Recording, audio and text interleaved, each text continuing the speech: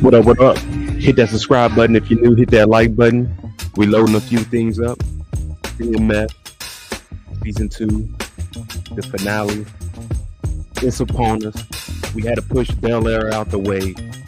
Sundays are BMF days. And we're here. Hit that like button, hit that subscribe button. I'm Mo.J. This is a live after show discussion. Even though it ain't right after the show, it's still after the show. Hit that like button, hit that subscribe button. Support the channel. Cash App is at the bottom of the screen. MOEPOTJ.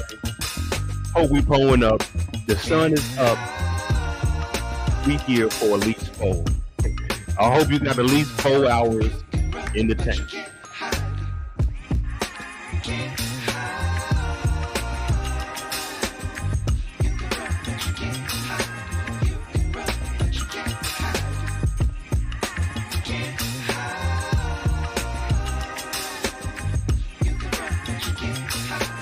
You can run, but you can't run.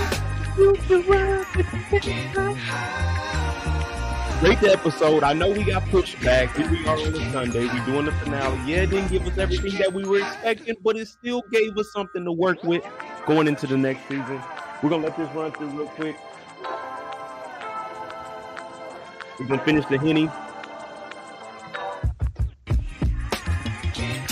Hit that like button.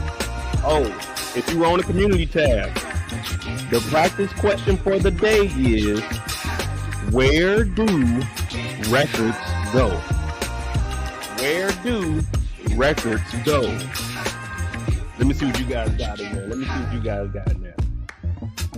What up, Kim? Samara in here, Yolanda, Kendall, my dog OT, Eric, Rain Reloaded in here. Hey, Jacoby in here, Kendall, of course. The finale. Let me stop. I don't think y'all heard me. Now y'all see why we did power first.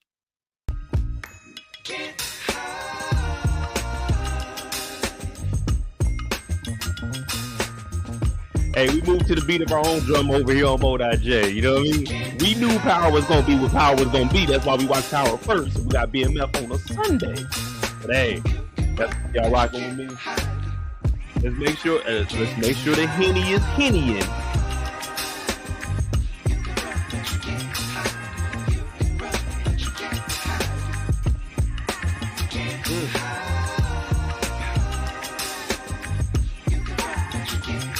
Oh yeah, that's it right there.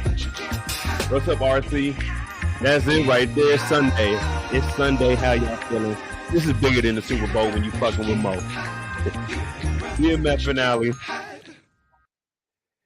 All right, here we go, y'all. Well, you know, I watch these episodes very closely, and I'm always noticing things that a lot of people probably don't notice. It doesn't really have anything to do with the show, but for me, I like building stories off of a story. So when I see these things, I'm telling you guys, I'm going to point it out. So if you see somebody else doing that, you know where they got it from. Mo and the Moettes. Now, the first question I want to ask you guys, I got 3 questions, and I'm going to ask them throughout the night. Well, technically 2, because this one right here is a test just to see if you guys been paying attention. Now, I asked the question, and the question is, where do records go? If you watch the episode, you'll know what I'm talking about. Hey, shout out to my dog Brillo. Everybody put the plug in the chat for my boy Brillo. You know what I'm saying? I woke up 2 days ago. He talking about, hey, Mo, man, check it out. I'm at like 2,000 subscribers. The next day, he had 3. He about to hit 4. He moving faster than I am. Make sure you subscribe to my dog's channel. I'll be bringing him on this week. We got a lot of stuff going on with Power. But right now, it's BMF. Some people say that there was a letdown. It was all right. I kind of had a feeling it might have went this way. But I knew they couldn't kill Lamar. They wasn't going to have Meech or Terry do that just because of the real life story, I felt. But, I mean, it's cool leading into season 3. Now, season 3, they definitely going to have to step it up. What we seen from season 1, we did see an increase. We went from like a 7.5 season 1 to like this season. I got it like at 8. And that's not bad. But the way Lamar started shifting... Well, I give last season about the same, about a 7.5, because Lamar carried last year. When they started changing Lamar up this year, I said, I don't know, man. This Lamar guy, he ain't the same Lamar that we grew up on. But that's neither here or there. We got the finale. So y'all have nothing yet? Y'all don't have anything yet? Where do records go? We'll sit on it for a minute, but you guys know how we do it. BMF Power is a little bit different. We don't start from the top and go to the end. We jump right into the middle. Which character do you guys want to start with today? Yeah, the season was still good. That's why I say I give it like a 7.5, 8. I mean, it had its ups and downs. There were some shaky parts, but like Method Man said when they asked him about old girl from the City Girls being on BMF, he said, fuck people. Everyone got their opinion. And that's why I don't care when you guys clown me. Now, I don't try to clown anybody in real life. Just on the TV show, your character, we going in. We don't care about your sexual orientation or preference, what you believe in. If you fuck up on a TV show that we pay our hard-earned money to watch, we will clown your character. That's just, hey, we paying for the right to make fun of this shit.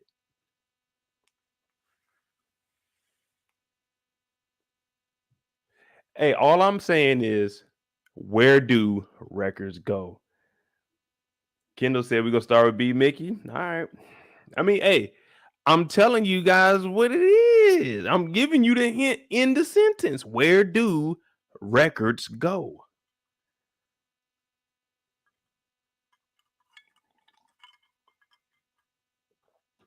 All right. We can start with B-Mickey. He got a short story this season.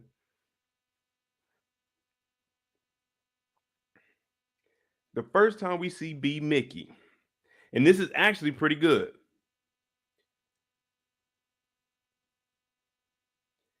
This is actually pretty good, starting with B-Mickey. It might help y'all out. All right, let's jump into this. B-Mickey. When the episode starts, of course, we know Mo is dead. We do see B-Mickey, my bad. We see B-Mickey a little earlier when we find out that Monique is dead.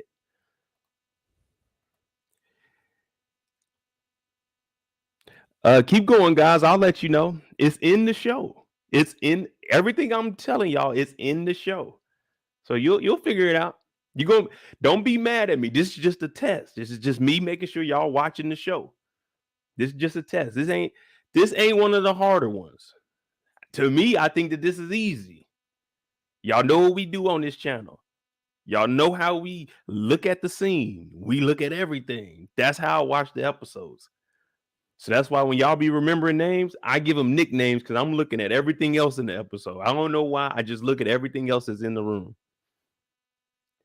But we see B-Mickey early, and B-Mickey is here when they get the body. Well, not when they get the body, but when they see Mo.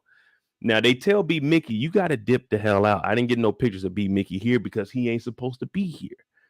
You see? He ain't supposed to be here, so I ain't getting no pictures because y'all know I ain't telling on nobody. I ain't got nothing to do except for that one time me and Eric on some. Well, we don't say that other show when we talk about these. Well, we could do it when we talk about BMF. When we was watching Snowfall, yeah, when me and Eric was in there, I accidentally told Jerome that he did something. It wasn't that I wanted to, but it happened. Y'all keep guessing. Y'all keep guessing. I got y'all. But B-Mickey, while he's in here, he hears Meech tell Roland, hey, Roland, I need you to take this address, go out to the bay. There's this kid out there by the name of Mo. Link up with him, let him do what it do.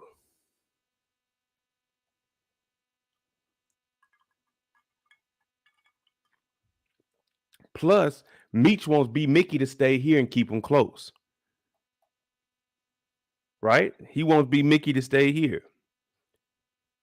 What are you guys thinking at this point with Meech and B-Mickey? Because he doesn't know that he's talked to Detective Veronica yet, because Sterling tells us that later on in the episode. I always said it felt like Meech kind of knew something was up with B-Mickey, even when he came in with that goofy ass hat on. If you watch, he's looking at him a lot. B-Mickey ain't never there when shit going down, but when shit go down, somehow he missing. How come you ain't here when it go down, but when it go down out there, you miss? You see what I'm saying? B-Mickey's never where he need to be when he need to be. Nah, hey, y'all know how I watch shows, man. Y'all know what I like to do. We pull up Google Maps. Who else is pulling up Google Maps when they breaking down these shows? We need to know exactly where we're at so we can understand what's around us. If I need to swim across a river or something, you know what I mean? Hike a mountain, I need to know what is around. If I want to get something to eat in between dropping these bricks off, I got to know if there's any restaurants around. You know what I mean? Now he's keeping B-Mickey close, and we know B-Mickey been telling. Has he told on them? He gave information. I won't say he told on them, but he gave information about them, especially the whereabouts. Man, Meech is on the run. He doing it by himself. Terry out the game. I mean, just little shit like that. Plus, he snitched on a couple of other niggas from 12th Street.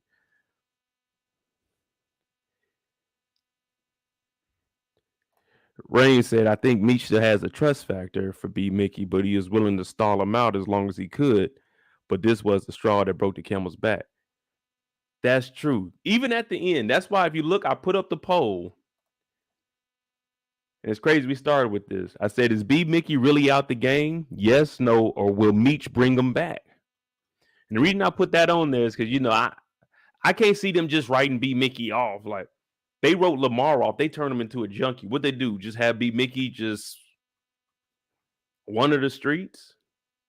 Maybe he wanders the streets in season 3, and since Terry is going to stay in Detroit, he's like, hey, man, let me just work for you, dog. I apologize for everything. But Terry don't trust him, or Terry's like, all right, bet.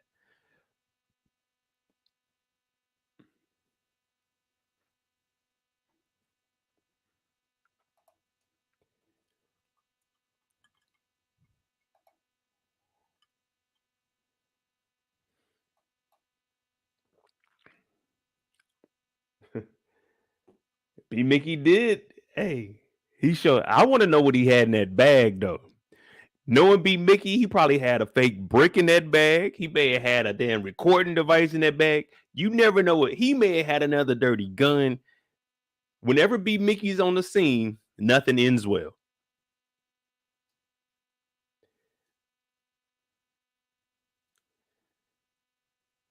Oh, Kendall, I'm saying when he was giving information to Von Bryant, I told y'all that's no longer snitching. That's family business right there. That's what Detective Bryant. Detective Bryant told us, "Oh, you don't owe me.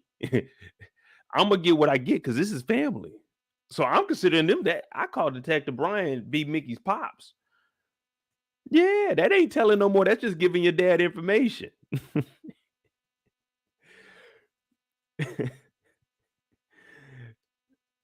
The B-Mickey hat. I gotta get, man. I gotta go find the hat. I think I put the hat back in storage. I only brought that out for that, man. That was a hard hat too.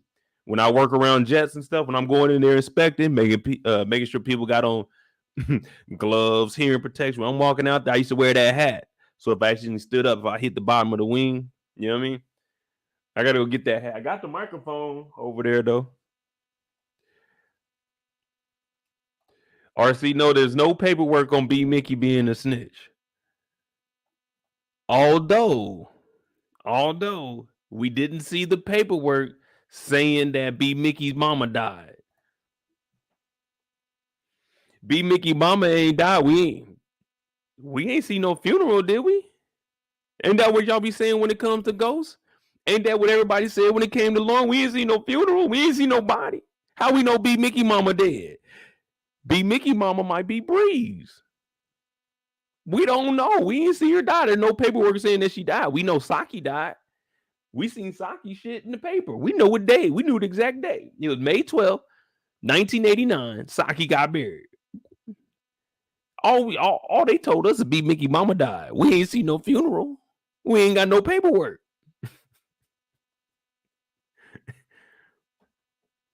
Now, that's just me bullshitting y'all. I was gonna ask a question about 2 famous people you seen on the wall. It could have been anybody. Now, the first person I saw on the wall was LL Cool J.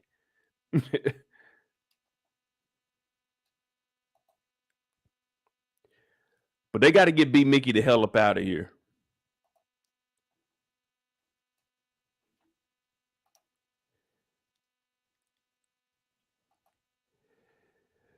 Now, Terry in here making a call, and y'all know he don't trust B-Mickey. He don't trust B-Mickey. So before we continue on with B-Mickey's story, here's your last chance. Where do records go?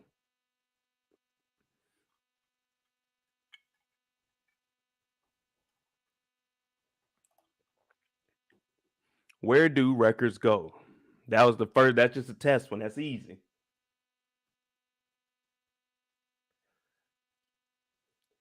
That's the easy part right there. Where do records go?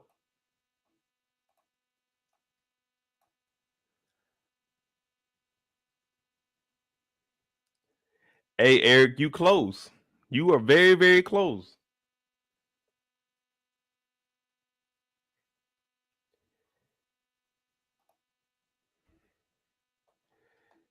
Here y'all go.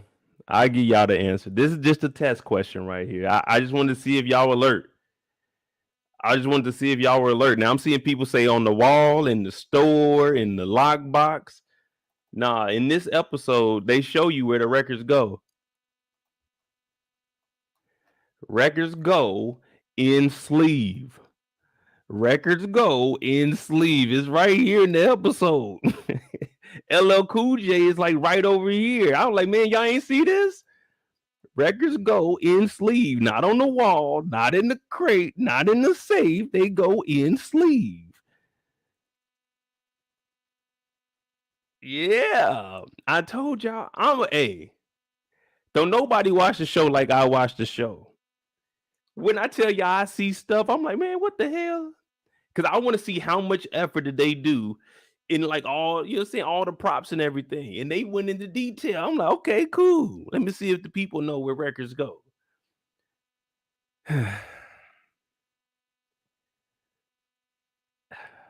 Hey, y'all talking about stop the trivia the other night. Y'all were like, Mo, let's get it. Now when I'm throwing it out there, when I'm throwing out random stuff that you could go nuts for, y'all acting like y'all don't want to participate no more. Well, the next one you're gonna go nuts for. When you figure that out, you'll know exactly what I'm talking about. So the next one you'll go nuts about. There you go. Question number 2. Or should I say item number 2?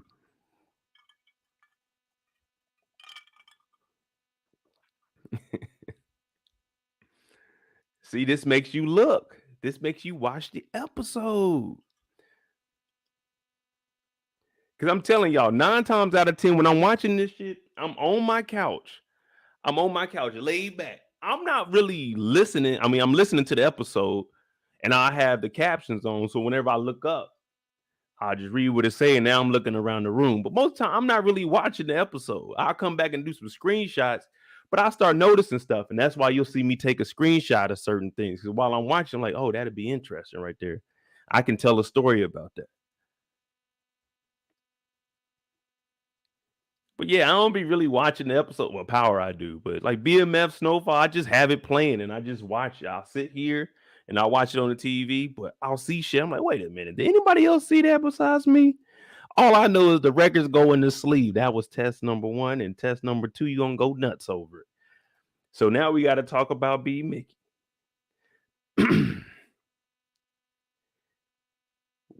Where else was B-Mickey? Okay, dinner setup.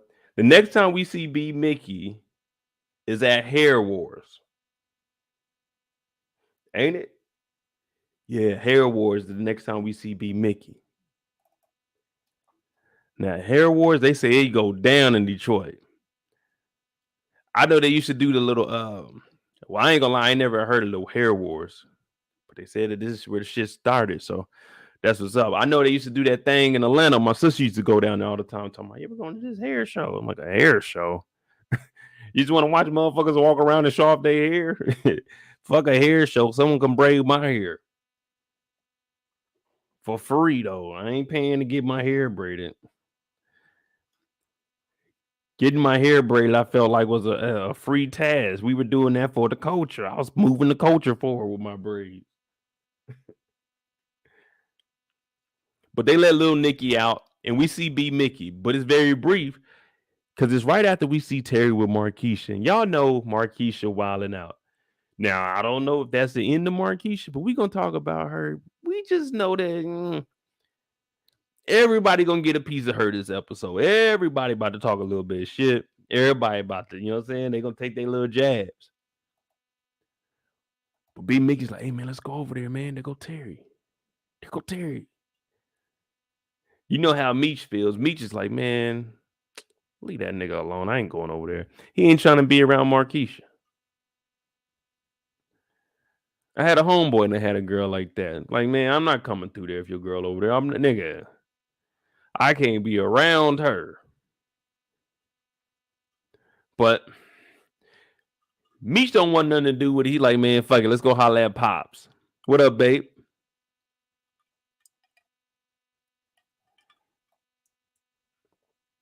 Now, this is after the argument at the crib. Nikki doing her thing up there. Where's it at? But then this is where it gets a little niggerish. Now, this is Marquisha's story, but they are saying, we heard about your mom. You know, you family. If you need anything, come and holler at us. B-Mickey's like, damn, they really do love me, man. Meech wasn't lying. Meech's been looking out for me.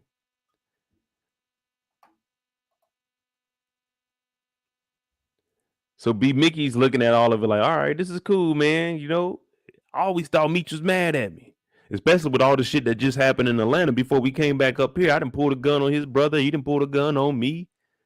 I done told on 2 niggas. I done got a brick and a half off the street. I done ran off on Bryant. I done shot 3 niggas. I done killed my baby. My mama dead. B-Mickey got a lot of shit going on. But at least he's getting the family environment around the Flennories. Hey, make sure you hit that like button. We got like 85 in here. Cool. Hey, let's get 65 likes in. Come on, man. Hit them 65 likes. I want you to like that button just like Terry like Marquisha. Just like Charles like the Easy Rest Motel. Just like B-Mickey loves shooting people. Just like Lamar loves stealing niggas' gold chains. Hit the like button.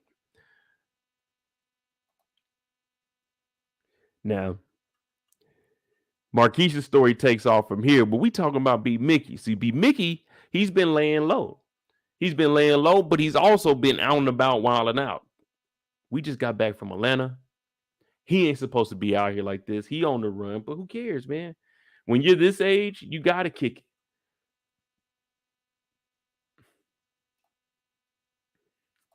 Now, we know what happens. Kev gets the bucket. Pop, pop, pop. And guess whose fault that is that Kevin went and shot? Oh, boy. B-Mickey.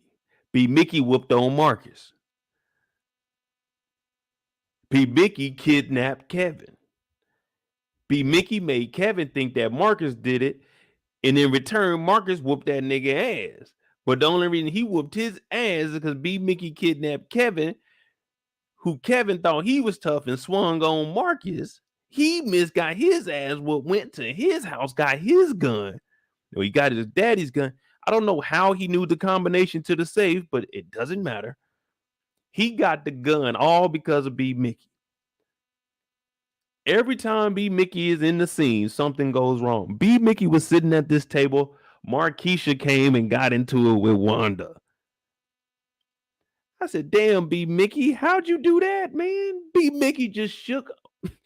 B-Mickey shook Wanda. I mean, not Wanda, damn. There's so many people here. B-Mickey shook Lucille's hand. As soon as he touched her hand, she got to argue with Marquisha. Once she argued with Marquisha got into it with motherfucking Wanda. All of this is because B-Mickey is here. It's crazy, man. B-Mickey is attached to all evil.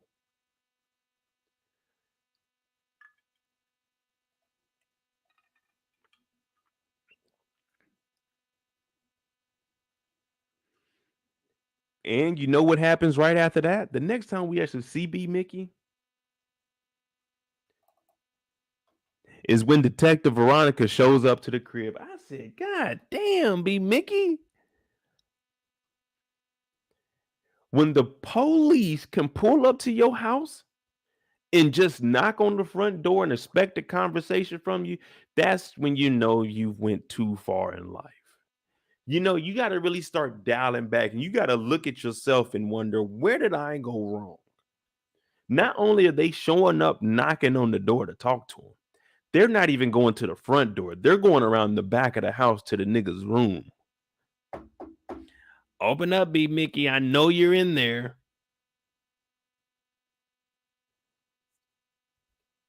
You have been moving wrong, improper, down a one way, the wrong way. You're not living right, B-Mickey. He opened up the door. Veronica's like, hey.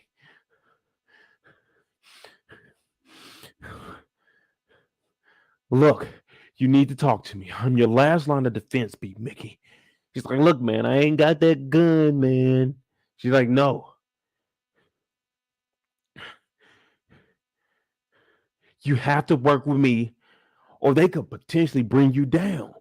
Now, earlier in the episode, they had Detective Bryant up there. We're going to talk about that whole scene as one, you know what I mean? Because it's just too much to be jumping around with B-Mickey having a very small part. But that all happened. She didn't get to go to that meeting. So instead of going to that meeting, she said, I'm going to go to B-Mickey's house. She knocked on the door. He talking about, man, no, I don't want to do nothing, man. I ain't got nothing to do with that gun. B-Mickey, you got to help me. And then all of a sudden, I look at B-Mickey like, damn, how many chances are you going to get in life to be solid? I'm like, all right, B-Mickey, he a changed man. Even though I don't believe that. Deep down inside, I don't believe it. I've seen him tell on two people, for sure. I've seen him tell on Meech and Terry. They didn't get locked up for it, but he told on. So I already knew in my heart there was no way for him to come back for this. But I said, you know what? Everyone deserves a second chance. Now, do I believe he gonna change? I'm not knocking the kid, but no, I don't. And the reason I felt that way right after this scene was he got done talking to Veronica. Man, I don't know nothing. Leave me alone. That's on him. That's on Bryant. That's on his son. I ain't got nothing to do with it. She said, please, B-Mickey, help me. When I seen this face and he looked like this, I said, yeah, there's no saving this kid. He's all the way in. He's all the way in with giving up information. He don't care. If y'all think B-Mickey was going to be solid, you should have known. Once we seen Boom crumble, we seen K9 crumble. We even seen, what was his name last year? The OG? We don't even remember his name. He was so broke. Pat? You remember? He was talking to police, talking about, man, get him, man, watch it. You know what I'm saying? So if we seen all of them break it down, we already knew B-Mickey was going to tell. And then the thing I seen next, I said, yeah, B-Mickey, he thinking about it. He thinking about telling. None of y'all probably thinking, what you talking about? Right here. After she left, when the hand went up under here, he got to contemplating. He was really thinking, you know what? I might have to give them some information. We know Boom is telling. We don't know who K9 gonna tell on. K9 might stay solid, but snitch on B-Mickey. You never know.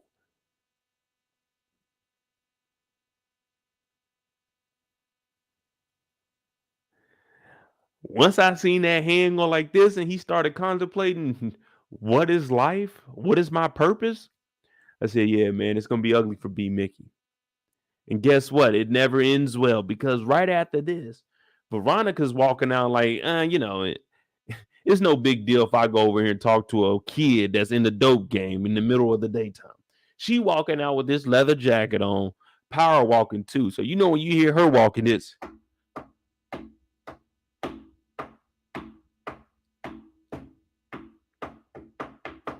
like, damn, what you jogging for?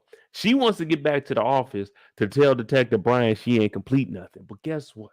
Sterling's ass is sitting outside. Sterling is sitting out there watching. Now, B-Mickey's worked with the police. Sterling has already told Meech, I don't really fuck with him. You got this snitch around. Now he's seeing the police come out the house. He's like, oh, I got to tell this nigga Meech. I got to page Meech right now. 911. Hey, someone page Meech 911. Get Meech on the line right now. There is a police officer coming out of B-Mickey's spot. You want me to ride on the police officer? What you want me to do, B? Huh? What you want me to do, man? Is BMF we riding or what we doing? Because I can go get this nigga B-Mickey right now, Meech. Right now. I told you I've been wanting to get this nigga. What's up, Meech? Meech's like, nah, I'm gonna handle B-Mickey. I'm like, damn. Sterling wanted to go in there and get the pop, pop, pop. But Veronica walks out of here, no information. Well, guess what? I've been telling you guys for the last 3 weeks. Brian and Veronica haven't done anything this season. They got 2 niggas off the streets and 1.5 bricks and replaced 2 bricks with bullshit. They haven't done anything. Now it makes perfect sense why the feds came in here because they weren't doing shit. And again, another episode where they didn't do absolutely shit. The only thing that they accomplished today was they locked up a killer. The only thing they accomplished today, they locked up a killer. They locked up one killer. They locked up one killer. 3 people. No. Yeah, we're gonna say 3 people because Dink and them, they got out the first day. When she hit Dink, Dink got out. The whole crew got out. So they got 3 arrests in one season, and all they did this episode was get suspended, get no information, and arrest a murderer. What up, Dan Butler? It is what it is. What's going on? Let me get my phone, man. Tell me, what did they accomplish this episode? Someone give me an accomplishment from. Can we say an accomplishment? Someone tell me a positive thing that Bryant and Veronica did. It's not even an accomplishment. Tell me one positive thing these 2 fools did this episode. I'm gonna get my phone, man. I want to know because I'm trying to think. They ain't did shit all season.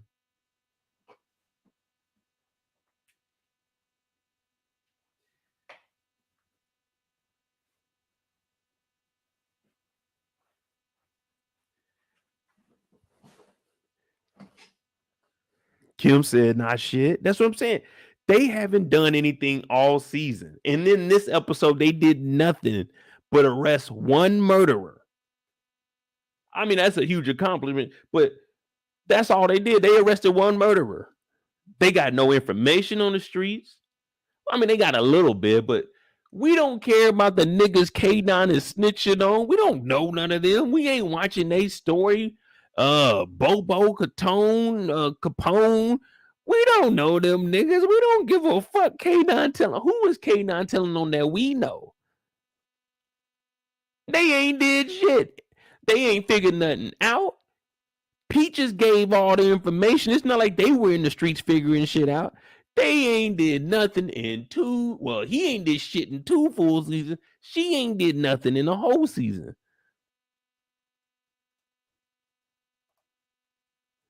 Bryce said they had sex. They slept together. Nothing but screw.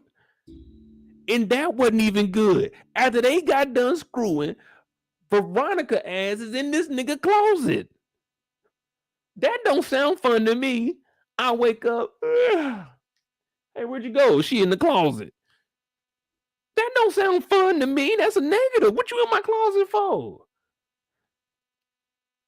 You ain't got no reason. We don't wear the same size clothes, girl. We definitely ain't got the same size shoe. These 11, them little 3 and men that you done came over with, them ain't 4, 5. What the fuck? What kind of sizes is them for an adult? Them ain't 11. What you in my closet for? What you in my closet for? You can't fit my grill. I got my grill in my closet. What you trying to get my grill out of there?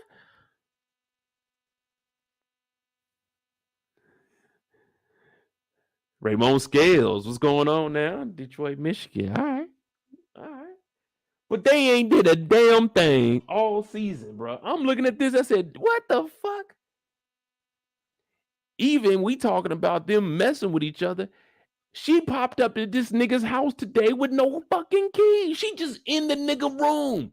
She didn't knock on the door. She didn't come in and say, hey, Bryant. She walked all the way through the house, went to this nigga bedroom. They ain't did shit, bro. Dog, Detective Bryant just got hustled by Meech, Terry, Roland, Hoop, some old ass witness that he knew everything that was going on but kept it on the LO. That means Meech and them probably giving him some bread. Fucking B-Mickey, Mr. I got 3 bodies. Dog, they haven't done a damn thing. This nigga Detective Bryant got fucking suspended for suppressing a weapon. Not only that, Detective Bryant brought a person to somebody to get killed. Detective Bryant might officially be the worst cop in the 50 verse. Hell, the worst cop in the shows that we watch on my channel, he might be the one of the worst fictional cops. Because we own this city was real, and them was some dirty motherfuckers.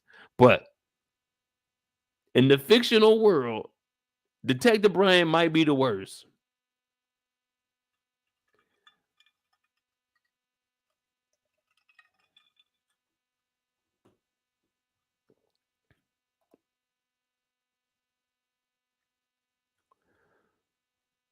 Well, Sterling sees this. Sterling is looking, and Sterling is like, wait a minute. Why is Bryant? That ain't Bryant. That's Bryant girl. I hope she don't want to be known as Bryant's girl. Oh, that's Detective Veronica. I remember her from this morning. The body. So he looking, and he got to go tell Meech, man. That's one thing you got to do. You got to tell Meech everything that's going on. If you don't tell Meech what's cracking, man, you might as well get yourself out of BMF. Make sure you hit that like button. Got about 100 people in here. Hit that like button. We supposed to be at like 65, 80 likes. Come on, y'all. We could do 75 likes, man. We could do 75. We got to follow B-Mickey all around the damn city. And if we can find some street signs, we're going to find out exactly where this block party was. I need somebody in the chat give me Meech and Terry where their mama house was, the real address, so we can just look at the neighborhood. So we can see how big it was for this block party. You know what I'm saying? Like where I grew up, our street, if you had a block party, the street wasn't like super wide. It was legit just a 2-lane. I mean, you could park a car on the side, but you got to park in the grass a little bit. So I want to see how big the street was. If we got a party, I'm showing up to the block party.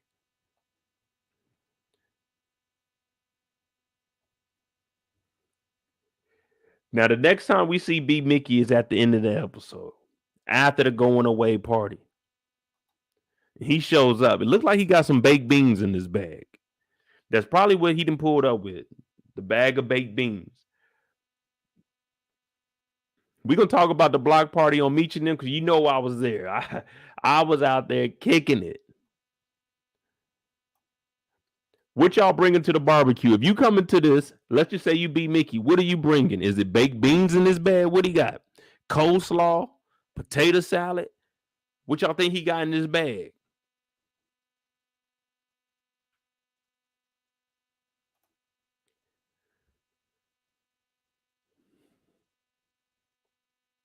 B-Mickey showed up and he was like, man, you ain't give me no invite, man. I'm starting to think.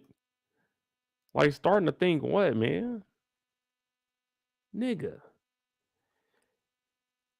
You talking to the police every episode, man. What do you mean? Why would we invite you to this?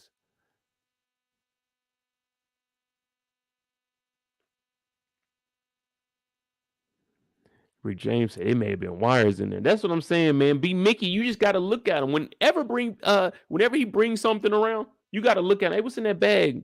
You don't normally carry you don't normally carry bags around, especially not brown bags. What you got in there, man?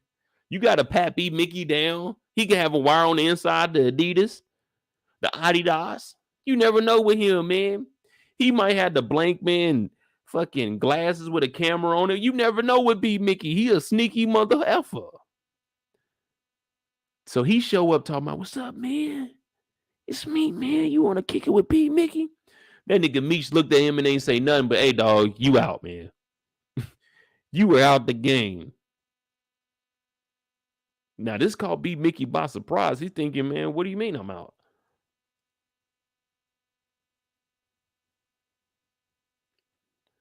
What do you mean I'm out? Well, I've been telling y'all, I've been trying to get my BMF chain. I ain't got my BMF chain yet. So it's like, I don't feel like I'm a part of it. B-Mickey ain't got one yet. We would talk about that. Man, I'm supposed to have my chain. Sterling should have a PA. I mean, not a PA, but a BMF chain by now. Get rid of the PA. Keep the PA tucked, but wear the BMF on the outside. Because on the inside, you was always PA. You just repping something bigger now, BMF. Your loyalty is to BMF, but you're not forgetting where you came from. I'm just looking for my BMF chain. I ain't got it yet. So I don't feel official. And before B-Mickey can get his BMF chain, Meech tells him, get the fuck out of here. B-Mickey, he hurt too. And Meech tells him straight up, man, if I ain't have love for you, man, you would have been up there with Kato and your mama. Plus, we don't want no punk ass baked beans. This ain't that type of barbecue, man. We getting down over here. We got ribs. We got slabs. We doing it big. We got mac and cheese. Ooh. Yeah, we doing it big over here. We don't need them fucking baked beans that your mama taught you how to cook because y'all ain't have a lot of money. You was cooking them baked beans on the stove. We don't want that at the barbecue, B-Mickey. Get the fuck out of here with that stinky shit, B-Mickey. Talking about I got them pork and beans. Hey, B-Mickey, we don't want no pork and beans, nigga. Get the fuck out of here. Tell my man I got the Vienna sausage and beans. Like, hey, yo, whoa, B-Mickey, not here, not today. Get out of here with that shit. B-Mickey's hurt. B-Mickey is hurt. He got the Levi's on. He got the Adidas jacket. He put on the freshest fit he could find, not knowing that yesterday he was talking to the fucking police. Talking to the police. Just like that, that's the end of B-Mickey, man. What y'all thinking? What y'all thinking, man? Y'all think B-Mickey gonna go nuts? He gonna go crazy?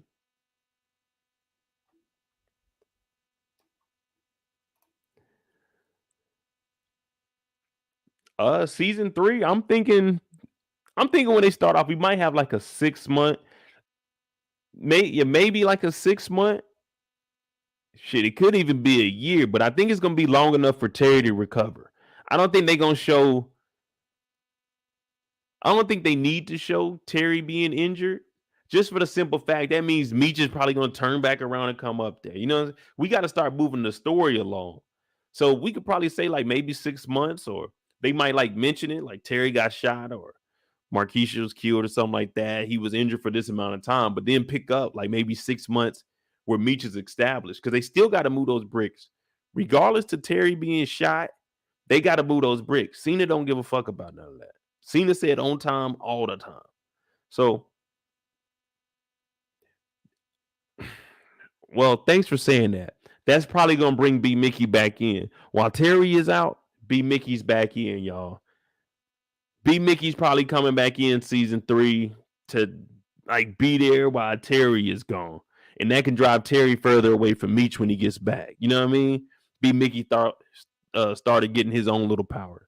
Some shit like that. But that is a good thought, though.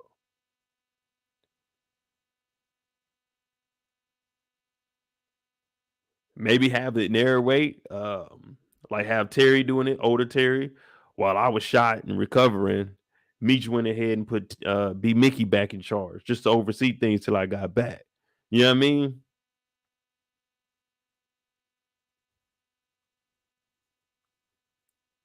I mean, I could see him doing something like that because I mean, the kid is a good actor. Well, I'm not gonna call him a kid. The young man, he a good actor.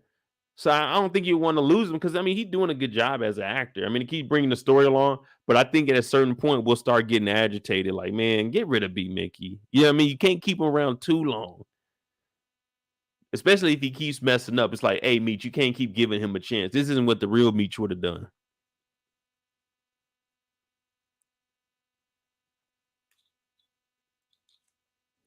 But either way, I mean, they sent B-Mickey the hell up out of here with them damn beans.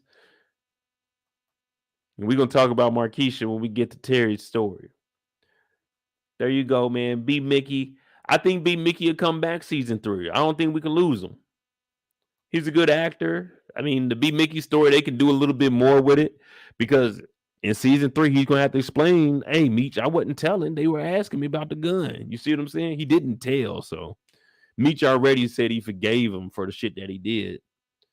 So I mean, at this point, it's like, oh well, we need somebody to run the operation because if Meech is in Atlanta getting to work because it's coming from Florida, and they still got 500 bricks up top, man, they got to move that shit around. You ain't gonna just be able to sit on it, and it don't look like Sterling and them were really moving no way like that. So maybe B-Mickey steps back up.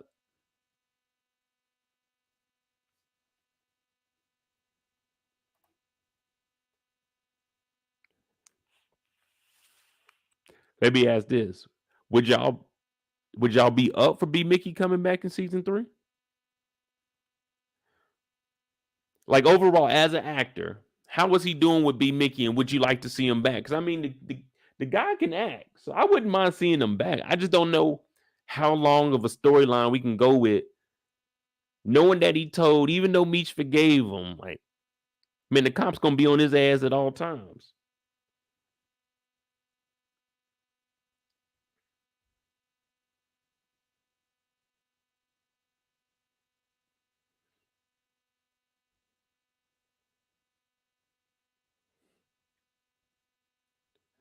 I don't ever want to dance again. Guilty feet don't have no rhythm. Yeah, it ain't no dancing for B-Mickey right now. It's home. Dog, if I'm B-Mickey, real talk, after I leave here, after they told me I'm not in anymore, I'm not going back to the house, man. Cops be showing up. I know Sterling was sitting out the house now. You know what I mean? I'm not going back to the house, dog. It's just too hot, man. We didn't already tried to get over on Detective Bryant. Yeah, his son is locked up. We're going to talk about Bryant next. His son is locked up, but come on, man. I'm not going back to the house. I don't know. Meech might try to send some niggas to get me. You know what I mean? Because I'm the only one tied to all those bodies. If I end up dead, that mean can't nobody talk. They less likely to look for the killer at B-Mickey, knowing that B-Mickey killed 3 innocent people. Well, not 3 innocent people, but you know what I'm saying? B-Mickey is a murderer.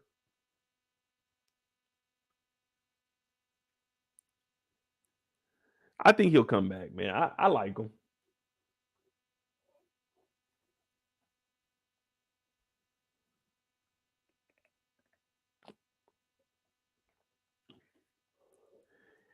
Oh, man. All right, y'all. Big Flock said, I'm only on season 2, episode 3. Man, you get to binge watch it. So you can just watch it all the way through. That's good. Some shows I like doing that. You know, I like just watching them all the way through. But if I do that, I can't really talk about it. I mean, I can get on here and talk about it, but if they drop them all at one time, it's tough for me to talk about all 10 episodes. Like, I'll lose interest quick. You know what I mean? I got to have some time in between so I can actually think about the episode.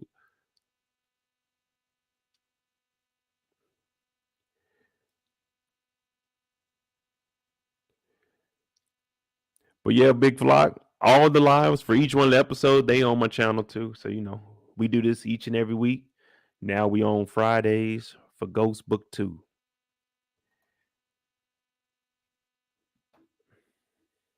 All right. Let me see. Okay. Okay. Well, I'm still gonna ask that question too. So we got 2 questions. The first one you'll go nuts over, and you don't want to leave nuts around it. You'll go, you go nuts, and you don't want to leave nuts around it. That should be good enough for you.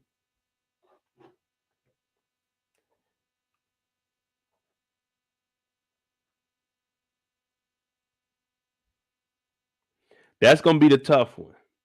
But since we're about to talk about Detective Bryant, I'll give you the other one.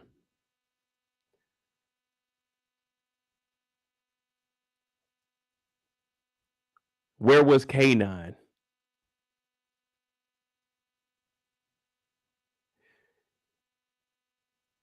One is you'll go nuts and you don't want to leave your nuts around it. The other one is, where was K9? We'll talk about him a little more. You know what I'm saying? We about to talk about Detective Bryant. So let's go ahead and jump on into Detective Bryant. Pause. They pulled up the Lexus. Okay. Hey, where was K9 at? That's an easy one. That should be one of the easiest ones. Where was K9? See, I could have asked y'all what was the address of this shop, but I can't even make that out. Was that 5252?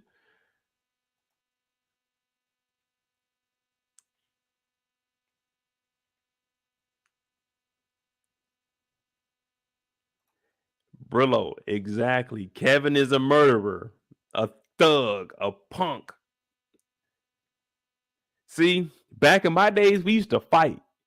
First thing Kevin did was go get a gun, man. The first thing Kevin did was go get a gun.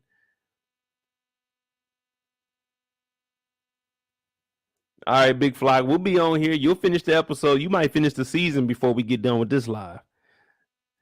You might finish the season. We might still be on here. So you might be able to chime in at the end. You know what I mean?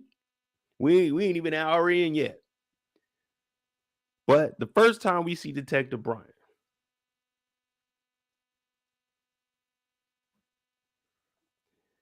they pull up in the Lexus. They like, damn, what the hell going on? They at the car wash. They looking at the body being drug out. Detective Bryant come out with his Pumas on. Veronica comes out. She's looking at the boys. She's like, I know they up to no good. I want questions. I got a lot of.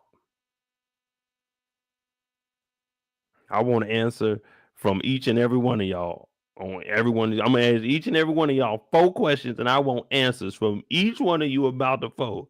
Detective Veronica always wants to have a conversation with you about something. She always thinks that she's gonna be able to get through to you. She's never gotten through anybody, not even little Kevin. Little Kevin came up there and said that somebody broke in the crib. Little Kevin came in there and was like, man, look, shit going down at the house. I think it's a bully, but I don't know. Man, he been whooping my ass. She ain't get no information out of that. Bryant came and shut that down. Went to B-Mickey house. Ain't getting nothing out of him. She thought bringing Meech and Lamar in the same room, 2 niggas that both shot each other. She thought bringing them both in the room, they were gonna both just point at each other and say he shot me.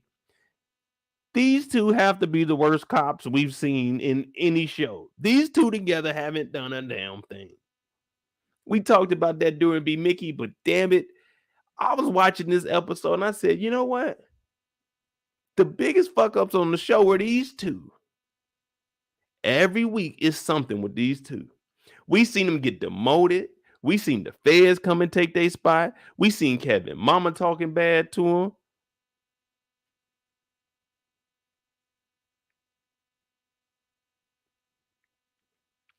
Detective Bryant getting hustled by these kids. Detective Bryant is getting bribed by these kids. Detective Bryant dropped a body off. Detective Bryant is stealing bricks from work. I said, how the hell did these 2 motherfuckers make it to detective, let alone partners? They must have put them together on purpose. They said, keep these 2 together. Now they come out. Monique on the gurney. She and that motherfucker wrapped up. That means Lamar grabbed her, picked her up, and carried her to the car wash. Now we can't use the car wash. But Brian and them come on out. Let me show y'all something. So they looking at Brian like, man, what the fuck you talking about? He tell them to stand back. Then it's like, yeah, you know her? Monique.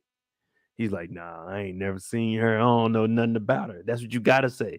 Because if you know them, they're gonna be like, all right, we need to ask you a few questions. I don't know nothing. That body ended up in the car wash. Plus, you definitely don't want to say that you know her because it's gonna say that she got crack in the system. It's gonna say she was a crackhead. That's what it's gonna say. When they run the blood on her, when they take her there, they gonna see that she was on that shit. Now she did get choked out. That's how she died. I mean, she was just using coke and crack, but she got choked out by Lamar. But the reason Meech don't want to say nothing to Bryant is because Lamar did it, and that's his beef. So Detective Bryant, he's trying to, talk bad on him. Oh, you gonna do something? What you gonna do? Is your car wash? Who is it? Because he wants to see if Meech is gonna crack. But Meech is holding it down. Meech ain't B-Mickey.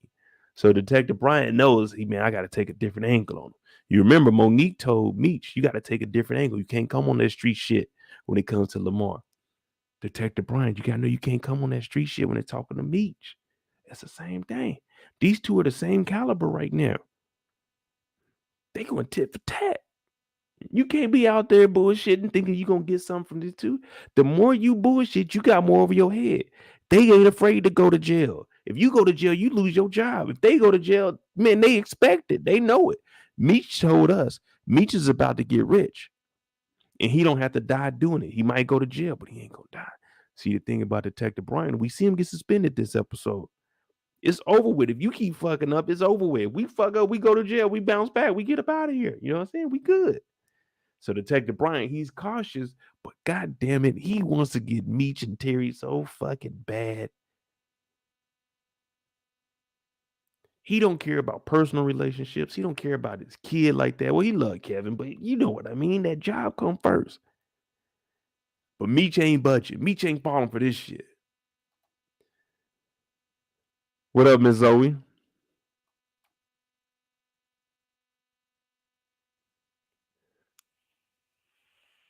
Sakara, I didn't go back. I didn't go back. I remember you talking about it, going back and watching. Did Lamar shoot hoop? Because that's when it was all in the backyard, wasn't it? No, that wasn't hoop. Oh no, I can't remember, man. I had to go back and watch. See, y'all can stump me with that.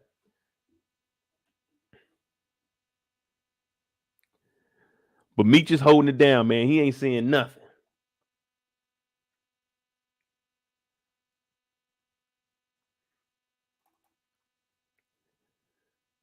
The next thing we see is Detective Bryant and Veronica getting ready to go talk to K9. Now, you remember K9 got locked up. Boom told everything. Boom gave connects. He said Meech and them stole K9's connect. Everybody telling. So we thinking, oh, here we go. They about to go talk to K9. K9 about to give up Meech and Terry. Man, I thought this was gonna be legit. You know what I'm saying? I thought everybody was gonna hold it down.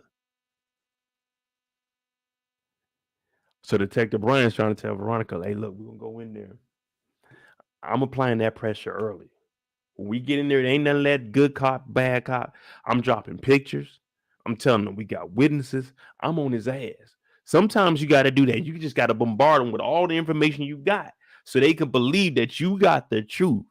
Now, once they know that you got the truth, it's up to them. But they going to hold it down because you know that heart rate going to start to increase.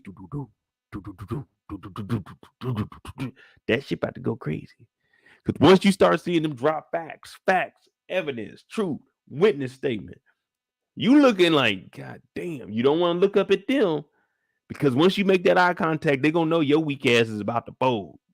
They know it. As soon as you look up, you looking down at the shit like this. When you look up slowly like that and look them in the eye, they got you. They got you.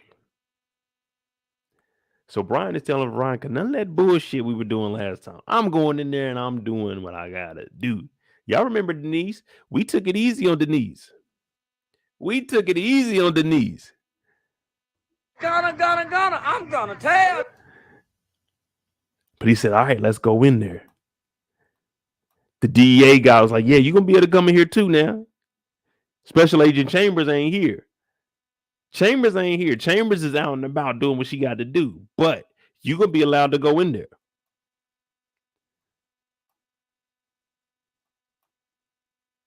Players for keeps, what's up? Now,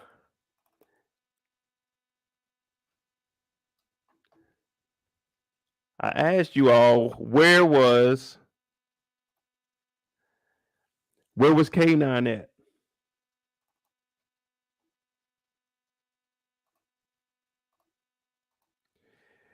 Where was K9? Come on, man. These is easy. Where was K9 at?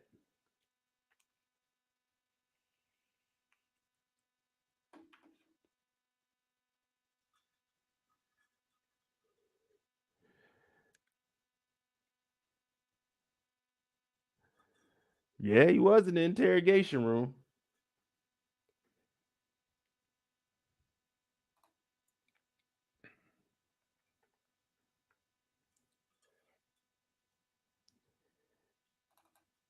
K9 was in LA. Nah, K9 was in the he was in the interrogation room. That's where he's at right here, ain't he?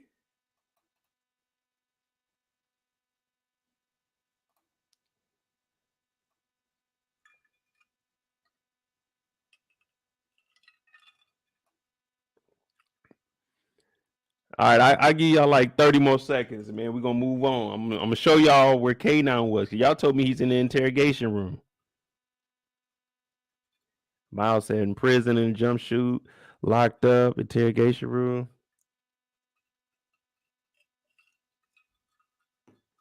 Y'all close. He was in the interrogation room. So I give y'all partial credit for that. If I was a teacher, I give you partial credit for that. Right now, you guys got 10% of 100. But when I ask you this, I want you guys to dig deep. I want you to look at the episode for the episode. And he was in the interrogation room, but he was also in, if you dig a little bit deeper, room 1104. Yeah, I said, what room was he in? Just in case. Just in case.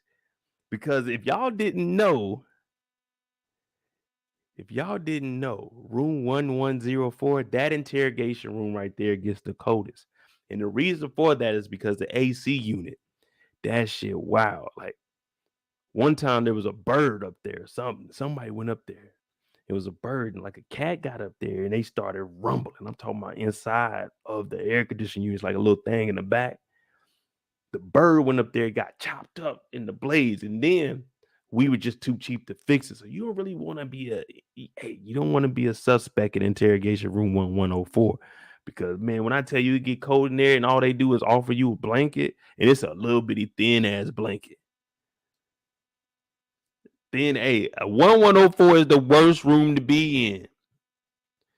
E-Course Police Department, 1104. Man, you get in there. I'd have seen the best of the best fold in there. The best of the best.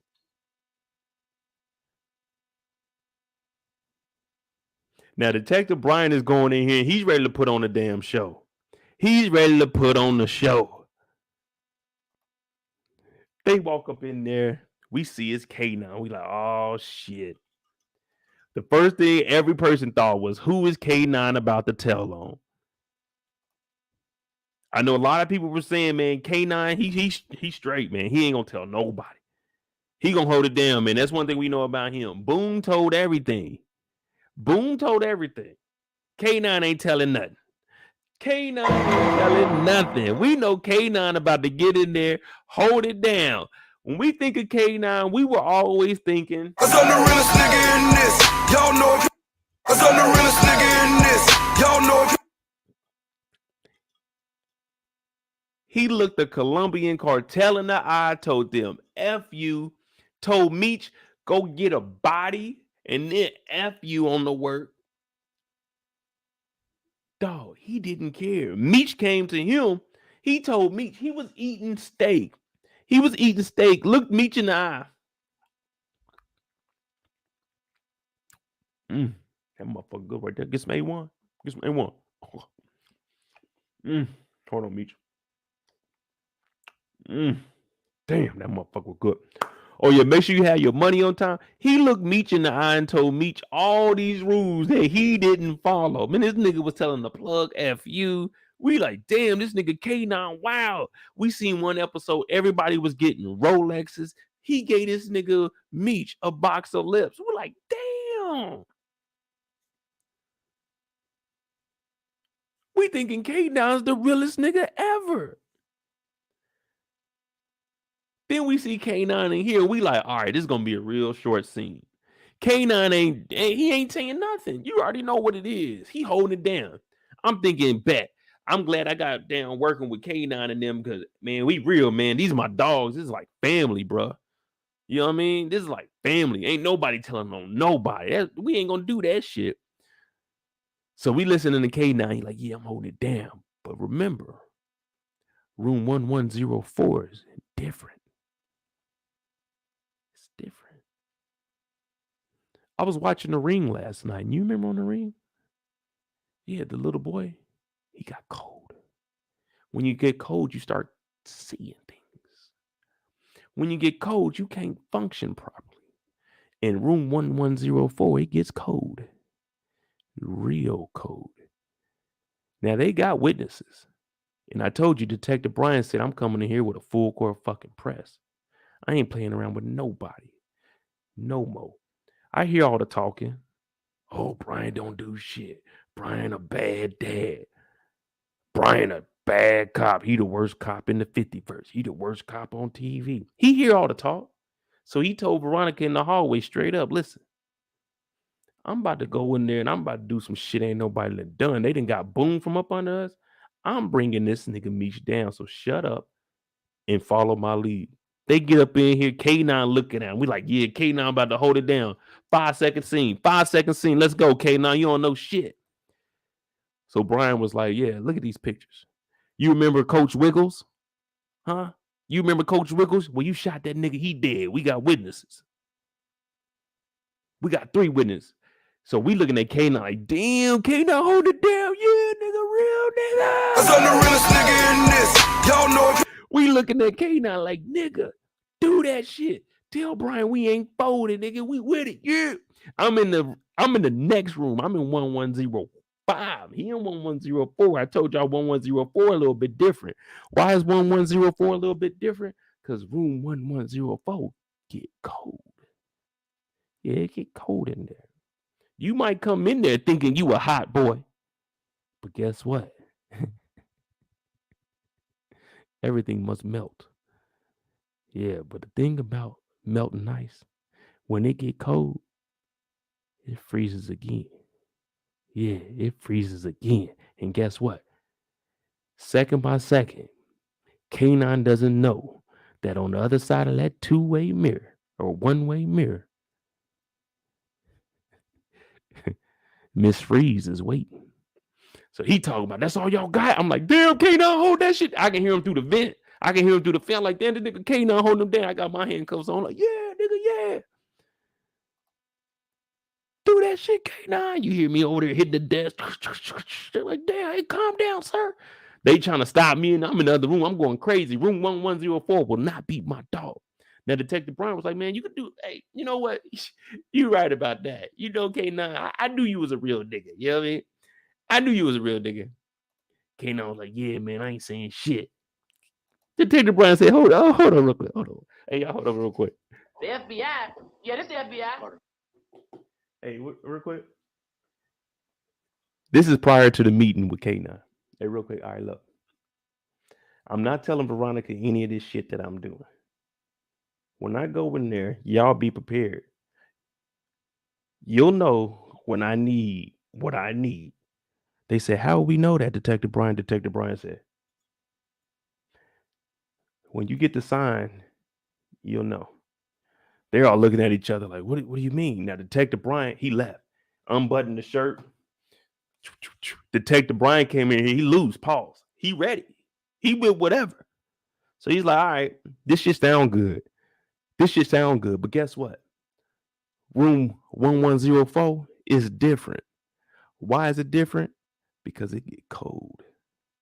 I'm talking about cold. I'm talking about Titanic. He couldn't get on the door cold. Yeah, I'm talking about freeze your ass off. It get cold. Yeah, you know, it was space on that for 2. You know, 2 people could get on that door, but he was in the cold. Because that's the thing about room 1104. You go in there by yourself, you come out by yourself.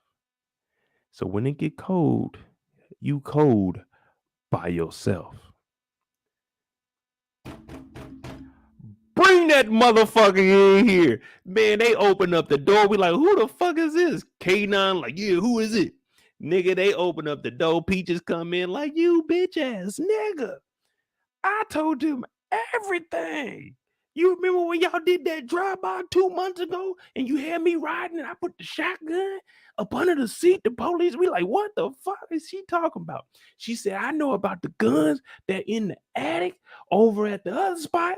I know Dairy Queen be smuggling coke. I know everything. We like, oh shit.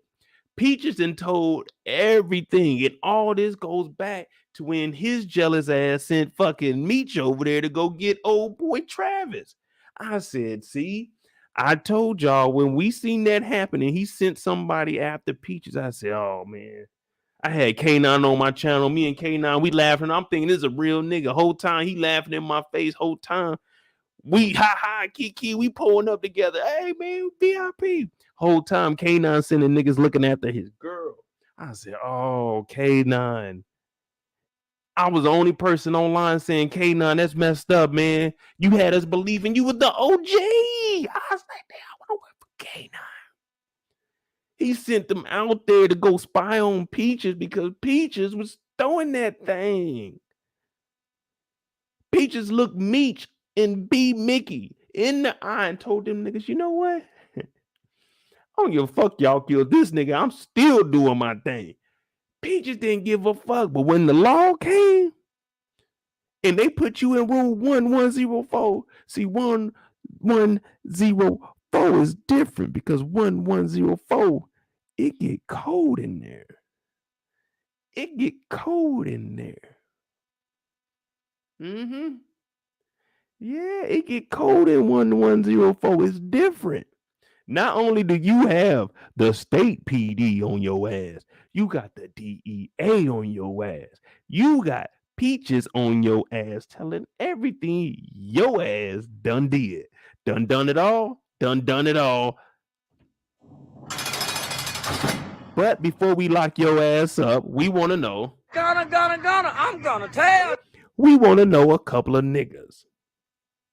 We want to lock up some motherfuckers. Hot boy. But remember, room 1104 is different. It get cold. He ain't no hot boy no more. He ain't no hot boy no more. They brought Peaches in. She started cooling him off a little bit. He seen that 3-letter jacket, the DEA, that cooled him off a little bit. Yeah. Then he started thinking, I'm gonna tell. And I'm in the other room and I'm thinking, You was scared, huh? Don't be scared. Don't be scared. don't be scared, nigga. We here now. I'm in the other room. I was just going hype. I heard Kanon in 1104, the coldest room on the block. He was in there holding it down, but some reason he got cooled the fuck off. I said, this ain't the Kanon that I grew up with. This ain't the K9 that told the Colombian Connect, nigga, fuck you. Fuck that 20 million and I'm keeping the product, nigga. That ain't the K9 that we know. We know K9 killed a nigga called Coach Winkle. We don't know what the fuck his name was. He was here for 10 seconds and K9 killed him. But guess what? K9 ain't killing shit in here. He done cooled off because you see, at E-Course Police Department, room 1104 is different. See, the difference of room 1104 is it get cold and it get real cold. So now we looking at K9 and K9 is quiet. K9 is quiet. K9 is very, very quiet. And now you know what time it is, y'all. This is where it gets out of control. You know what I mean? I'm gonna tell. I'm gonna tell. Well, K9, if you would like to talk to us, we are here. We'll be here all day and all night. So go ahead and let us know what you know.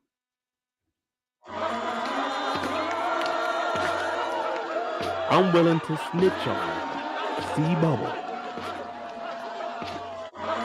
C-Bubble over on the north side. Get him the fuck out of here. There's also a gentleman by the name of L.A. Tone. Now, L.A. Tone, he a different type of guy. You can assume that he's from L.A. because of the L.A., but no, the L.A. stands for Louisiana. Yeah. Down south boy up here in Detroit. Now, let me tell you something about him. When he pushes weight, he pushes it down. He's not the type to leave a nickel on the scene. No. Not L.A. Tone. L.A. Tone will take your last dollar, your last dime, nickel a penny.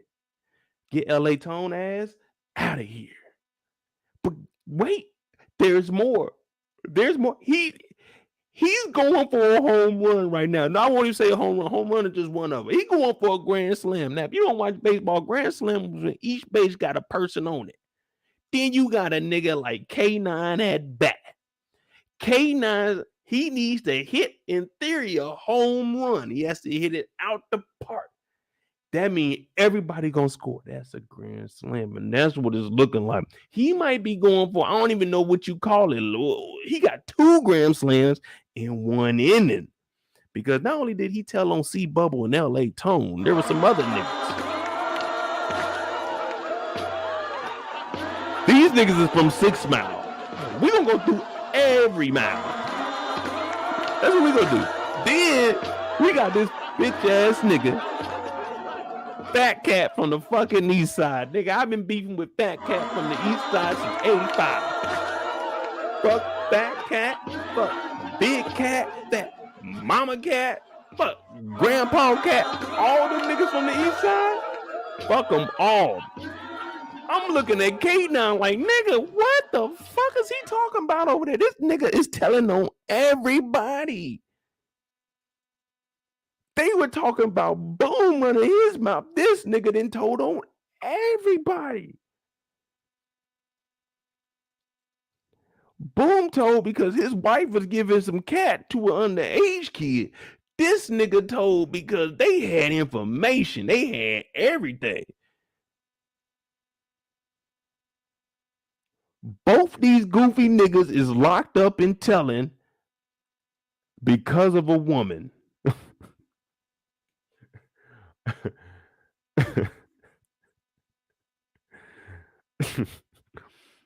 Marquisha done got Boom jammed up. Motherfucking Peaches done got K9 hemmed up. Nigga, it is crazy out here. That nigga Meech dodged Monique. He said, oh, no.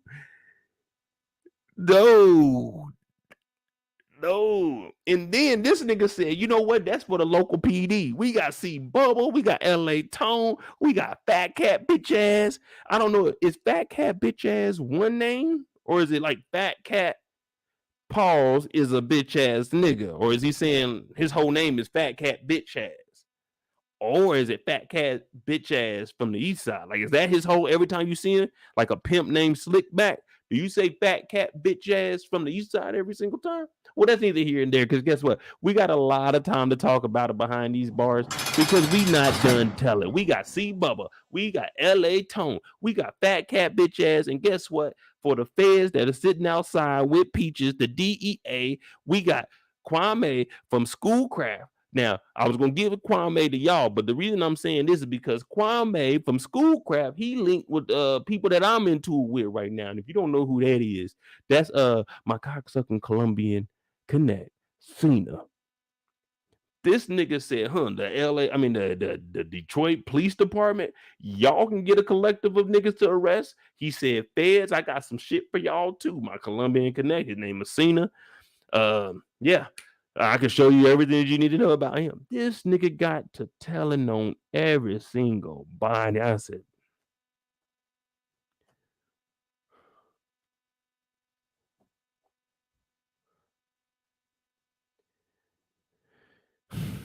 K9 had me fooled, y'all.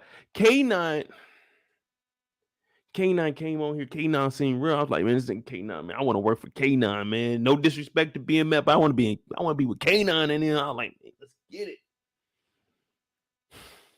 Now I'm sitting in room 1105. I'm sitting in 1105. And guess what? I can't even tell on nobody. He done told on everybody. I gotta do the time. I wasn't gonna tell anyway, but I don't even have an option to tell because fucking room 1104 is different. The reason 1104 is different is because it get cold in there.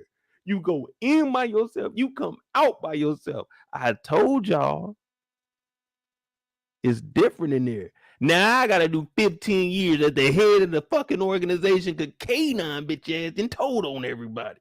K9 got everybody locked up. I was gonna tell on Fat Cat bitch ass.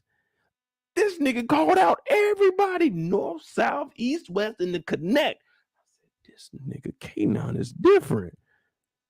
This whole time I've been following this guy.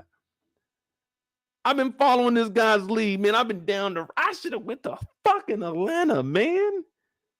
Something said, man, them niggas said freak me. I ain't never been in no freak me. They talking about it's gonna be crazy.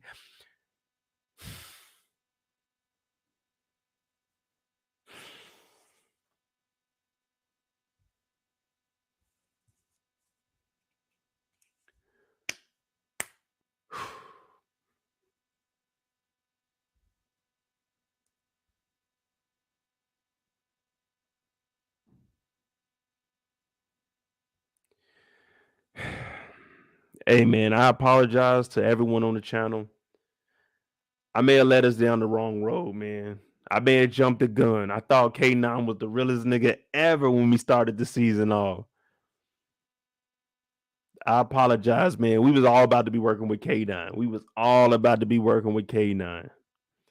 But luckily for me, I told y'all don't come down this path. Don't be like me, man. You know, I own up to it. I'm about to do my 15. I ain't had no one to tell on. K9, we thought was real.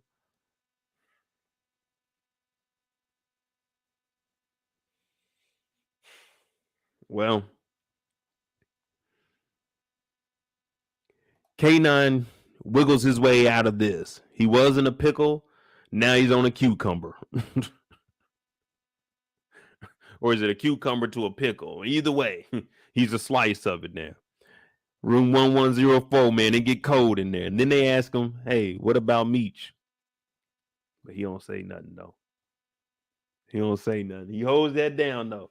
He holds that down. What y'all think about K9?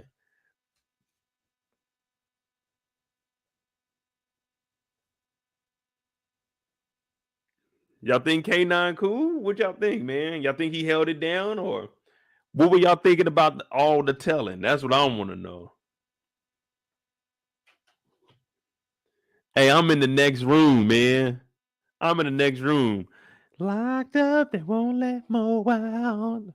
They won't let Mo out. No, they won't let me out. Head uptown to re-up. The car is stolen. The registration. Damn. Fucking K9, man. I thought K9 was real. I thought K9 was gonna lead us into season 3. I thought K9 was about to be the third member of BMF. I was like, yeah, man, K9 gonna be around for the long haul. He got told on by a girl that was throwing that thing to everybody. I won't say everybody, but you had to be a baller to get at her.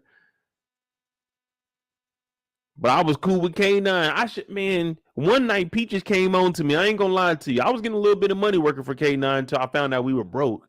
But Peaches came on to me one night, man, and I was like, nah, I'm cool. I'm loyal to homie. You know what I'm saying? OG.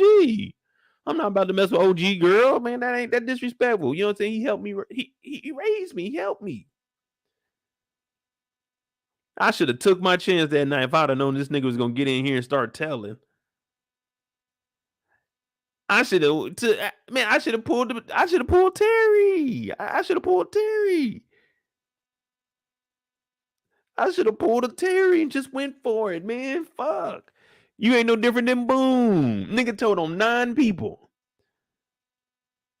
LA Tone, C Bubble. C Bubble just got in the dope game. C Bubble got his first brick 2 months ago. C Bubble grinding his way all the way up to his first brick. And this nigga done told on C Bubble. C Bubble wasn't even moving that kind of weight, bro. C Bubble was just bubbling. Why you think we called him Bubble? He was just bubbling. He wasn't boiling yet. He was just bubbling.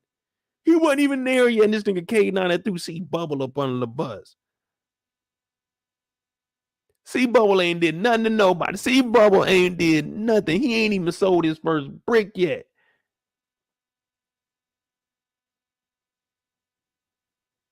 He still got a couple of ounces on him before he re-up. C Bubble ain't did nothing to nobody. C Bubble was just getting bubbly. Yeah.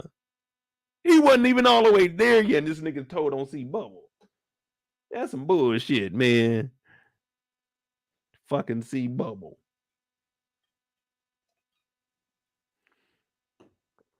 Man, that was the nigga name, C Bubble, wasn't it? Or did I read that wrong? C Bubble? What was it? Hold on. I'm sure I read it right. Wasn't that nigga named C Bubble? I put the cap. Yeah, C Bubble.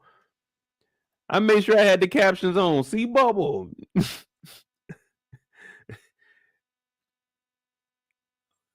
nigga C Bubble was just getting the game together, man. I told him, man.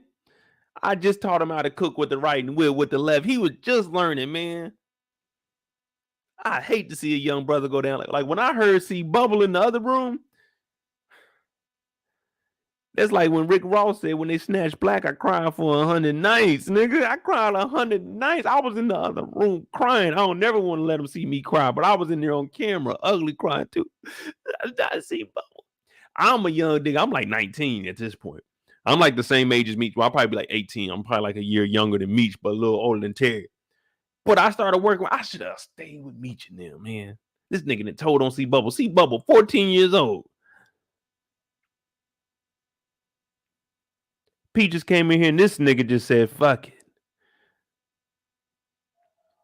You know what I'm gonna do? I'm gonna start with the smallest, C Bubble, get him up out of here. If I'm gonna clean the streets, I'm gonna clean them all up. Gonna, I'm gonna tell. Gonna, I'm gonna tell. I said, damn, this nigga K9. K9 and told on all of Detroit.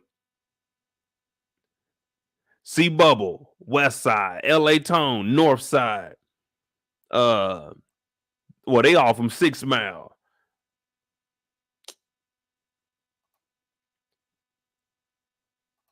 They all from 6 Mile. Fat Cat bitch ass from the East Side got the whole East Side on lock. Like, come on, man. And then you got old boy, what's his name?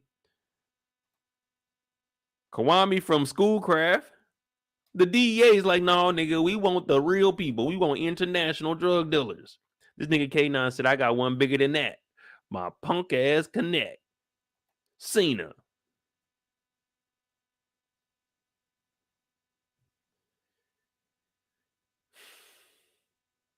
Room 1104, y'all. It gets cold. Hey, I need to go ahead and trademark that. Register that on up. Room 1104. It gets cold. Boy, I'll make up a whole bunch of shit. The building get knocked down. Someone digs it up later. They use it as like a room in a museum or something. It gets cold in there. Someone get locked in there overnight. Man, we could do all kinds of stuff with room 1104. But hey, man. I told y'all, pay close attention, man. I be pointing out stuff that be happening in the thing that y'all wouldn't even know about. But guess what? This is just the beginning of the show. I'm Modai J. This is the finale. Little discussion breakdown, whatever you want to call it. But, we just having a good time, man. If you're new to the channel, hit that subscribe button, hit that like button. We drink a little bit of Henny tonight. Support the channel. Cash apps at the bottom of the screen. MOEDOTJ. If you want me to read your comment off, just, drop it in the super chat.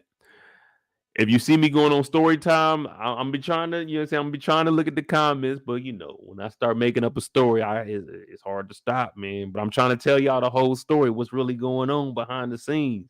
They not letting y'all know this. But I told y'all, it took a lot for Detective Bryant to go in here and break K9 like that. You got to be prepared. Now, you hear me get on here, I'm going to be honest with y'all. I freestyle all of this shit. Now, of course, we got like the little trivia stuff, but that's just me pointing out stuff because I be seeing it, and that's cool. Y'all said y'all wanted to do it, but I don't rehearse nothing. But when you get ready to go in here to lock somebody up, I'm sure he was in there nervous as hell because he wants to get everything right. Because if he don't, then K9 can get off with something. You see what I'm saying? So he got to be prepared for this. And I told y'all, when he came in here, it was all work, no play right now.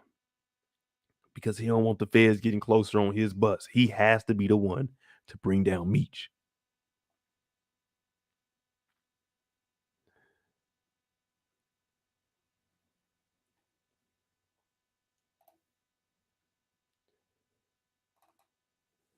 The SJ show, he said that Henny got you searching. Nah, man. So I seen all of this the first time I watched it. It's just I went back and got the screenshots of it. So whenever you see, like, once I do my screenshots, I already did the recap. We didn't did the first reaction.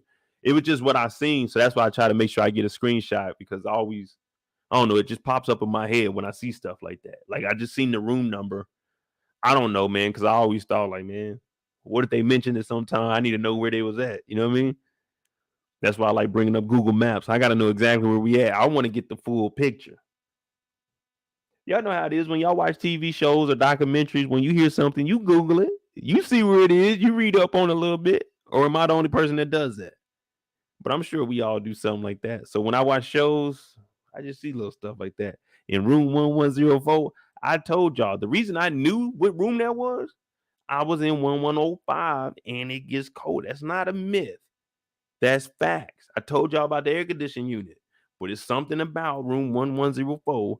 Niggas get in there and they start telling.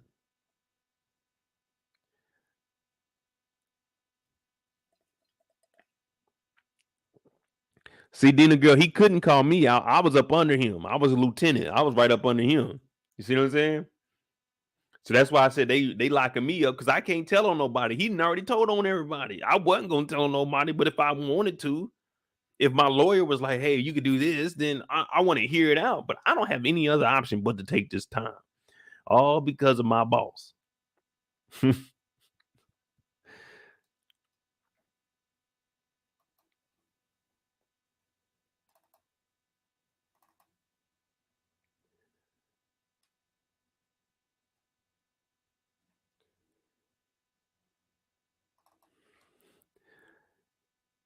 The next thing we see, young Kevin is outside. Now they outside hooping, y'all.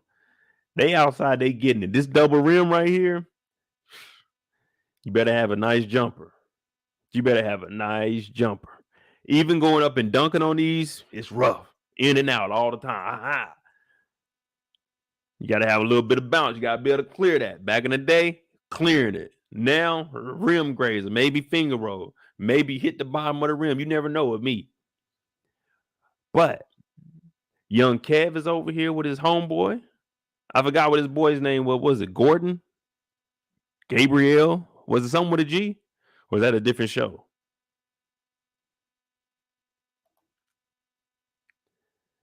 You guys remember Lil Kev's friend? I can't remember. Gordon? Gordy? George? I thought it was something with a G.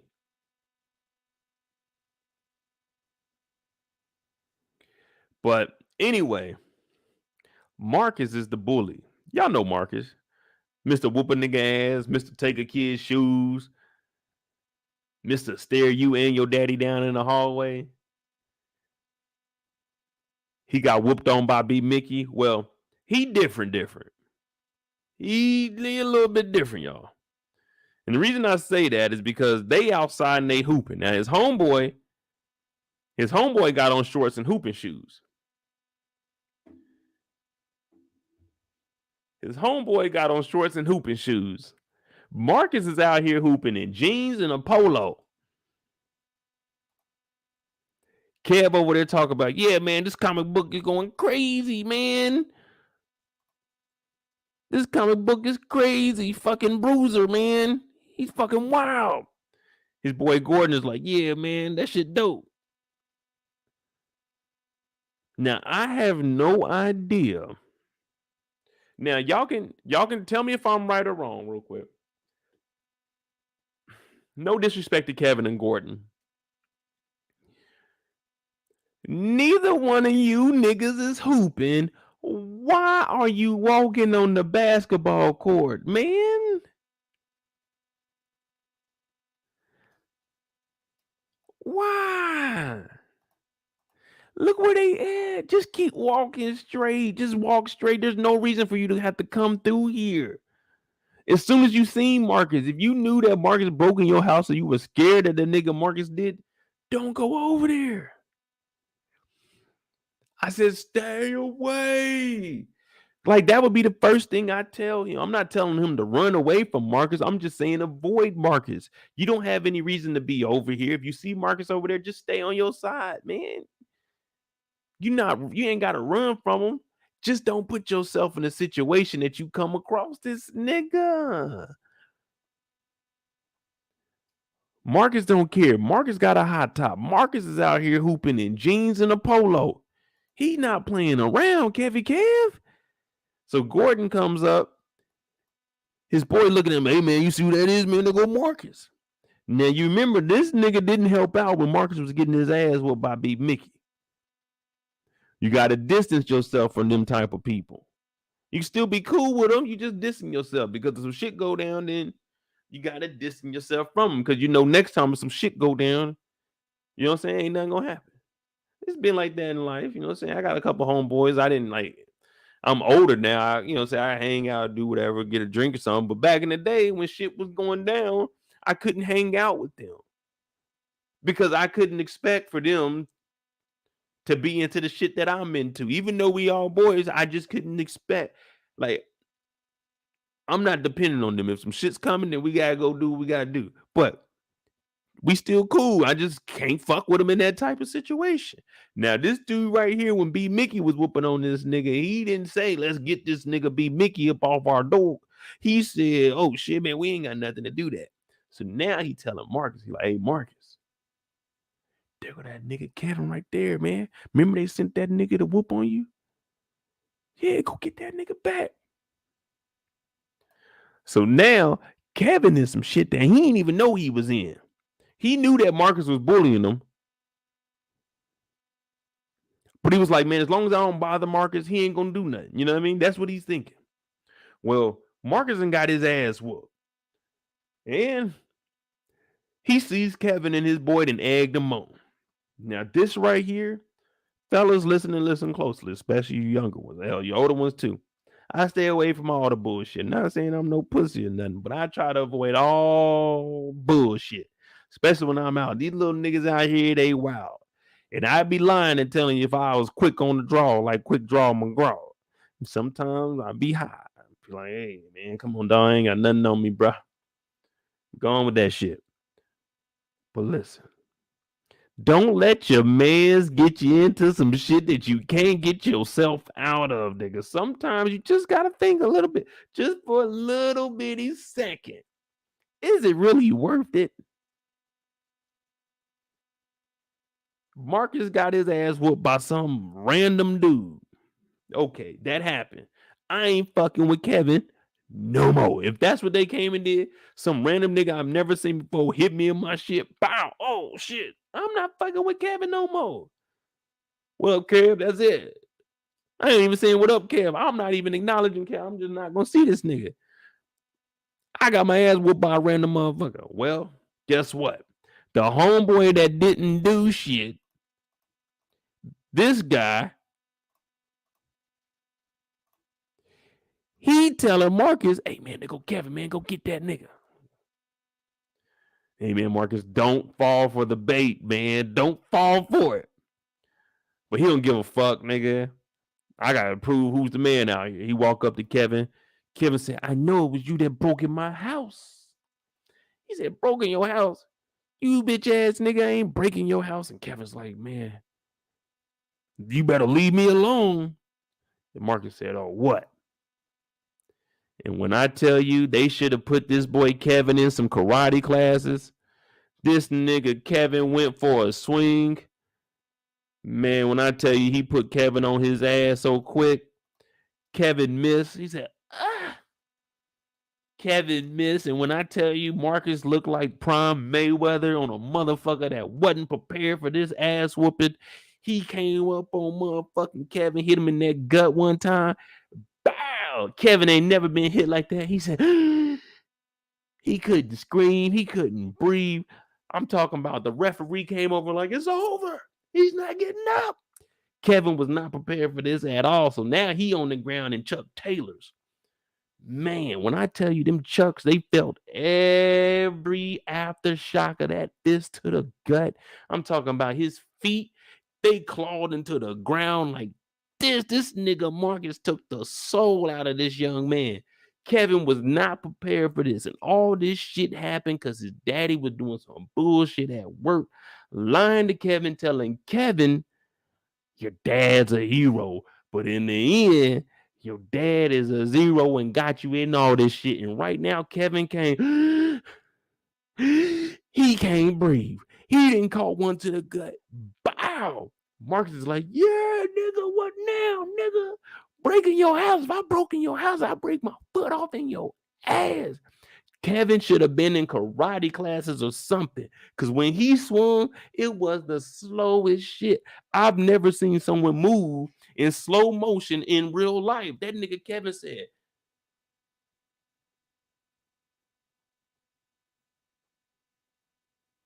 By the time Kevin made it through that punch, he was, oh! That nigga was on the ground. Kevin is out. It's over. It's over. Kevin's homeboy got the fuck up out of here. I don't even know where Kevin's homeboy went. This nigga Gordon ran so fucking fast. I said, what the hell? What is going on? Not only did he punch Kevin in the gut, he hit him with the rock bottom. He threw him down on the ground. His boy Gordon, wherever the fuck he is, that nigga then ran. That's his shirt over here. This shirt right here, this maroon shirt is that nigga Gordon. That nigga got so far, so fast. I said, what the fuck? That ain't right. Kevin sitting on the ground. He tore up the fucking comic book. Sitting on the ground, standing over Kevin like, yeah, nigga. Break into your house, nigga. I'll break my foot off in your ass. I ain't breaking into shit. Now, Kevin is hurt. Kevin don't know what to do because at this point, hey, man, he feel like Chris Rock. He feel like Chris Rock right now. Chris Rock said Will Smith did that to him because he knew that he could beat Chris Rock. Marcus ain't do this shit to B-Mickey, but he did that shit to Kevin. But you know what?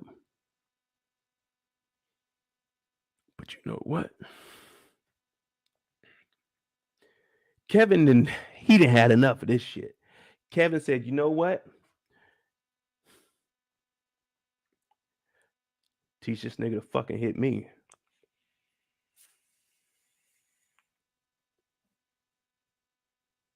Niggas think this shit's sweet. What would the fucking bruiser do?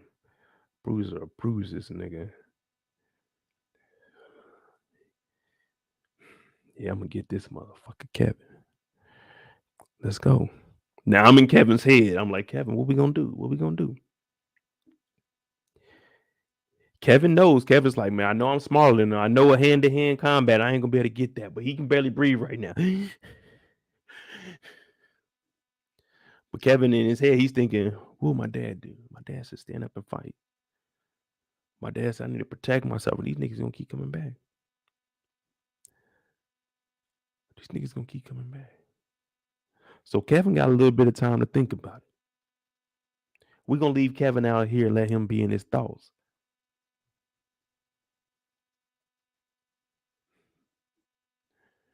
But when we get back to Kevin, we gotta leave room 1104. It gets cold in there. It's different. Well, guess what? We go back to Detective Bryant. Kevin is letting off a little bit of steam because right now he a hot boy. He heating up. You know what I'm saying? He heating up. In a minute, it's gonna be like NBA Jam. He's on fire. But right now, he's heating up. We see Detective Bryant. He got to go meet up with Meech.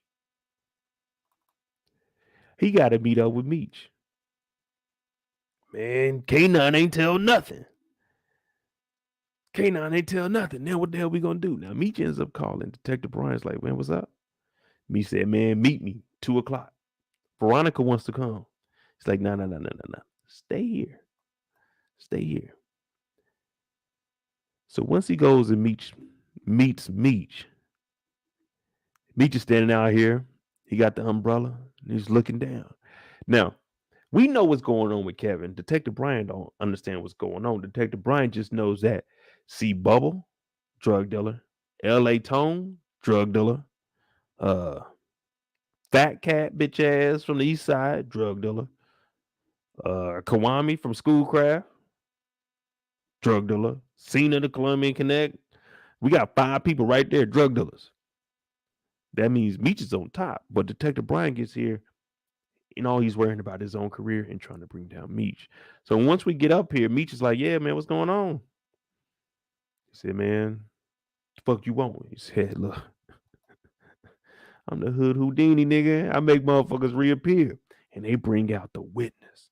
Now, if you remember, the witness seen Detective Bryant with J-Mo. Yeah, that was the last one to see it. He said, yeah, I do remember. It was a guy, J-Mo and another black guy in what appeared to be a black squad car cruiser. Yeah, that was the last time I seen him alive. Meech is like, what's the description of him? I mean, I don't want to say with this big black guy here. So right now they're trying to blackmail him. And at this point, they got Bryant. Because what I say earlier, they ain't got as much to lose. They expect to go to jail. They know that jail is out there. But for Detective Bryant, that means losing everything. Everything you work for is gone. So they're like, man, look, you gonna bring that gun back to B-Mickey. If not, just like the hyenas told Simba, if you ever come back, we'll kill you.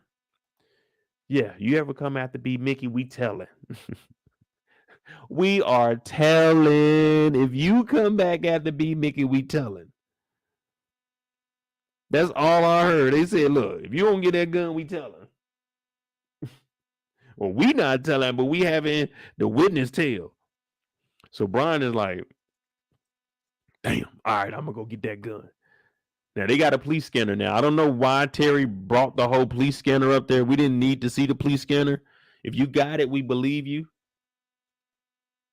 You know what I mean? Like this nigga Terry came all the way up here with the police scanner. I said, Terry, put that back in the car. We already talked about wet devices in the 80s, man. This motherfucker get wet. We ain't gonna have another police scanner. You know how hard it was to get this one?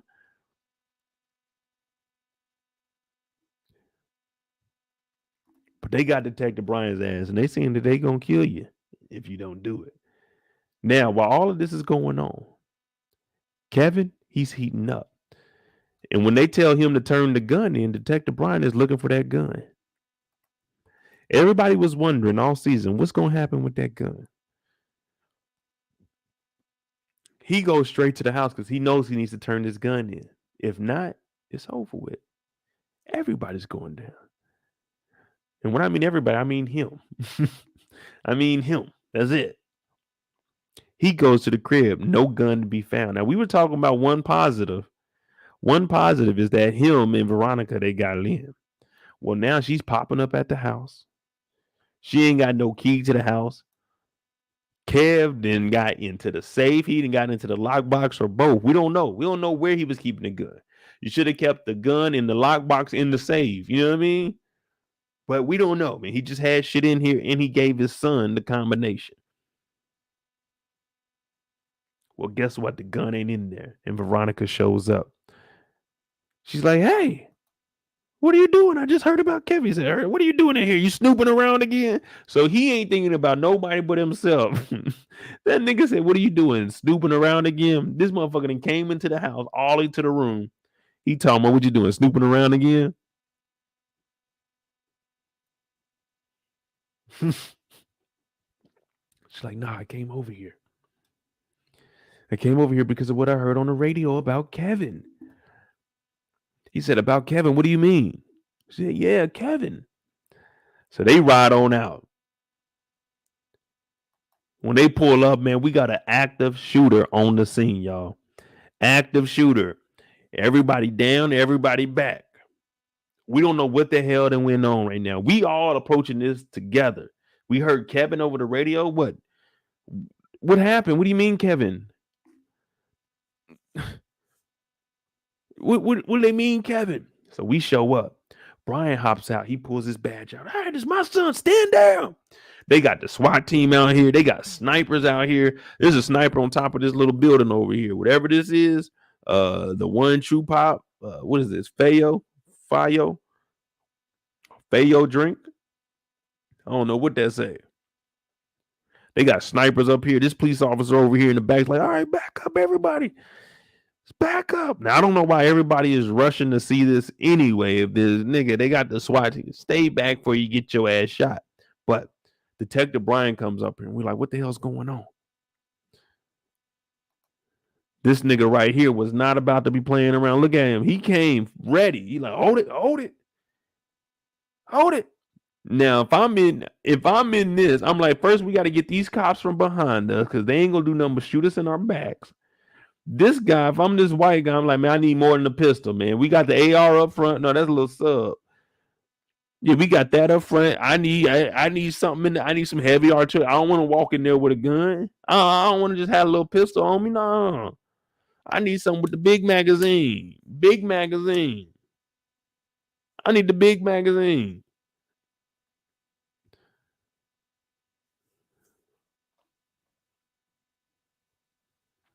Oh, Fago. My bad. Fago. I was saying Fago. I didn't know that was a G. Fago. My bad. All right, bad. But these people, They not playing around. They was about to come up here and shoot this motherfucker up. Now, when we get up there, we're like, what the hell happened? We see little Kevin, and little Kevin is crying. What I tell y'all? What is he doing? What is little Kev doing?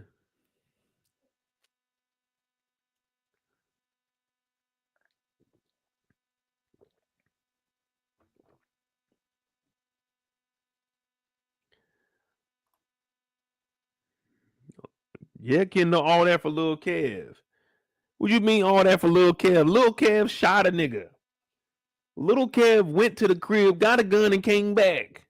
The last time I seen that was on White Man Can't Jump. I'm gonna go to my car, get my gun, and I'm gonna shoot everybody. What do you mean all that for little Kev? Little Kev just laid down Big Marcus. Little Kev got two hands on his face, one head on the face. What do we mean? This means, oh man, it's over with. What the fuck? It's over with. When you got two hands on your face,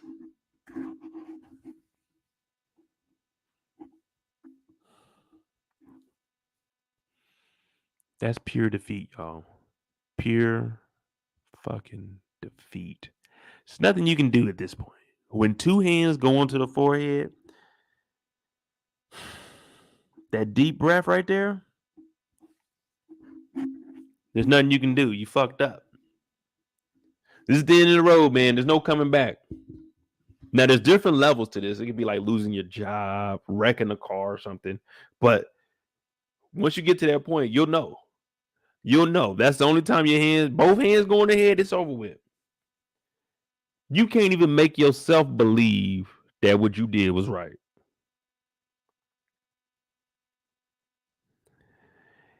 Well, Lil Kev's going through it. And right now, we got to give Detective Bryant some credit because he's walking in. He's not a negotiator. He is not trained for this. But he's walking straight into a crime scene with an active shooter. Kevin, right now, I don't know who he is. Kevin killed Marcus over getting hit in the gut. Kevin killed Marcus over tearing up his comic book. Kevin killed Marcus for breaking in the house and putting a pillow over his head. Kevin killed Marcus because he took his shoes.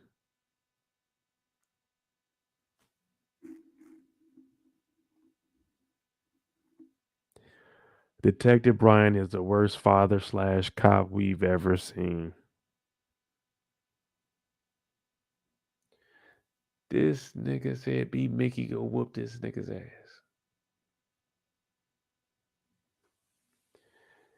This nigga got Lil Kevin thinking Marcus broke into the house and put a pillowcase over his head and threw him in the closet.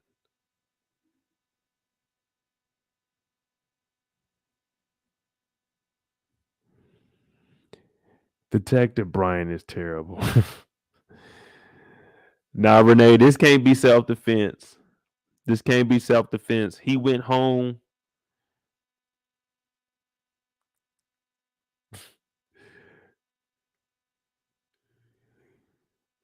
Did he go to the house and get the gun, or he already had the gun on him? What do y'all think? Did he already have the gun on him, or did he go back to the house?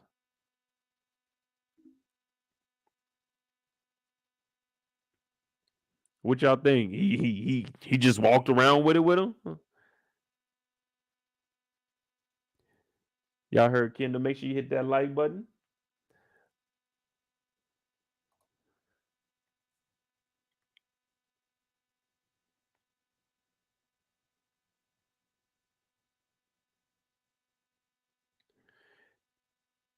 He already had the gun, so if he already had the gun on him,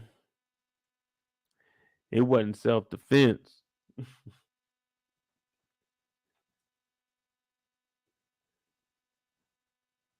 We seen Marcus walk away. Marcus walked away. Once he walked away, it's no longer self-defense, man. Nigga, you a murderer. This is an active shooter. Get down. My mama calling the police. And my mama look outside and see Kevin little frail ass firing off shots. My mama gonna call the police. Your mama gonna call the police. My mama gonna call the police.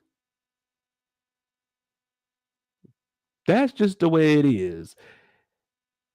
But all of this could have been prevented if fucking Detective Bryant would have fucking been a father, man.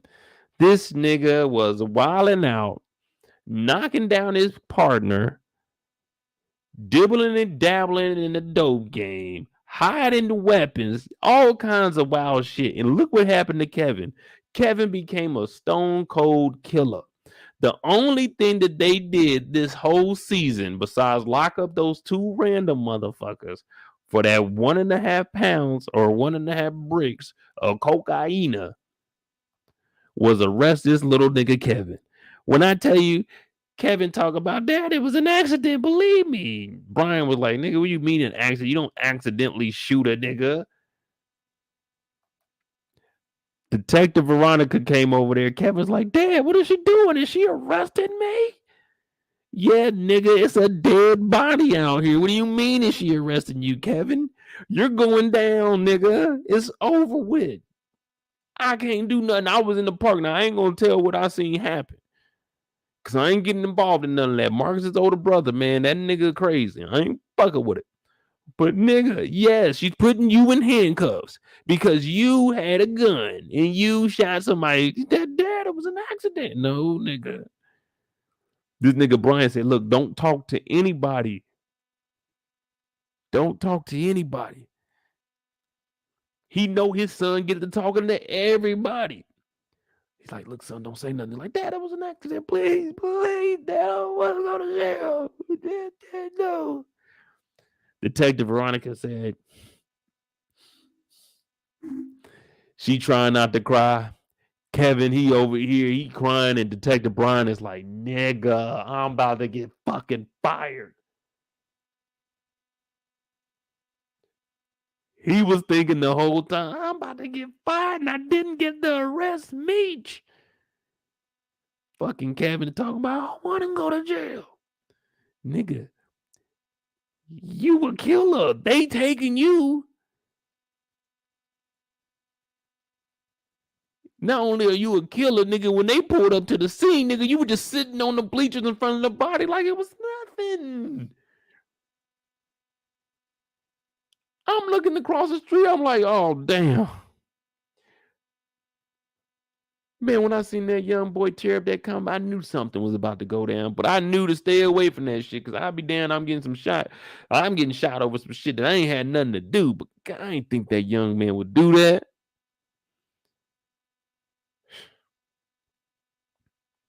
Dad, it was an accident.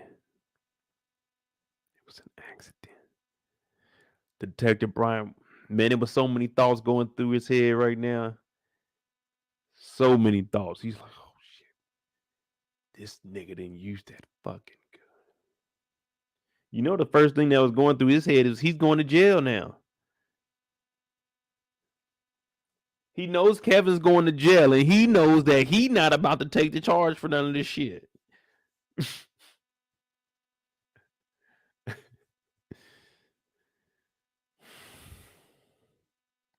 Detective Brian put Kevin in a pickle, man. Yeah, Kevin said that. Kevin did say, I'm not a killer, but don't push me. And then he got pushed, and now look at him. He got pushed, and them hands got pulled behind his back. Them hands got pulled behind his back, man. Little Kev, bro. I ain't want to see him go out like this. I did not want to see him go out like this. Dad, it was an accident, please. I don't want to go to jail. Then they got, hey, y'all remember my cousin I told y'all that was supposed to be taking a shower? He ain't taking a shower. He came out. He just had a towel on his chest. This is how my cousin was when we were growing up, man. This is how my cousin was when we were growing up, man. That's my dog. We a year apart. We both are mama's first boys. Well, he the only child. I mean, first boy. He the only boy.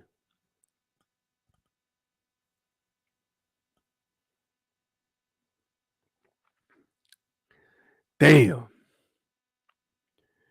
Right now, hey, we got to put, when it comes to realest on the show, When it comes to realest on the show, I'm just being honest. We got to start putting some respect on Kevin's name, y'all. What y'all think about Kevin? Kevin just caught a body, went to jail, and ain't said nothing to nobody. Facts. No matter what you say about the other 3 bodies, Kevin has caught a body and ain't said nothing. We got to put some respect on Kevin's name now.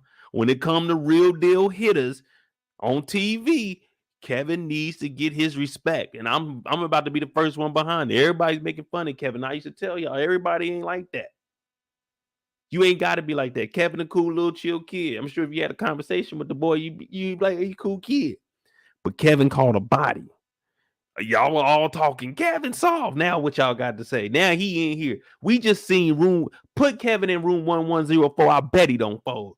Put Kevin in 1104. I bet he come out that motherfucker untouched. But we got some other niggas, some OGs at it, and then they folding. First thing we hear, they telling. Boom, 1104 told everything. K9, 1104 told everything. Mo, 1105 ain't tell shit. Put Kevin in there. I bet Kevin will break that curse. And why can Kevin break that curse? Because he has the gift of evil from his fucking father, Detective Bryant, the worst cop that we've seen on TV in decades. Yeah, it all makes sense when you start adding it up. We need to put some respect on Kevin. Kevin caught a body. Kevin ain't go crying, talking about, oh, lost my mom. No, nigga, he putting work in these streets. Yeah, he putting work in these. Kevin ain't give, what's the boy name? He ain't give Marcus no crack rock, tell him to smoke it. No. Kevin went up to him nice and close. Bow! Rockabye, baby. Yeah, Kevin, we got to put some respect on Kevin's name. They tore up Kevin's comic book. Kevin said, fuck all that. Pop. Come on. Come on. Old boy, hey, old boy from The Wire. He shot him in the back of the head. Kev went right up to him. Pop. Let him know what it is. I'm just saying, Kevin got a body. It wasn't like J-Mo's where he was tied up. No, we right face to face. It wasn't like Kato pregnant. No, we face to face.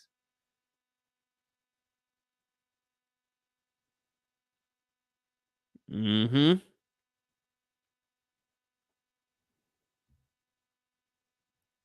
All I'm going to do is give y'all the facts. Now, Kevin got locked up. Kevin is like the Pac of his era, bro. Kevin got rid of the bully. Now, I don't condone this in real life, y'all. We just talking about a TV show, man. And me talking about, man, Mo was encouraging to kill bullies. No, I ain't got nothing to do with that. Don't bully. But on this show, Kevin said the bully got to go. I ain't say it. Kevin said it.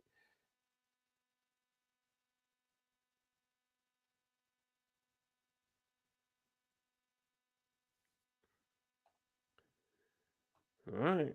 Kevin caught a body.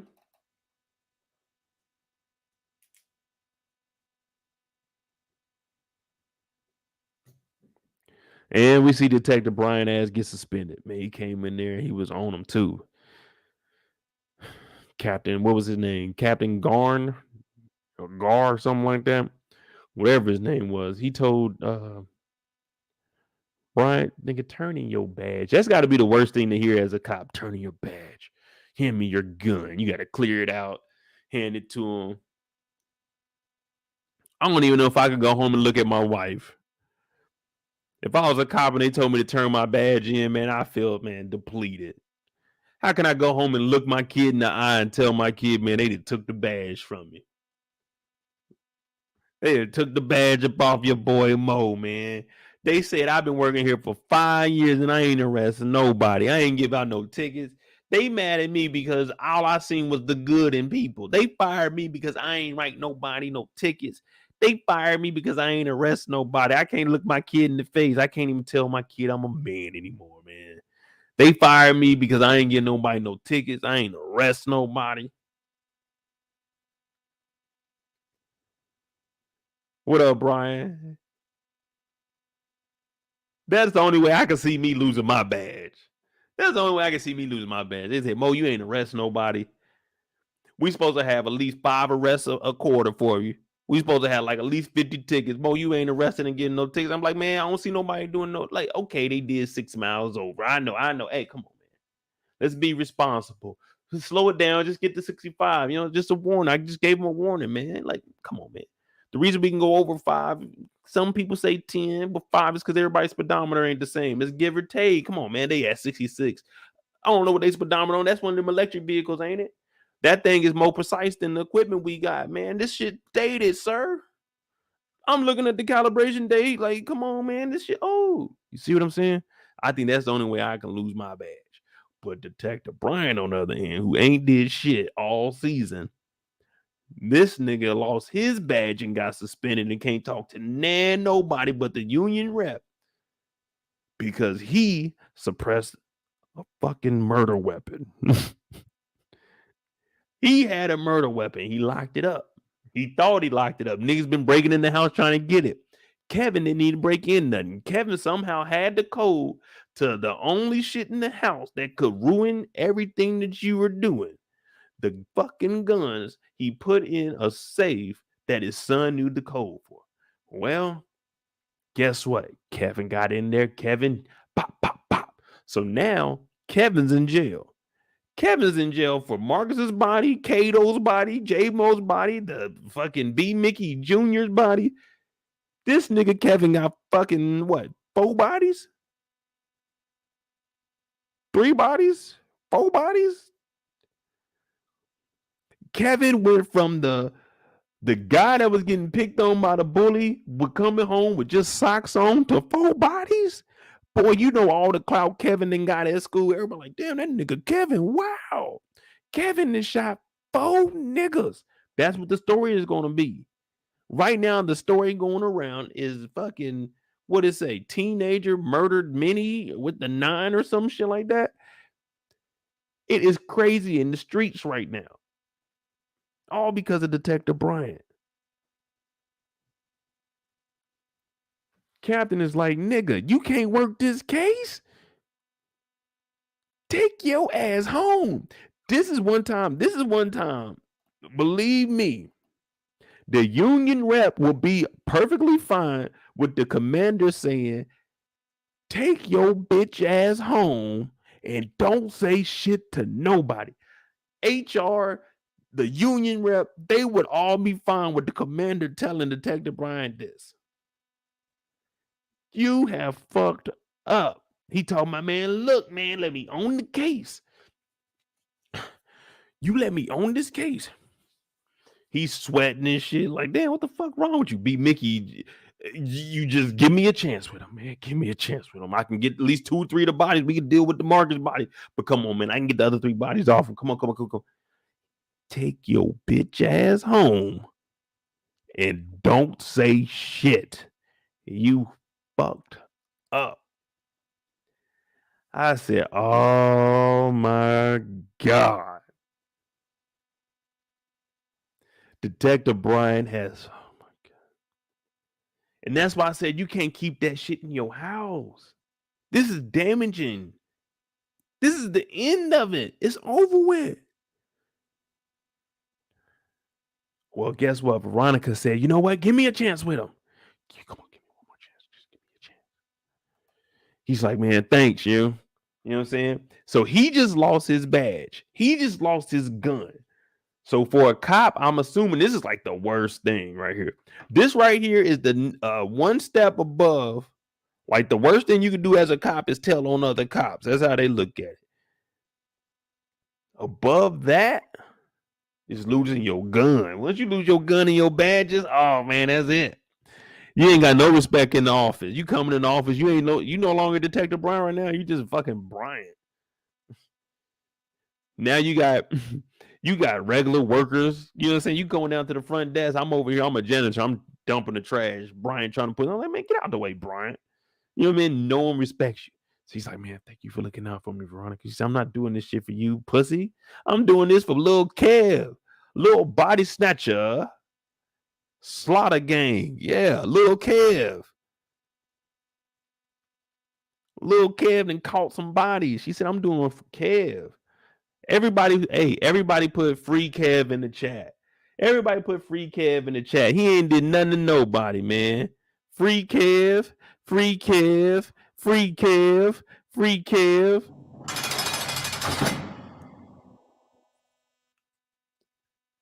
Everybody was clowning Kev at the beginning of the season. Now it's free Kev until it's backwards. Kev free, Kev free, Kev free. Yeah. They tore up my boy's book, man. You think we gonna let that slide? No, we ain't. We can't let that slide. We gotta get Kev about it. Bryant said, I'm down to take the charge. Take it off of Kev. Give me the other 3 or I'm gonna get this nigga B-Mickey on my own. Veronica talking about she gonna do this shit for Kev. Free Kev. But guess what? We can't even take this approach. You know what I mean? We gotta go get in the streets. We need to go get B-Mickey off the streets right now. And this is how we need to be approaching. With this playing in the background, Detective Veronica should have went to B-Mickey's house and snatched him up. All right, come on with your hands up, B-Mickey. Snatch him up, put him against the door. You gotta rough B-Mickey up right now, because if you're gonna do this for Kev, you think you about to come over here and tell a nigga like B-Mickey, Mr. Body Snatcher also? Hey man, we need you to come away and confess about these bodies on this gun. Excuse me? Excuse me? Veronica thought that she was about to come over here, tell this nigga B-Mickey to admit to some bodies on the gun that Detective Bryant kept, and his son, I'm about to say his brother, his son is now caught a body with. Why on earth would I confess to anything that has to do with that gun? Come on, you gotta do the right thing, man.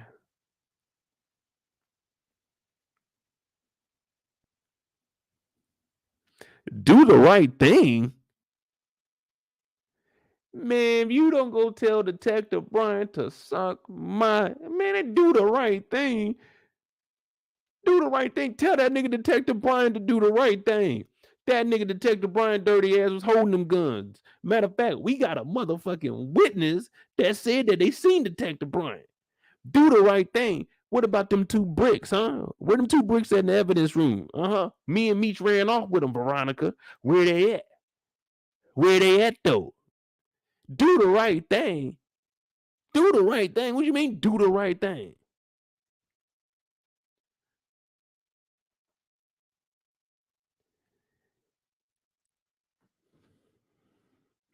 They talking about do the right thing. And nigga, I'm not admitting to shit. If somebody else's evidence gets mixed up with my evidence, hey, guess what, man? We both out here doing dirt. It's just you got dirtier. Nigga, I'm not confessing to 3 other bodies. What I look like going at, you know what, officer? Yeah, man, I did that. 3 of them. B-Mickey said, if you don't get the fuck off my porch, Detective Veronica, with that bullshit that you talking about do the right thing. Nigga, you openly had a shootout with Lamar and let that nigga get away. You shot at Lamar 3 times. I watched. Because I didn't go to the hospital with y'all. I watched you shoot at Lamar 3 times and didn't pursue him. Do the right thing. Then I know you locked him up. I know you locked him up. He was in 1105 because he ain't tell on nobody. I know about him. She said, B-Mickey, please do the right thing. Just admit to it.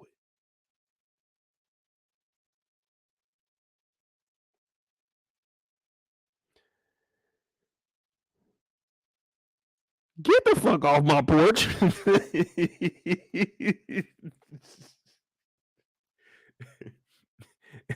Get the fuck away from my house, Veronica. I'm not calling her detective. I'm not calling... Hey, Veronica, get the fuck off my steps, all right? I'm not telling you shit. My boy Rod is in here. Hey, man. Hey, look, my boy's a pilot too, man. Hey, Rod, you flying? Hey, you can fly. You got your license yet? I know he was out there. I know you might have a couple hours left, but my dog gonna be a pilot, man. That's what's up. That's what's up, man. Gonna be the youngest pilot I know, a black pilot. I don't I only know like 3 pilots. He's gonna be the 4th. So that's what's up, man. That's my dog, man. He a DJ too. He the one that did this. Cause I'm the realest nigga in this. Y'all know it. Yeah. Cause I'm the realest nigga in this. Y'all know it. Nah, man. I don't do the freestyling no more, man. That's back in the day, man. That's 20 years ago, man. That's a long, long time ago, man. I put the mic down.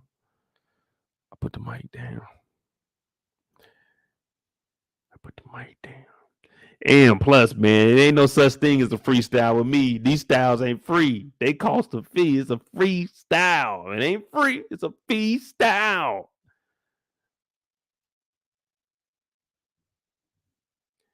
But B-Mickey looked Veronica in the eye. Hey, if Veronica came to your house and she said, I need you to admit to 3 bodies so Kev can only get 1, just do the right thing.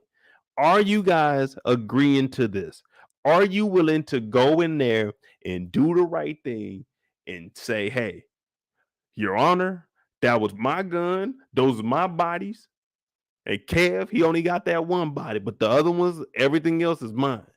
Who's stepping up and doing the right thing? Who's stepping up and doing the right thing? That's what I want to know. I want to know who's real in the chat, man. We want to know who's real. Who's going to step up, man? Put your life on the line. Well, I'm not even saying put your life on the line. Stand up and hold yourself accountable. Who is getting up there and saying, Judge, I killed those bodies? That wasn't Spanky's boots. It was mine. Who's getting up there and doing the right thing? Because I'm tired of all this. We always talking about paperwork. We need to start talking about people holding themselves accountable and getting up there and admitting to the shit that they didn't did. We just heard that Trump said that he said he getting arrested on Tuesday, but everybody looking around talking about, nigga, who said you was getting arrested on Tuesday? You see what I'm saying? We need people to hold themselves accountable. I want to know who's getting up there, going down there right now, telling the DEA straight up, those 3 bodies is mine. I did that, and Kev don't even deserve it.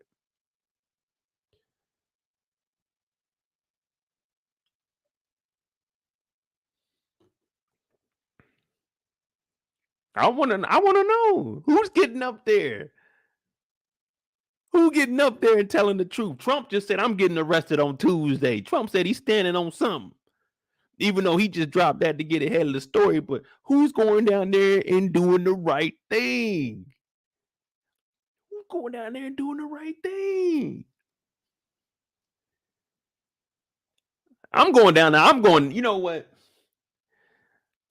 I think it's on me. I got to look at me, bruh. I got to look at me. I got to go down there, Ecorse Police Department, tell them straight up, hey, lock me up, man. Like, for real. Those 3 bodies, they were mine. I ain't gonna let little Kev go down like that. You know what I mean? Just call me EJ. What up now? Y'all, everybody, hey, y'all dodging the question. Who is taking those 3 bodies? Are you going down there and doing the right thing? Y'all avoiding it in the chat like when someone come in the room, hey, who did this? Everybody acting like they don't know what's going on. Nah, which one of y'all going down there and doing the right thing?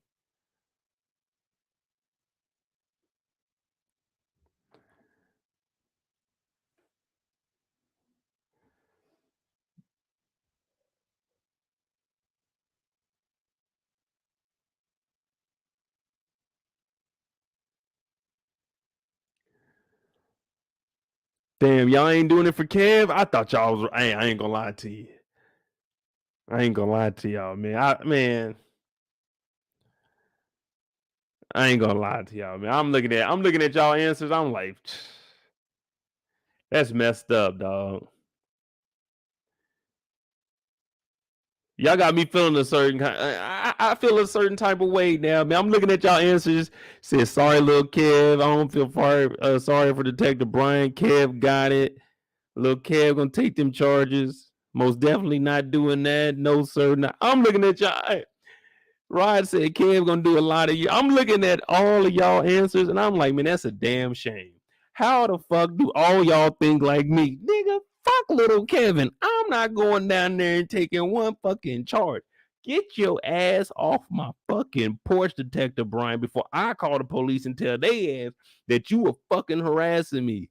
I'm not taking no goddamn charges for little punk ass Kevin. I ain't taking no charge for his bitch ass daddy. Get the fuck off my property, Bryant. Girl, woman, hey, get the fuck out of here before I go get my other gun. I'm gonna get my other gun. If I come back, if someone at the door, that's your ass. The fuck you mean do the right thing? Get the fuck out of my face, Veronica. It ain't no do the right thing is Kevin going down for 4 fucking bodies. The right thing is Kevin got 4 life sentences. The right thing is Kevin is a murderer. The right thing is get the fuck out my face. Go down there and pray for Kevin. Go read them dumbass comic books and be prepared to get sued. You come back around here, I'm suing the whole police department. Get the fuck off my property, okay? Thank you. And tell Kevin, hold them bodies, nigga. Hold your head up, killer. That's what I'm telling. Fuck that nigga, little Kevin. You niggas think I'm going down to the police? Hey, man, hold on. Let me hit that here in $1. Before I go down there, they thinking this is a movie. They thinking, damn, Veronica right.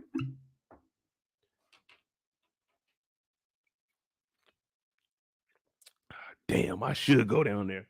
Nigga, please. Fuck Kevin. Fuck Bryant. Good luck, nigga. Nigga, get room. Hey, be cellmates with fucking K9, nigga. Learn the game from K9. Let K9 tell you about his glory years of going at it with your daddy and GQ and them. But nigga, I'm not doing time, nigga. I'm fucking BMF, nigga. B-Mickey, nigga. What the fuck you mean do some time for Kevin? Nigga, I was just in Atlanta last week. I was at the Freak Neek last week, and believe me, I was getting freak neatly. Nigga, fuck Kevin. Fuck that little nigga. Marcus, all them niggas. I'm not doing no time for no motherfucking Bryant. I don't care if it's Kevin Bryant, Detective Bryant, Mabel Bryant. I don't give a fuck. I'm not doing that time. Man, my nigga Meech is having a go away party, nigga. I'm about to get these baked beans and head down there. Get the fuck out of my face, Veronica. Just like Craig's pops. Say, get the fuck out of my face, Stanley. Get the fuck out of my face, Veronica. I'm not doing no time for these niggas. I'm a free man. I'm a free man. What the fuck, nigga? Most people don't even get a first chance. This nigga got a 9th chance. This nigga B-Mickey gets so many opportunities. But we already know his story, and he's about to be BMF for now. But guess what? This nigga then told on all of Detroit. This nigga went to Freak Neek. This nigga came back. This nigga was almost assassinated. There was an attempted murder on him. He came back. All the bodies are gone, and Meech let this nigga live. Dog, B-Mickey done it all before the age of 20. This nigga B-Mickey done it all. This nigga slept 2 days in the back of a car. This nigga killed his baby mama. This nigga kidnapped a cop's son. This nigga B-Mickey has done more than 99% of the population when it comes to crime. This nigga wore a wire.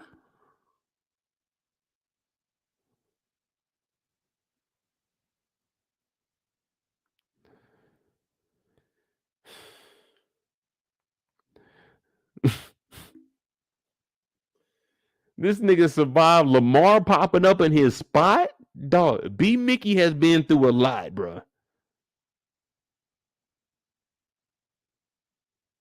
He the true definition of I'm blessed to be alive. Exactly, Miss Zoe. Done it all. Mention Bankhead and acknowledge me. Hey, done along, done along.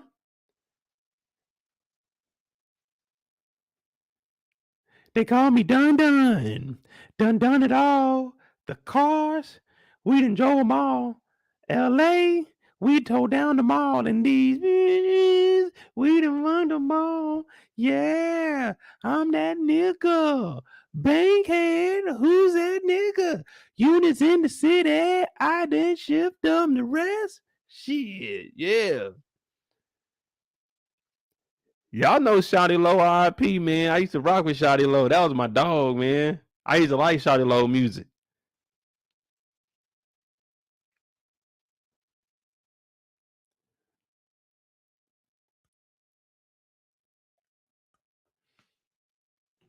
Hey, Pops, you know it. Get the fuck out my face, Veronica.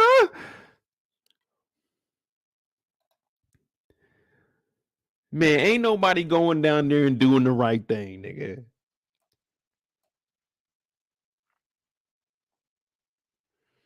The next time we see Detective Bryant.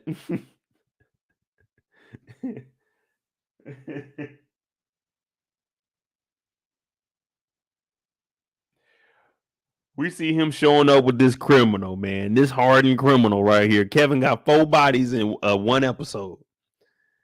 So he's sitting in here. And let me tell you, man. Sitting in the holding cells, bro. It's the worst, man. You just sitting there. You just waiting and waiting. I ain't never been in no crowded one where there's like 9, 10 people in there. I think the most probably been like 4. But dog, you know what I'm saying? When it's just a little amount of people in, you ain't really got a trip. Most of them, they just sleep and you just sitting in there. Well, they put Kevin in this one by himself because you got to remember Kevin is a minor. Now, Kevin is probably the only minor that done caught 4 bodies at one time at this point in Detroit. So they got to put Kevin, this deranged murderer, in his own cell because we don't know what not Canaan. We don't know what Lil Kev is capable of. So they got to put him in his own cell. He's like, Dad, you here to get me out? You're like, nah, not right now, but we can chill though, man. Lil Kev is looking like, well, what you mean we can chill? Yeah, man. I was looking at them magazines, man, them Bruiser magazines, man. He kind of looked like me. He kind of looked like me, and it hurts, man. I know Detective Bryant is hurting. I know all the dumb shit I did growing up. My mama having to come and get me, like getting suspended and all that shit, getting picked up by the police. When you look back on it, I know my mom was like, man, every time she'd get a call, she'd think of some dumb shit. But it's just me being dumb. Like, it wasn't. So Detective Bryant is up here, but the difference between what he feeling and my mama feeling, nigga, you fucked up and got your son and all this shit. And it's 4 bodies. Even if you get the 3 bodies taken off, that 1 body is still going to be some time. Now, he's a child, so they might, you know what I'm saying, hey, give him probation, make him go to like a little camp during the summer or some shit. But nigga, that's a long shot because you got the other bodies on top of you being in trouble for that shit. So he's sitting here, he hurting. Oh, it hurts. Let me tell you, it hurts deep down inside. Now he trying to joke around. His son don't know how serious this is. His son joking around like, yeah, daddy, just like you, just a little cooler. Ha ha ha. You ain't gonna be laughing. When they send you off, you ain't gonna be laughing, Kev. You think Marcus was bad. You defeated him with a gun. These niggas, you ain't gonna have no gun. Ain't gonna be no defeat. No, like, man, them niggas is gonna be rowdy. They gonna be bound about it. Yeah, they gonna be on your ass, Kevy Kev. They call you Killer Kev out here and there. Yeah, they're gonna be calling you. I don't know what they're gonna be calling you, but they ain't gonna be calling you Killer Kev in there.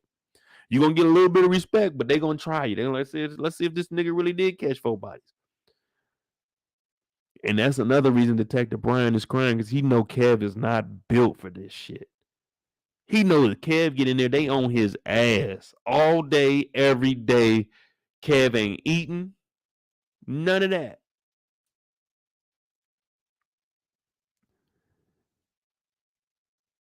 No, man.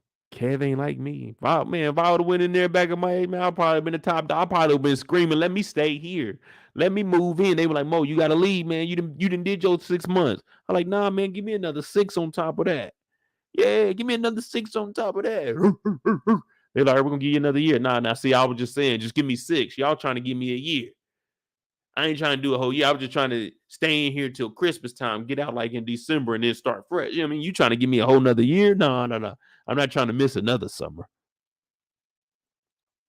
But he hurts because his son is in here locked up, man.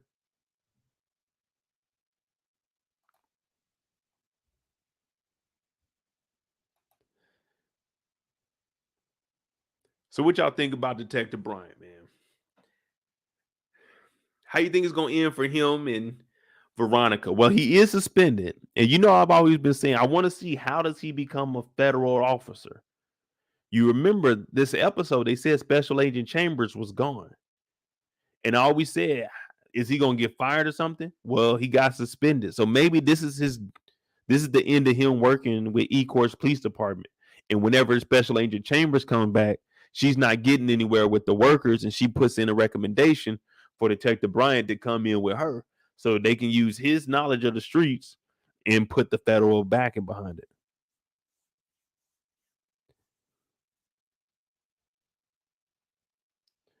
I mean, when you guys say kill Jen, what would he gain after killing Jen?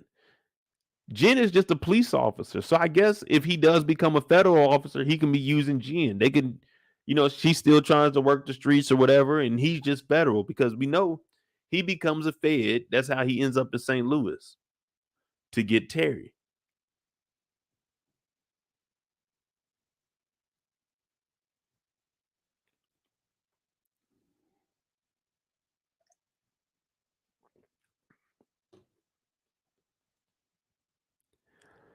Man, I don't know, man. Kev got 4 bodies. Tariq caught one. Tariq caught 1 body. Kev got 4 bodies. Kev got 4. His first time out here in the streets, he got 4. I think Tariq got 5 total? Kev on his ass, and Kev, 5 years younger, 6 years younger? We got to start putting some respect on Kev, man.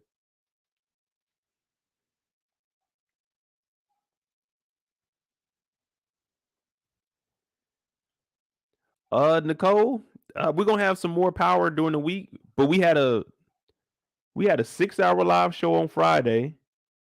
Yeah, we did 6 hours on Friday night for power. Thursday night we did an hour for the first reaction. Yesterday I did an hour. We're gonna have a lot of power stuff going on throughout the week. Tomorrow night we got Bel Air finale. Tuesday night we got not Bel Air finale, but we got the Bel Air episode 5, or is it 4? I don't know. I'm getting all the days mixed up. But tomorrow's Bel Air. Then on Tuesday we got the Swarm episode 1. And then we'll be back on our normal schedule. We got Power Friday, Sunday Bel Air, Monday Swarm. But we got us a little schedule right now. If you're new to the channel, hit that subscribe button. Definitely everybody hit that like button.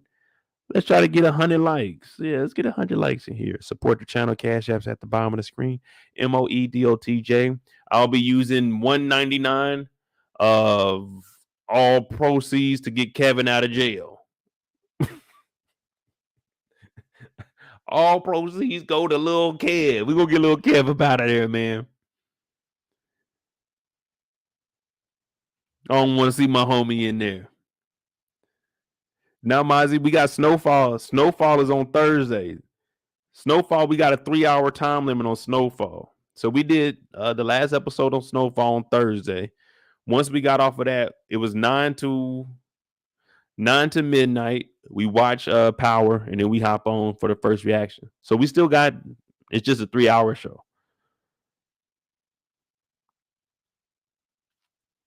Oh, no, it's okay, Nicole.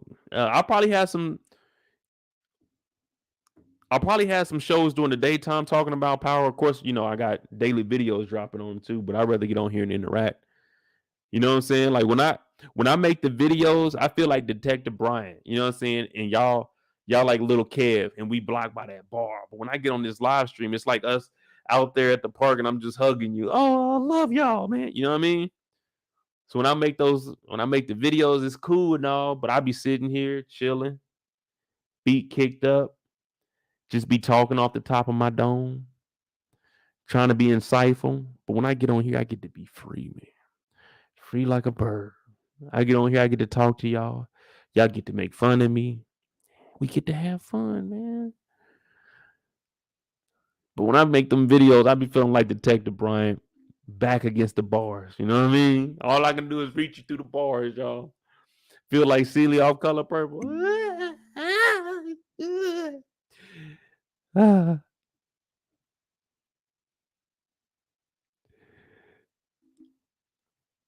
But that's Detective Bryant and Veronica. Who we got? Who we got, man?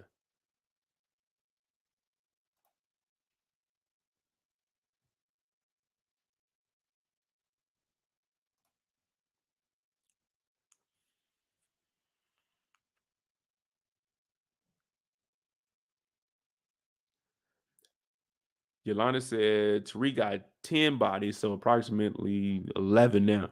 See, I ain't never kept track of Tariq's bodies. Pause.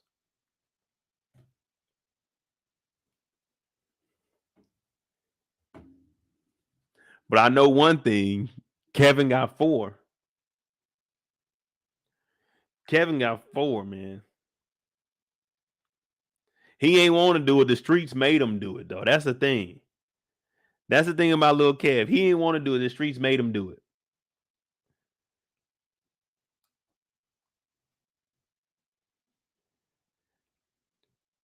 All right, who y'all want? Who y'all want? We got, of course, we got Terry and Meech. They got their own story. We got the Lucille saga, Lucille and Charles, and Lamar.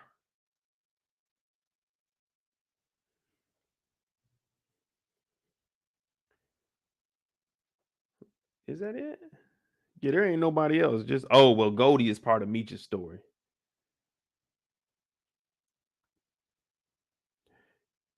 Ray was the first person I seen say Lamar. Bad. All right, we talk about Lamar.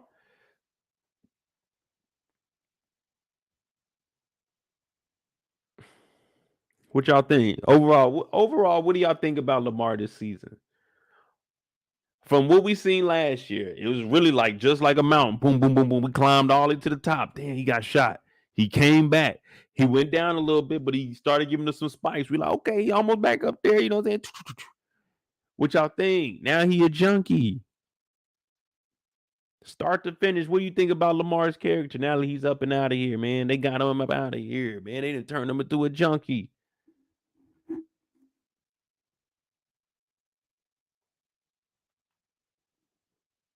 Damn. Everybody call him a dope fiend. Did he? Come on, man. Not Lamar, man. Lamar ain't did nothing to nobody, y'all. Lamar ain't did nothing to nobody. I don't even know why we even talking about Lamar. Dog, he was wrongfully accused. He got sent to a mental home. He got PTSD. Someone tried to attack him. He got shot by some drug dealers. Someone tried to set him up with some crack, fought them off, self-defense. And now look at him, man. He's at the end of the road.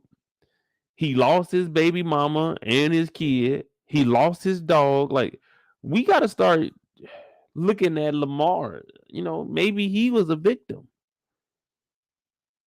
Maybe he was consumed by the streets. Maybe the psych ward messed him up. Yeah, we need to start, you know what I'm saying, lobbying. Like, what are these psych wards? What are, you know what I'm saying?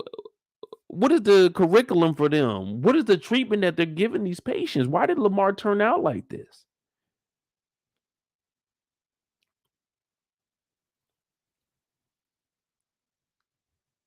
Lamar sitting here with candles on. He's lonely.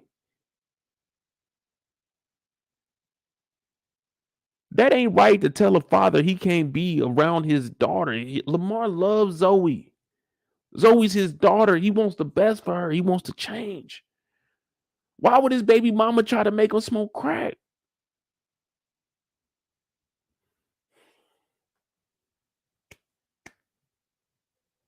People love Lamar. They were giving him free food. People were letting him wear their chains.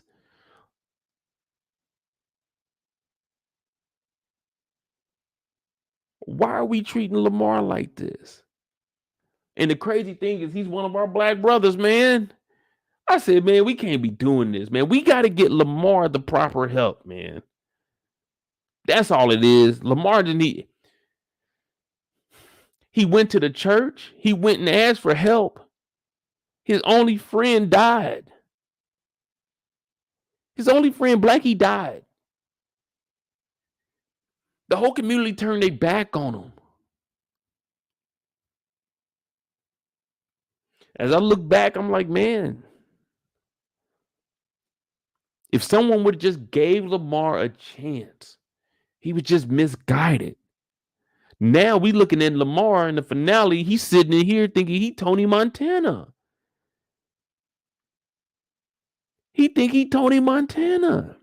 He ain't even got lines. He just got the plate. He just got the little saucer with a whole handful. He just reached his hand in the bag and dumped it on there. He said, I'm about to snort this shit up right here. Look what he's came to, y'all. Look what he's came to, man. He's struggling. He's hurting. People said they felt sorry for Kevin. We don't know what Lamar's been going through, man. Lamar's in here. This just hurts. Looking at my brother, knowing he's hugging his daughter. He misses his daughter. When he was shining, look, when he had the big ring on, the big watches, the big rings, Zoe loved her dad.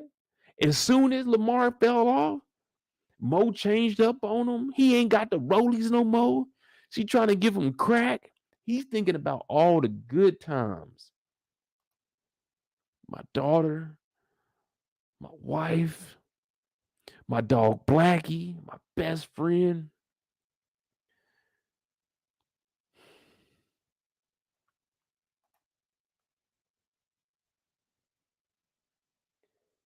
You know, it's one thing when you see someone acting, you hear the key word, acting a certain way.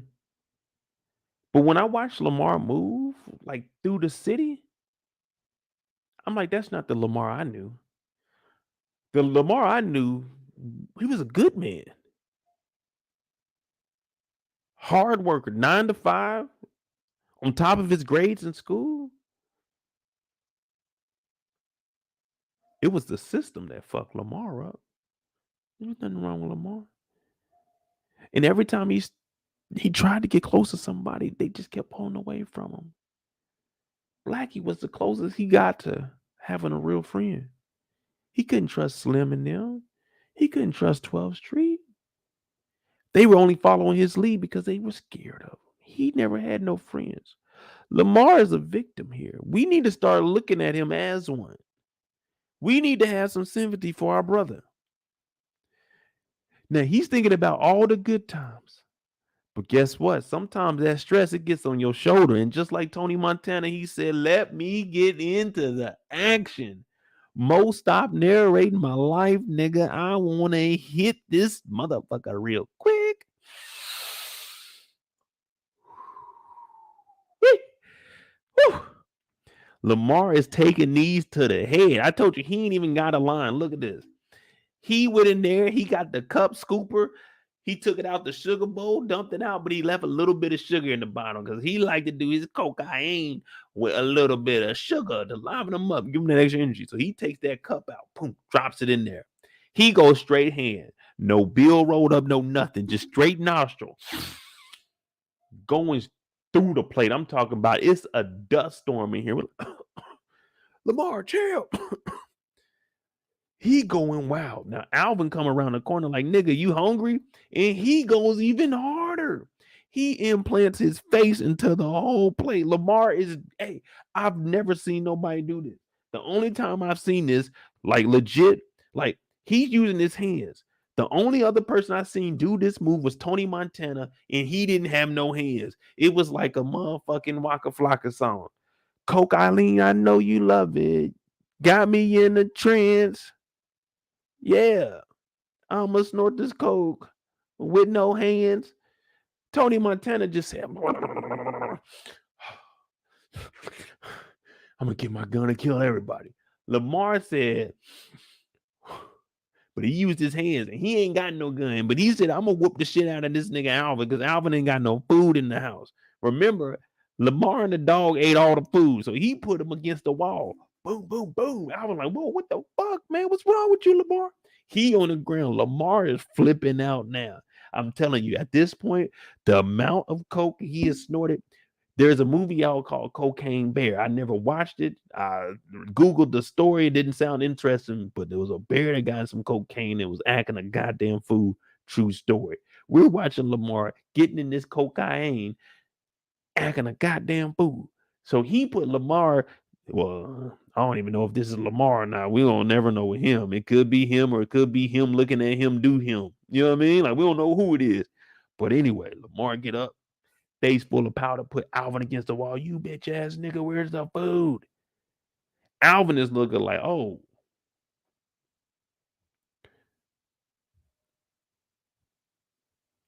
Oh, Alvin is like, oh, no. Yeah, nigga, this is the last time you walking around this motherfucker for real, for real. This the last time you walking around this motherfucker for real, for real.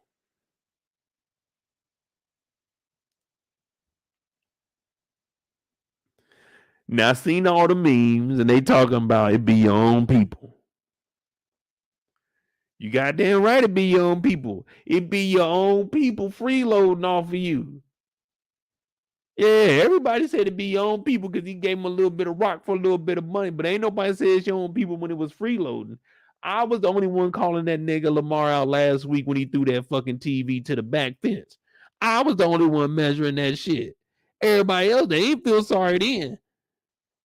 Last week they wasn't making memes about it be your own people breaking your shit. Last week Lamar was ramaging through everybody's shit. Last week Lamar was killing niggas. This week is your own people because Alvin is tired of this nigga living in the house freeload. Man, imagine getting your ass snatched up for nothing. You came in, all you did was ask a nigga, are you hungry? AKA, I'm about to get some food. Did you eat? You hungry? And this nigga put you against the wall. Nigga, you better be lucky all he did was give you a crack rock. Wasn't nobody making memes last week talking about it be your own people. Ain't no one say nothing but Mo last week when that nigga Lamar took that motherfucking TV and pitched that whole 30 yards into the back. Ain't no one say nothing. I did. And now this week they got memes putting up our boy talking about it be your own people. Alvin ain't did nothing. Alvin was tired of that shit.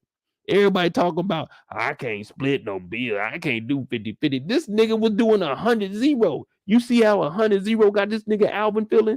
This nigga Alvin said, we got to get this nigga on something. I got to go tell this nigga Meech because this is some bullshit that I got to get up and this nigga breaking shit. Yeah, what no one making memes last week, were they? Hell no. I was the one talking about it because I wasn't going to stand for it. See, all y'all might be scared of Lamar. I ain't scared of Lamar. Nah, I stood up. I said, Lamar, that's some bitch ass shit, man. But last week, wasn't nobody saying it be your people. It be your own people. You know what I mean? You know what I mean? Alvin said that. He said, you know what? I'm done with this shit. What Kevin do? Kevin said, I can't whoop this nigga. Alvin said, I ain't about to kill nobody, but I can't whoop this nigga. I got something for your ass. I'm gonna make me some money too. What did he say on Menace to Society? Yeah. Kane won't be laughing when they get this tape. Kane won't be laughing when they get this tape. That nigga Alvin was on the ground like, Lamar won't be laughing when motherfucking Meech find out about this. When Meech find out, I bet Lamar won't be laughing. Yeah.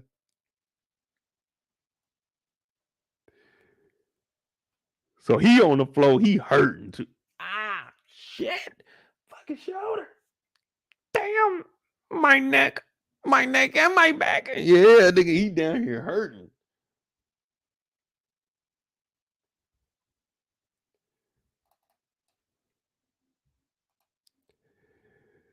The next time we see our dog Lamar, he on the couch.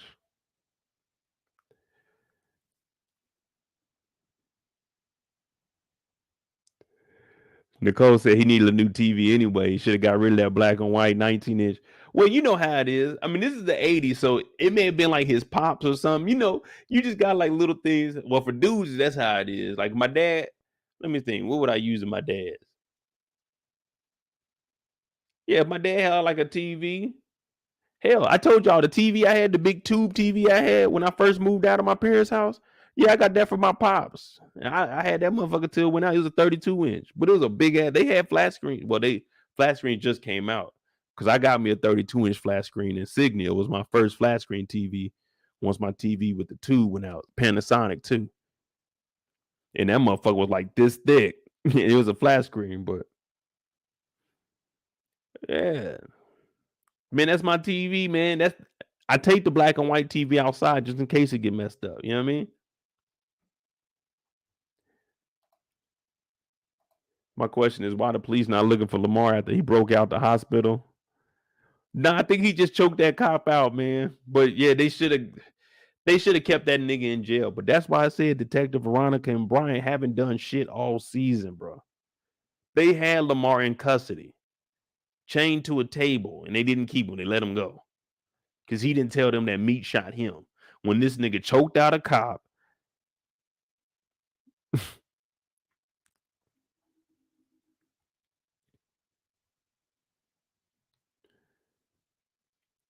But the next time we see Lamar, he chilling in the house.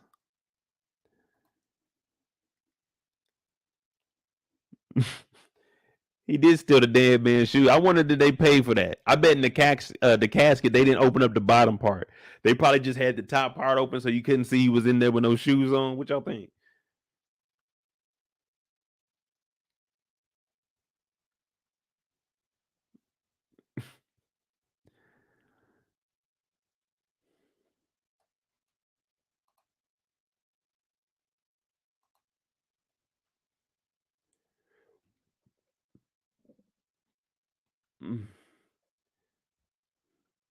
Now you guys remember, I know we probably gonna go 0 for 3 tonight, but you guys remember I said the last one you could go nuts over it. You didn't want to leave your nuts around it. Did y'all ever figure out what it was?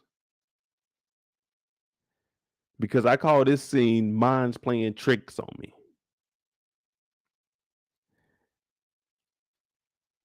Can we go nuts over it? And you don't want to leave your nuts around it. I know you guys are never going to figure it out, but that's why I labeled this clip right here, minds playing tricks on me, because that's what it's doing to Lamar.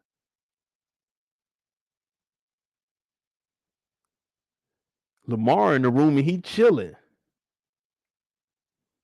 Hit that like button, y'all. Get 100 likes. Get 100 likes.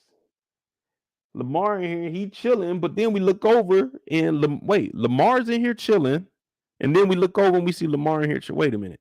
Lamar's in here chilling. Then we look over and Lamar's in here chilling. So wait. Lamar's on the couch chilling, and Lamar's sitting in the chair chilling. Which Lamar is the real Lamar? Or is this Lamar or is this Lamar?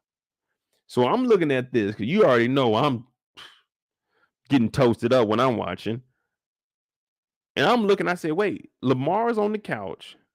Lamar's on the chair. I said, damn, this is fucking funny. I don't want to go nuts over this scene, you know what I'm saying? Go crazy trying to figure it out. And I definitely wouldn't want to leave my nuts nowhere around it. I was confused because Lamar's here. Is this Lamar on both of them? Is this Lamar on the couch and on the chair?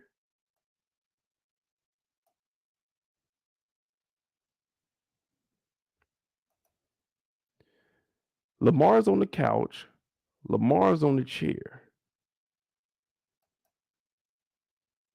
Lamar's looking at Lamar, but this one seems sober and the other Lamar seems out of it. So wait. I'm not trying to go nuts, bro.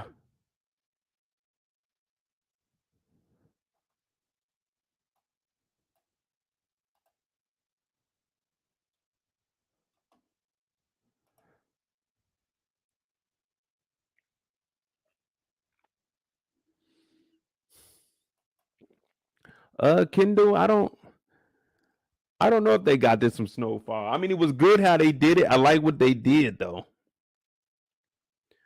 But real quick, I'm gonna go ahead and give you guys the answer because we 0 for 3 tonight. And I kept playing it back so y'all could see it. But no one was catching on because y'all just don't care. But I seen it, and that's why I labeled this mind playing tricks on me. Because I said, man, what the fuck? Did anyone else see this random shit in here?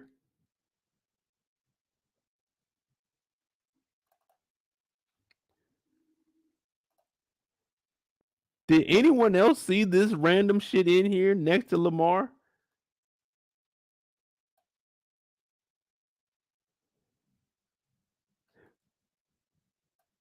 This is what I've been talking about. I don't want to go nuts. And I wouldn't leave my nuts around it. So everything that I was dealing with had to deal with nuts, like peanuts and shit like that, acorns, you know what I'm saying? Shit like that, walnuts. Well, if you watch this episode, there's a random ass animal in this motherfucker. And that motherfucker is right next to Lamar. It's a goddamn squirrel or like a groundhog. I thought it was a squirrel. I said, why the fuck is this squirrel just sitting in the living room? I said, what the fuck is a goddamn squirrel? Was he a taxidermist? Why the fuck is there a squirrel in the goddamn living room? I said, did anyone else see this shit? I seen that. I said, what the fuck? Is that a squirrel? I had to get the screenshot. I said, wait a minute. They had a fucking squirrel in here, dude. Why is this in the living room?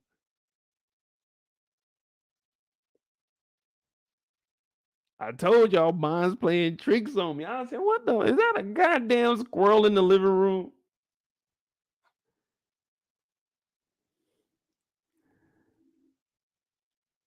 That's how I watch episodes, man. I seen that squirrel and I was like, man, I know there ain't no one else see that motherfucker.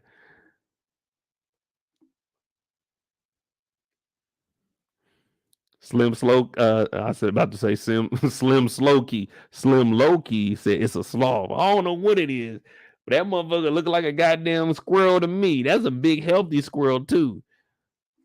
That motherfucker in there talking like nigga. One time, me and my brother sprayed a squirrel out the tree. My dog started going after it, but it scratched up my dog's nose though.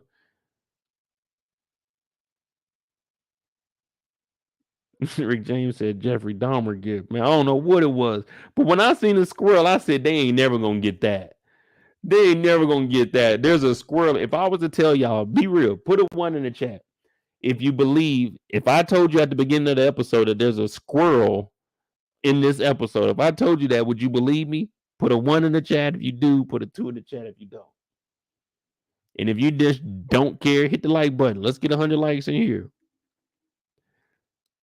Hit the like button. Let's get 100 likes in here. We just talking about this random ass squirrel next to Lamar because his mind is playing tricks on him. And this squirrel is over here. The squirrel knows what's up. The squirrel just looked. The squirrel seen that Lamar sitting here. And wait, there's Lamar over there too? So there's 2 Lamars in here or is there 1 Lamar? You know what I'm saying? It's just like you be watching little videos of dogs and cats where like twins come in the room, one to go in one way, but come out the other twin to come out the other way, and the dog is confused as hell. That's what this squirrel is. The squirrel like, what the fuck? The hell going on in here? It's a fucking squirrel, and the squirrel just sitting here like this. In the living room. What do? Do you just rub the squirrel like, oh, nice squirrel? Like, what the fuck do you have a squirrel in the living room for?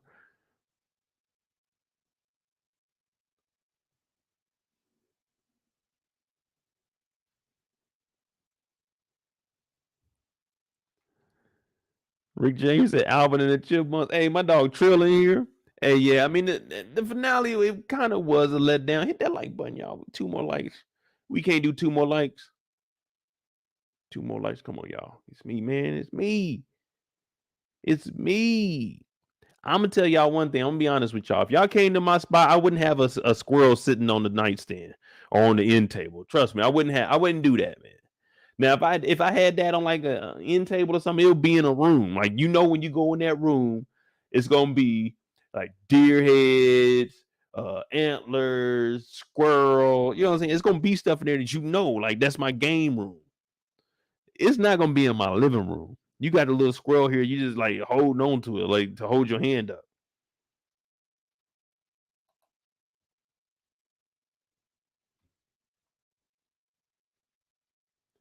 Yeah, man. Our dog got towed up by that squirrel. We shot the squirrel out the we just got the new water hose. We never had like a the handle, the gun to the water hose. When we were growing up, we just had straight water hose.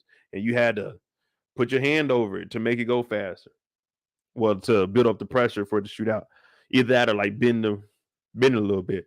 But once my dad got that, we would sneak. We would get the key to the garage. I mean, not to the garage, but to the shed. We'd get the key to that. And in the shed, he had a box. And you go in there, he had all the shit that we wasn't supposed to be using, but he had it in there. So we get that. We go put it on the water hose. We looked up in the tree. We seen the squirrel. We started chasing it, shooting it. It fell down. Our dog got on it, but then it got on our dog nose and got low. So after that, we realized, yeah, you know, our dog ain't really about it. We thought our dog could take a squirrel, but as you get older, like, man, them squirrels, they be fighting. Nah, this ain't no real squirrel. This is, you know, they a taxidermist, I guess, on the side, or you just like, fuck it. I want a damn stuffed squirrel. You know what I mean? Like, that's some weird shit.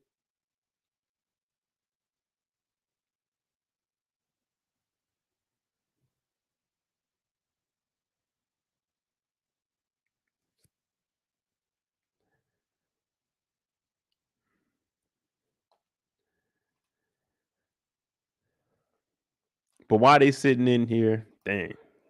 He going through it. And Lamar is looking at Lamar. And we're like, damn, what the hell happening? And he's like, man, you think everything's over with, don't you, Lamar, man? The walls are closing in on you. You ain't got nobody. You ain't got nowhere to go. It's you and I, man. It's you and I, man. Lamar going through withdrawals. That coke, it ain't hitting like it used to. You know what I mean? At some point, you got to take it to another level. You know what I mean? You just got to take it to another level. That coke, okay, it was cool. But dog, we got to go to another level. When I say we, I'm talking about Lamar, not me. I ain't on that. That's that Lamar. That's that Monique. That's they shit. I don't do this shit. But he's sitting here. He's like, man, Blackie died.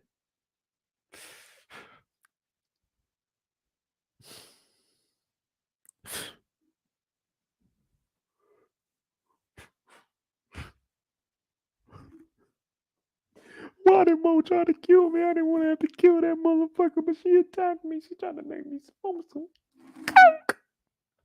So he hurting because Mo came at him. We talking about Kevin had self-defense. Lamar had self-defense. That crackhead tried to attack him. He defended himself. She was trying to kill him. He's hurt, man. He didn't expect his baby mama to do that. Now he ain't gonna be able to see his daughter. He ain't gonna be able to see his baby mama no more. And guess what? A rock drops down in front of him. He got his pipe. And with that pipe, he's going to go to a whole nother level. Now, happy Lamar is saying, you fucked up, didn't you? Yeah. I know where you can come back. Hit this. Take this rock, put it in that pipe, and hit this. So Lamar hears these voices. Lamar is looking at Lamar. Lamar sits back. Beam me up, Scotty. He takes a hit of this.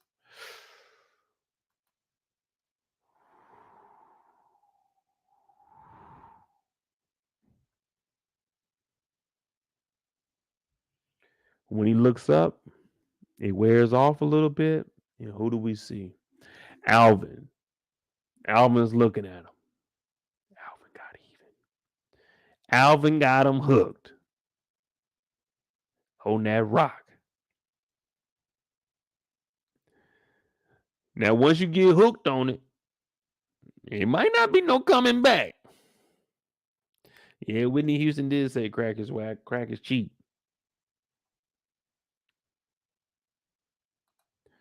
But Alvin got even. Alvin went ahead and let Lamar hit that dank. When I say dank, I mean that dodo, that doo-doo. That take you to another level.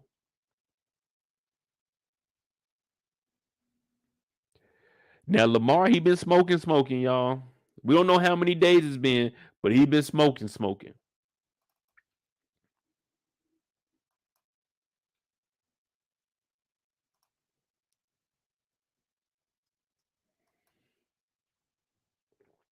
He at the crib chilling.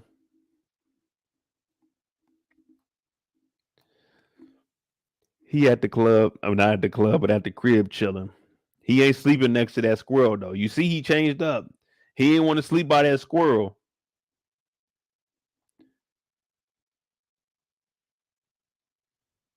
Hold on, let me make sure that these couches are the same. Let me see. All right, so this, all right. I'm trying to see if he slept close to that squirrel or not, because I would have had a fear that squirrel might come alive and get on me. I only touched a squirrel one time in my life. It ran across my foot. But that little motherfucker was fast. And I ain't like that.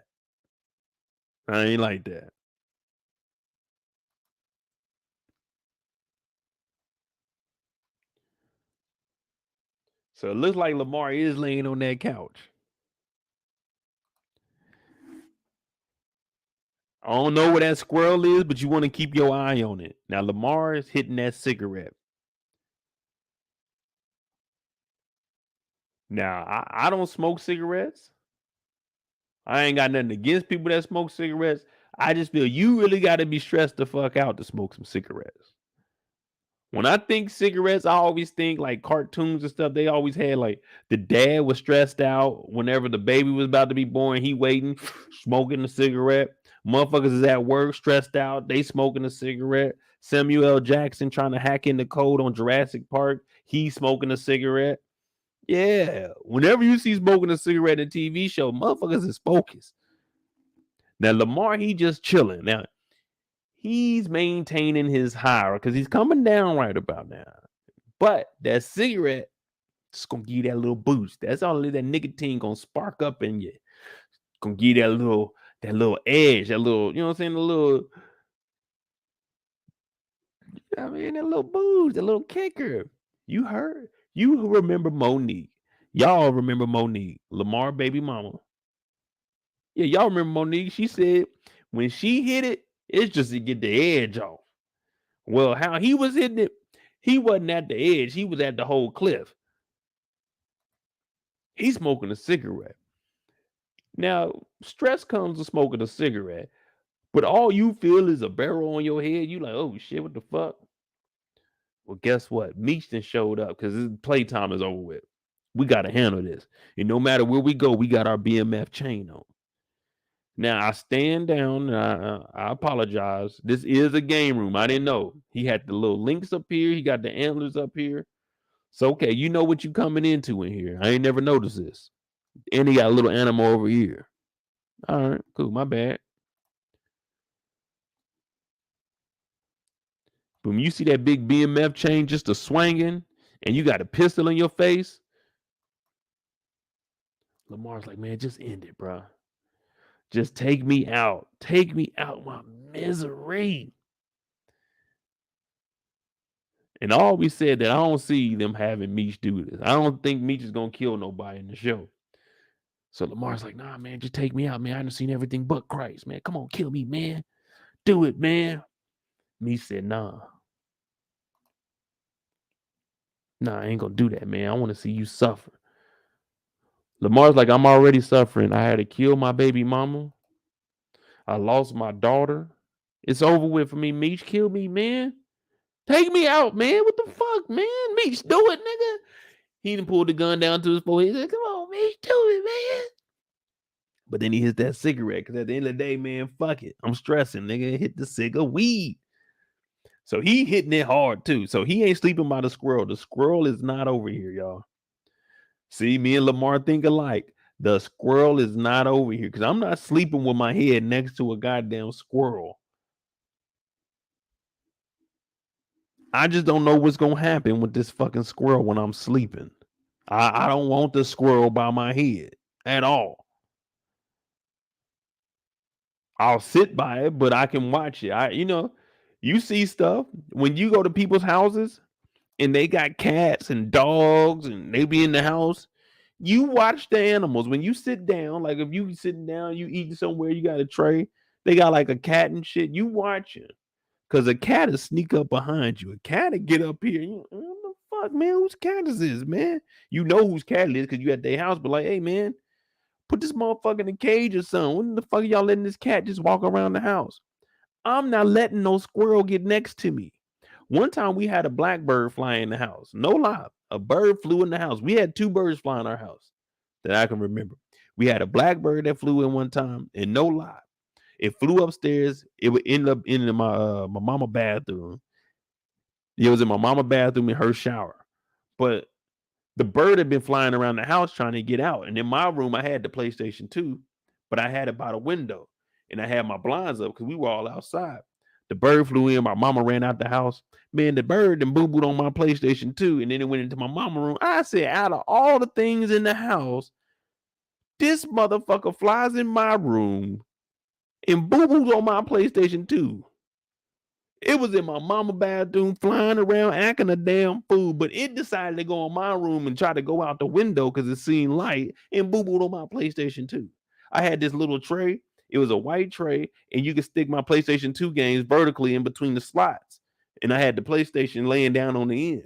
The bird came in there and shitted on the PlayStation. Out of all that, shit on the carpet, do something. That motherfucker shat on my motherfucking PlayStation. I don't like inside the house animals. I don't like inside the house animals. Animals ain't supposed to be inside the house. They animals. Let them outside.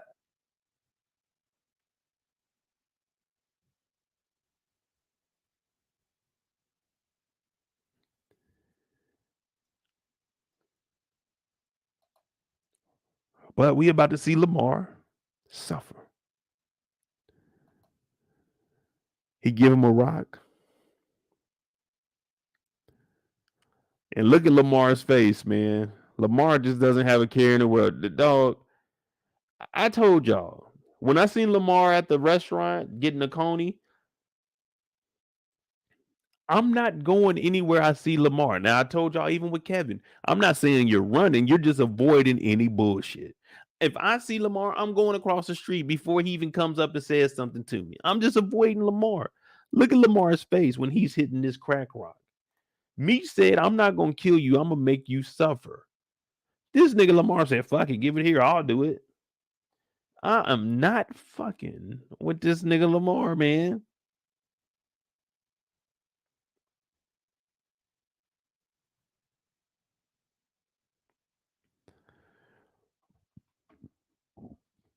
Excuse me.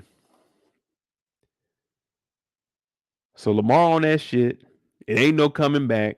And it turns out Alvin, he's working with Meech, just like I suspected. And Zoe confirmed. So everything we said was right. Everything we said was right, y'all. Zoe confirmed it, and he was working with Alvin. Alvin got that bankroll. Now, I've seen a lot of people. I seen like, all right, listen. I try not to bring anything on the outside on here. We have our own thoughts. But when I seen it, I was talking about the meme about Alvin. They said it be your own people.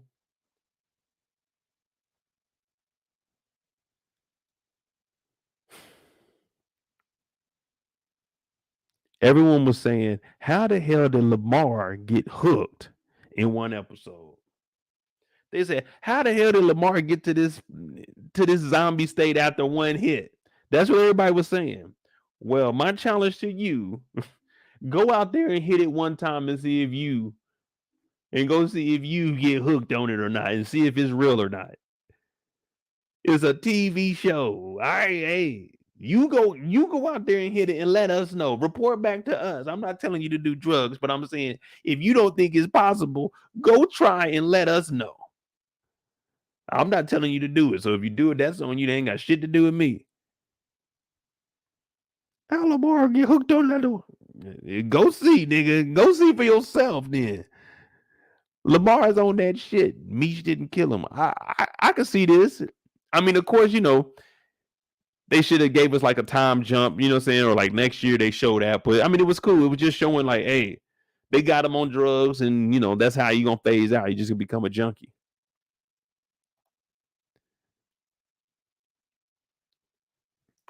I mean, I guess it works though, because I always wanted to know how they were gonna tie up this loose end of Lamar. So what y'all think about Lamar, y'all?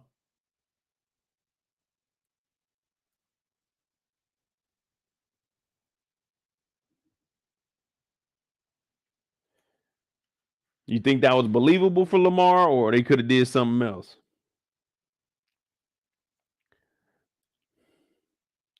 Rick James said he should have took Lamar out. Lamar's going to rehab like Pookie did. Yeah, Pookie rehabbed, but in the end, what happened? He went right on back, man. But you know how it is over here. When it comes to junkies on TV shows, once you cross over into that junkie life, it's hard for us to believe you didn't win legit now. It's hard for us to believe that you got clean. It's a TV show. We could expect the worst from a character.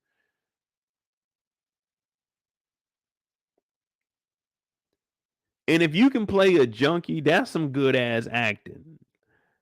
That's one thing that we notice a lot. Like, all right, some people, they're better actors than others. But if you can play a junkie, if you can be a good junkie, most of the time you're going to have a good acting career. If you can express a junkie on screen and it's believable, to me, I use that as a level of acting right there. Being a junkie and a believable junkie, to me, that's a high indication that you know how to act.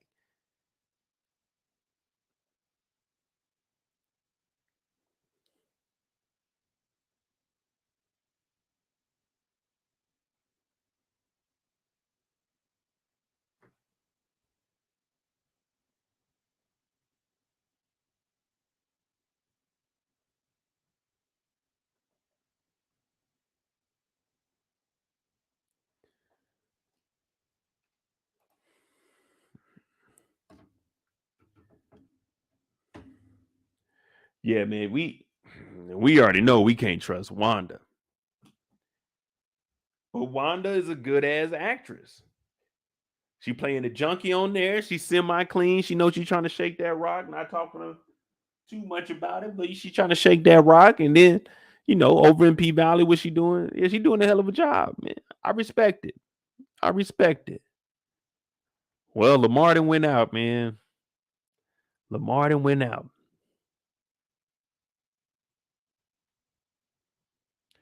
Who we got? We got the two brothers, and we got the Lucille and Charles. Should we call it a saga? Because every week is something with them. Or, yeah, we can just call it a saga right now. We never know what's going to happen with them. One minute they own, the next minute they not. Then they arguing, then they not, but they don't like each other. This relationship is real, real, real, real, real, real, real, real, real, real rocky,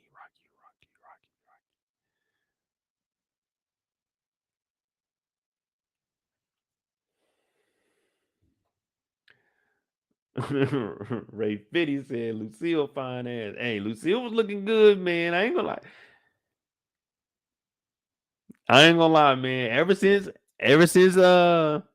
Eastside Swift hollered at her, she changed up her game, man. She didn't change up the game.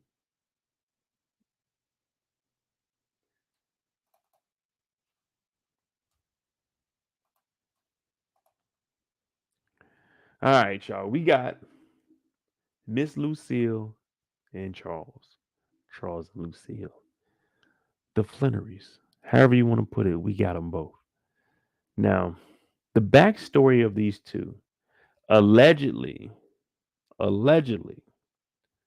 Charles had been messing, or should I say, Charles has been in an entanglement with Miss Mabel, the next door neighbor. Now, Miss Mabel, from our understanding, was supposed to be best friends with Lucille.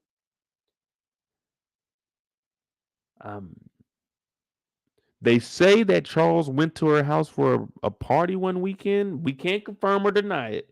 That's just what they saying. And allegedly, while he was there, he was assaulted by Nasty Nancy, the neighbor, and then taken advantage of by Miss Mabel. She tried to force him to drink. All this is alleged. We are not sure. We cannot confirm this. Lucille has no evidence. Then he may have did something that night. He may have went over there another day and did something. This is all alleged. We are not sure yet. Charles, we all know, is a handyman. Charles was also picking up a double shift at GM. Charles had a job. He's a handyman, y'all. Remember, Charles is a handyman. Easy Rest Motel. It's easy rest, but that means it's going to be easy fixing, because when some place is called easy, you know what I'm saying? That means more things are going to break. So Easy Rest Motel gave Charles a room. So while he's working on it, he can just bring his tools there and leave everything in there. The room is in his name. So if he wants to sleep in there, that's fine. You know, we're paying him for that. Now, he left the receipt in his pocket, but that receipt was an expense. That's all that was. He was going to write it down because they got to pay him back. They got to reimburse him. Lucille, she gets upset. Now, she finds Easy Rest Motel matches in Miss Mabel's. Now, we don't know. We don't know. This is all alleged. This is all alleged. I wasn't. Were any of y'all there? Were any of y'all there? Someone tell me if they were there or not. Because if not, we got it. This is all alleged. We don't know what Charles was doing. We don't know. We don't know. We just like Lucille. We don't know right now.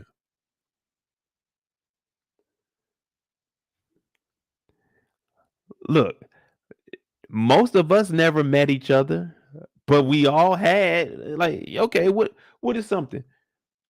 None of us know each other, but we all wore something Nike before. So if I come home with Nike socks and you got Nike, does that mean we were around each other? Everybody been to the Easy Rest Motel. It's the Easy Rest Motel. I got cards at the crib from Harris Casino. I was a teenager. How I got cards from Harris Casino? They ain't my cards. I just use them. Yeah, when they get done, when they put the hole in the middle of them so you can't bring them back in the casino, and they give them away. My dad used to pick them up. They used to play spades and shit. Just because I got an Easy Rest Motel don't mean because she got matches. Me and her were together. This is all alleged. All alleged.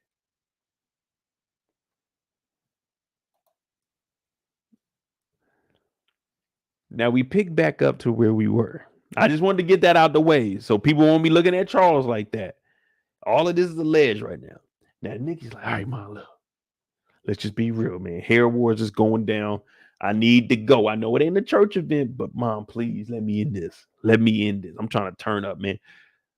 The lady down the street, she already told me, Mom, you know my boss. She cool with it. She said she gonna hook the hair up.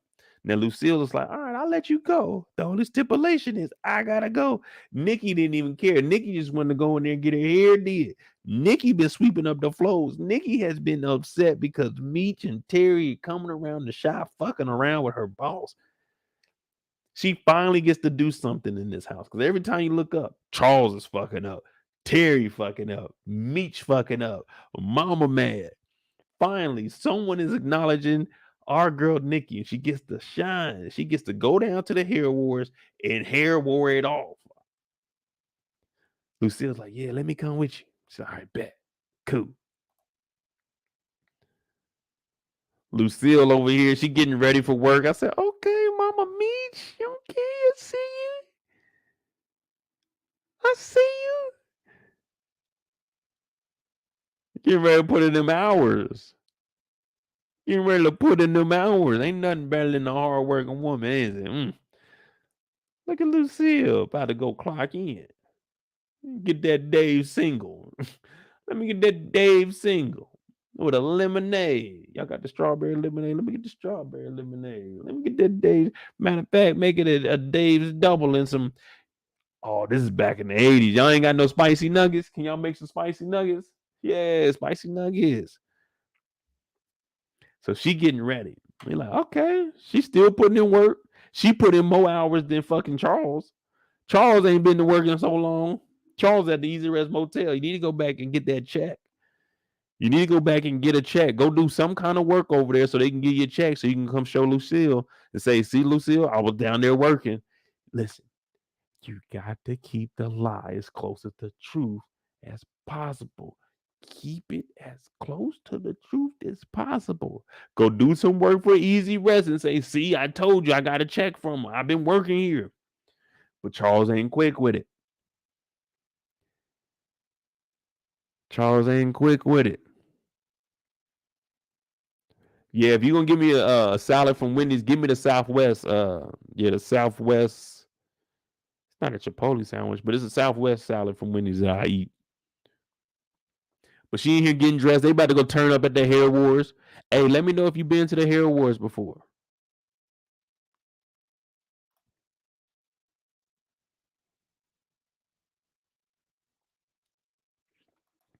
Charles comes in. He said, hey, what's going on, y'all?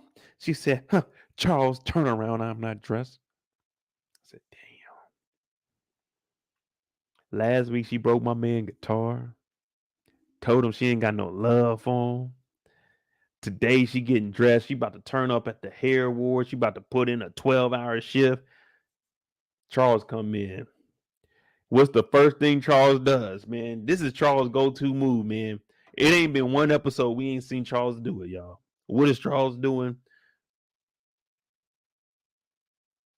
Every time we see Charles, every scene. When I put my hands up on my hips, when I dip, you dip, we dip. Every time Charles is on the scene, expect to see this move. Hands on hip, thinking it out. What can I say to make this right? Because he ain't out of breath. He trying to figure out what to do. How can I get this right? She's like, Charles, turn around. I'm not dressed. So Charles turns around. Nikki leaves. She's like, Charles, I'm not having this, okay? I don't want to talk to you. I don't even want to look at you. I know. I just want to make things right. I want it to be us. Please believe me. Lucille says, shut up, Charles. Get out of here. Where's the love, y'all? Where's the love? She broke his guitar last week.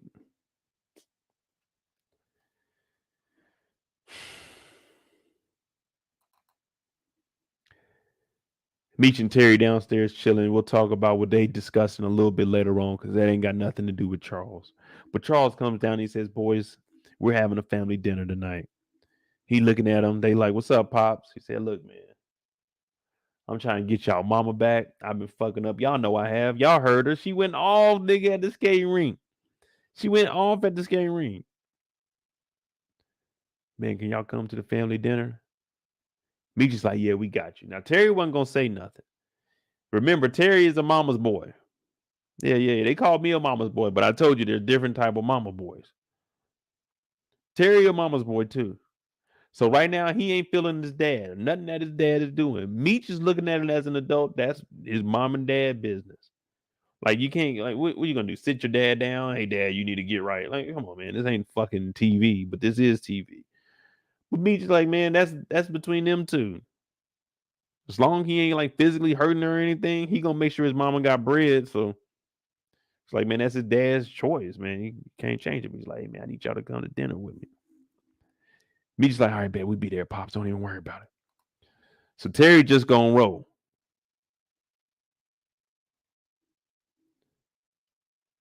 What up, Tamika?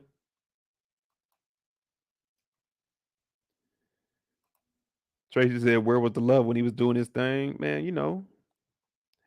He told her straight up. He did that with Mabel. He said, allegedly, he did that with Mabel. But he said he don't love her. He loves her. He loved Lucille. Which I mean, where was the love? The love was always here. The love is always here. You can't just you can give your body to everybody if you want to, but you shouldn't give your heart to everybody. Come on, y'all gotta. Man, this is deeper than physical. This is spiritual. This is emotional.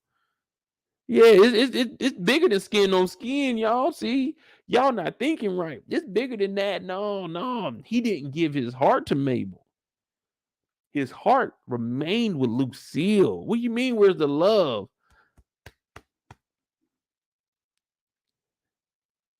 Y'all know it. We reference it all the time. A heart is a house for love. And I've learned that it don't take much to break a heart. Ooh, don't give up, don't give up. Yeah. Lucille, two wrongs don't make it right. Ooh, yeah. Y'all know it. A heart is a house of love, nigga. What y'all mean where the love? He loved Lucille. He told her, I didn't love her. I love you. Y'all looking at it all wrong. He made a mistake. We all make mistakes in life. Kevin killed a nigga. Kevin killed a nigga and told his daddy it was an accident. Yeah, Charles made a mistake. It was an accident. It was an accident. Y'all said we feel sorry for Kevin. Wait, we feel sorry for Kevin because he accidentally killed a nigga. Charles accidentally did something allegedly with Miss Mabel, and we mad. Talking about where the love. Charles, he loved me. He told her last week before, was it before or it was after? But that guitar was in the picture, and he said, "Look, I love you. I love you, Lucille. Lucille, it's me." Don't listen to what people say. Yeah. They don't know. Yeah. Lucille, don't listen to them. That noise on the outside, shut it up. Kill that noise. All this man wants is his kids to come to family dinner with him. That's all he wants. And we're looking at Charles saying, oh, F Charles, F the guitar, throwing tomatoes at Charles. Boo, Charles is terrible. This man's trying to bring his family back together. It was an accident. We make accidents. We have accidents. We're humans. We're humans. We're human. We're human, y'all.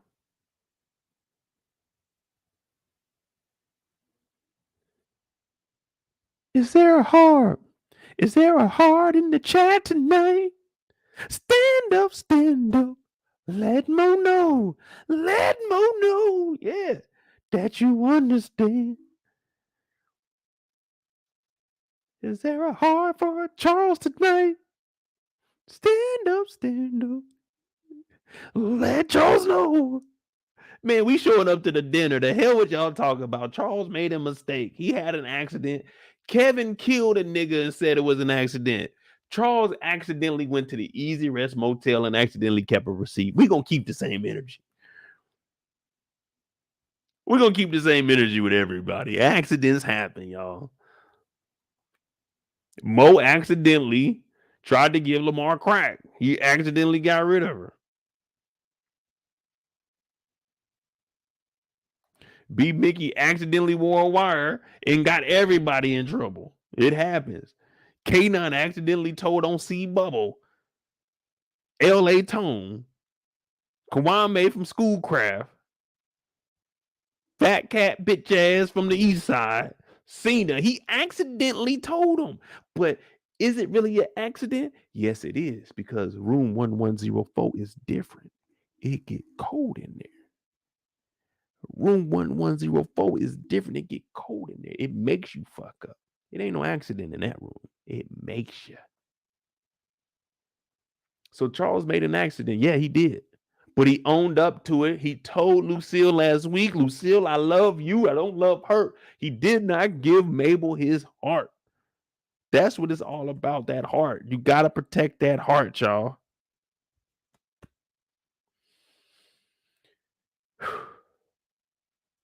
I'm with you. I'm with you, Charles. You know, it was a moment where I was down. I was looking. I said, there ain't gonna be no way I can defend this man. But God damn it, I'm back. I am back. Charles, you got full support from Mo and the Moettes. We are on your side. That is what we are here for. Yeah, us. Moettes, Charles, 2023. Let's go. Dinner time. Dinner time, y'all.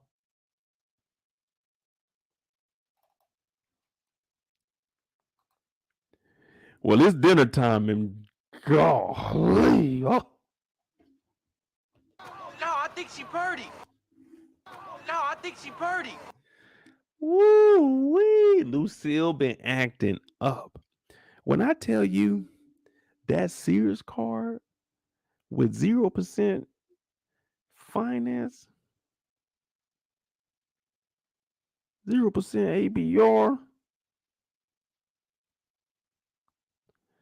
0% for the first 12 months. When I tell you Lucille ran through that motherfucking $1,200 limit, Lucille maxed the Sears card out. She said, oh, let me get this. Oh, yeah, this fitting real nice. Let me get that. Oh, yeah, this real nice.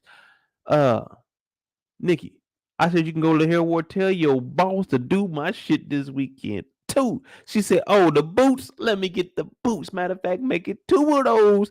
Lucille came down. We looking like, damn. Now, you know, I'm at the house. I'm just security. I ain't supposed to be looking at Mama Lucille like that, but I'm upstairs in my room and I look because I heard them heels. I said, don't nobody be wearing boots in the house up here, not on this wood floor.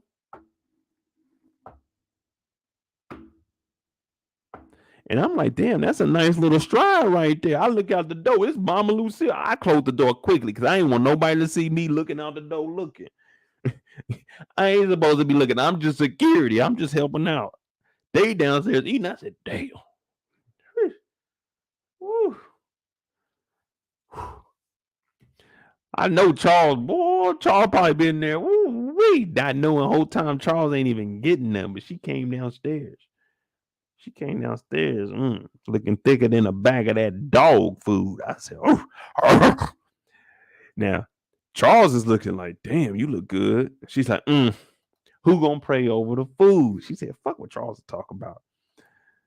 Fuck what Charles is talking about. She came in, she looking good. She got the hair just blowing in the wind. We're like, damn, look at Lucille. Ooh, what's that Chanel number 9? Ooh, don't do it to him. Don't do it to him. Ooh. That shit smells so good. It make the hair on the back of my neck stand up. Oh, I'm like, ooh. Yeah, I'm going crazy. Mama Lucille got it hot in here. This ain't room 1104. No. This is the after party. This is the after party. It's the after party at dinner, so you know how the night about to go. She done went out on a date with Pastor Swift, and now she done came out with this.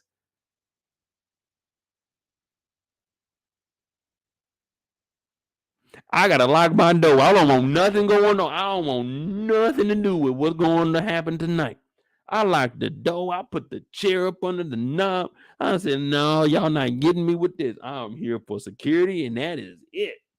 Lucille go downstairs. All you hear Charles is talking about, ooh, you look good. Everybody like, damn, you fly as hell for this. She said, fuck all that. Who praying over the food? Now, Meech got to lead us in prayer. He said, dear Lord, thank you for this food. Put something in our gut to get us through the night. Love being around my family, and I don't want to make it long, but Lord, please give us the strength to finish these meals. Lord, give us the nutrients to push us to another day. Lord, I just ask that you put your hands on all our shoulders before we eat this meal and guide us through the light. Lord, these green beans, ooh, I'm not a big vegetable eater, but I promise you tonight, I'm getting 2 spoonfuls. Ooh, the rose is smelling good, Lord. If it wasn't for you and your graces, we wouldn't have it. We wouldn't have it. I heard a story. Took a loaf of bread and fed many. I heard a story. He took some wine and gave it to everybody. Turned water into wine. Lord, I know what you capable of doing, and tonight you done did it. And I can't even say you done did it because you done did it again, and you'll continue to do it until the day that I'm gone. Lord, I just ask you bless this food for me, my parents, my siblings.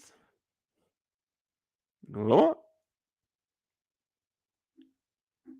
in your name we pray. Amen. So everybody at the table, everybody, damn, Meech, that was good.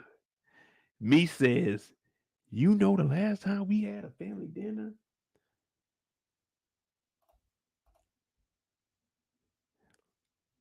Man, when was that? Lucille said, oh, I know when it was, Meech. You weren't here. Mabel was. Everybody's like, oh, shit. Here we go with the Mabel shit. This is why I'm upstairs with the door locked. I can hear it, though. But I got my door locked because I don't want nobody to try to run up and get in my room and like attack me for some shit I ain't had nothing to do. So I got the door locked, but I can hear everything because it's getting loud now. Now, I just heard that long prayer, but it's getting loud now. She said, oh, is that before or after you decided to have an affair with that Jigaboo? I said, Jigaboo? She said, no, I said, Jezebel. Oh, okay, I better make sure. But she went, oh, this nigga Charles didn't even know how to act. See, you got to be quick. You already know the tension in this house. Ooh, wee, you can cut it. You got to be prepared to have a comeback at all times. That's why I told Charles to go to the Easy Rest Motel and get a job. Try to get a check or something so you can deny. Now, I keep telling you all, when you lie, you got to keep it close enough to the truth. Now, I'm not telling y'all this. We heard the DEA tell Gustavo that. But you want to tell the lies close to the truth that you can keep the story the same. But that's just like I told you. When you go jogging on the path next to the river, it starts by the river, but it doesn't stay by the river all the time. Yeah, that's the perfect path right next to the river. But sometimes you got to deviate a little bit. You can't stay right there the whole time. Sometimes the story has to step away. But then it'll come back. Yeah, then it'll come back. So Charles hears didn't. He ain't got no reply because Mabel was already over here. Mabel, she had brought back the skillet. Now, you know, Lucille was about to act a damn fool. Now, this is before Lucille bossed all the way up. This is when Lucille was still walking around daytime with a nightgown. Now, this is dinner time. Lucille done worked the 12 at Wendy's. She's showing up skin tight with the boots on. Yeah, this Lucille is different. So you got to be prepared because you already know that this topic can be brought up at any moment that Lucille gets upset. So you got to always have a response ready. But Charles, he thought making dinner for one night was going to be enough for Lucille to forget the allegations of him messing with Miss Mabel. He thought making 12 rolls, some green beans, probably some chicken. I don't know if Charles is in there making a pot roast or anything. He probably just made some chicken, some baked chicken or something. But he thought all of this was going to work, and bringing Terry and Meech over, she wasn't going to say nothing. She called him out. She said, was this before or after you was fucking Mabel, huh? Having that affair. Now, Charles is getting up. He ain't got nothing to say. And we all looking at him. I done came down the stairs. I'm like, man, this shit can get out of control now. Charles hops up. Charles leaves the house. He said, you know what? I thought we weren't going to talk about this. He said, oh, yeah, whatever, Charles. He just leaves. He just leaves. Damn.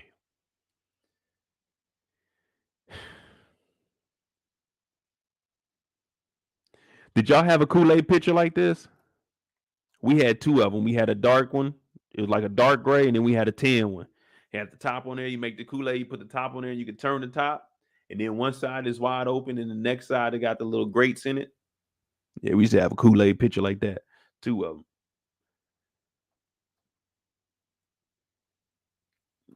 Charles leaves the house. Lucille's like, I'm not trying to hear that, Meech. And Meech is just trying to tell Mom, man, people grow apart, man. It's like that. Like, it's sad to hear, but it is. And then he also tells mom that Monique is dead. Zoe and his daughter over at her mama house, but Meech said he got him for life. So grandma about to take care of those two.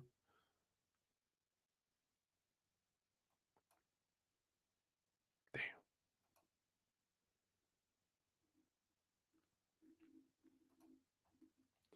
Always lovely. What up now?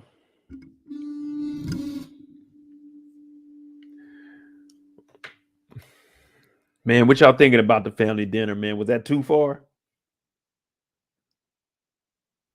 Was that too far, y'all?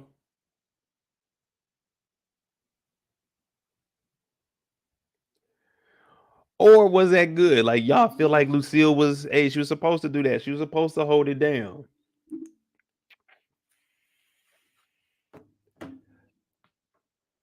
All I'm saying is Charles made a mistake. He made an accident, y'all. Kendall said no, it wasn't too far. I'm not about to be trying to deal with that. Not at the dinner table, man. What do you make, a meatloaf? What is this, y'all? What y'all think this is, a meatloaf?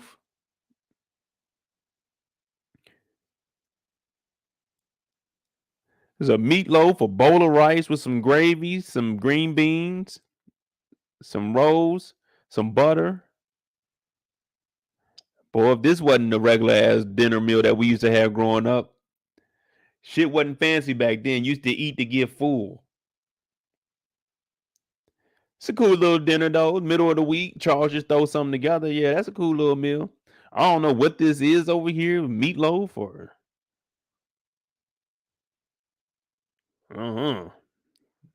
I can't tell.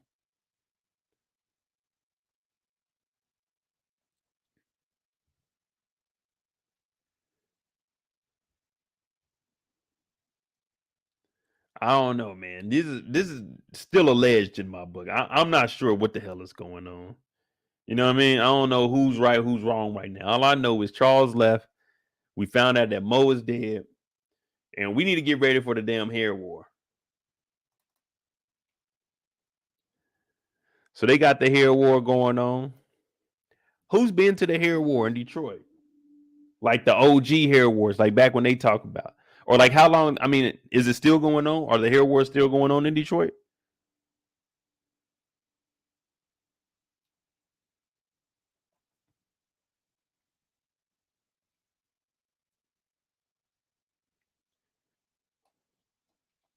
Man, y'all gonna leave Charles alone, man. Y'all gonna leave Charles ain't did nothing to nobody, man. We not gonna be jumping on Charles, falsely accusing him of stuff that he ain't did. You know what I mean? We don't know yet.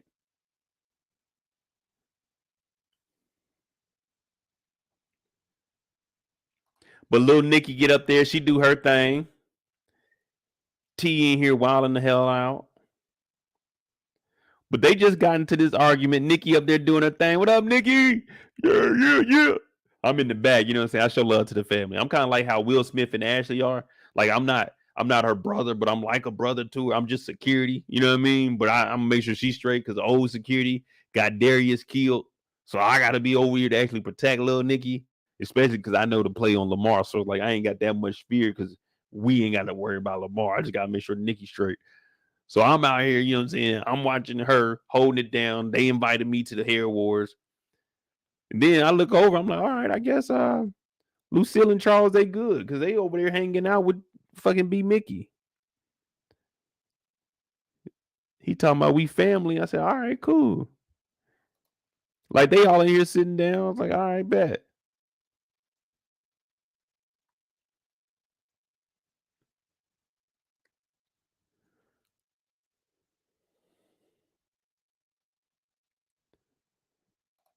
Kitchen Skills said I went to one a long time ago when my boyfriend was a hairdresser.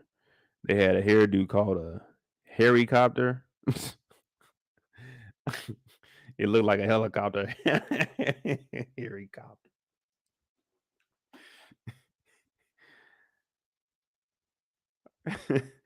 Hey, OT, that's what I'm saying. When we seen them here, I was like, wait, didn't they just get done arguing? Are they together?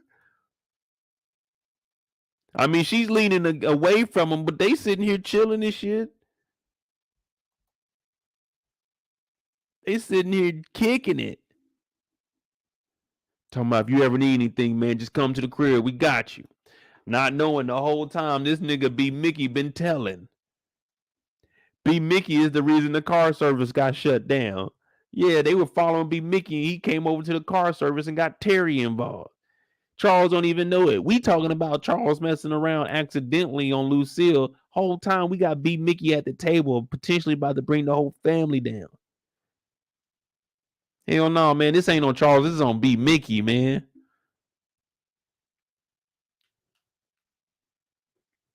Charles ain't did nothing. B-Mickey is at this table, jinxing everybody. So B-Mickey sits down and they doing their little family get together. Now Lucille pops up. I'm like, what the hell's going on? Well, if you guys remember, Terry then came up in here with Marquisha old ass. Terry like, man, what's up, mom? This is my girl, Marquisha. Charles is looking like, damn. Charles looked over at Marquisha and said, oh. No, I think she purdy. Charles set up so quick. Charles was in the seat leaning back talking to B-Mickey like this. Like, yeah, man, you family, dog. Whatever you need, man. Don't be afraid. Come by the house, man. You know, you like a son to me. Terry came over with Marquisha. That nigga Charles set up. That nigga said,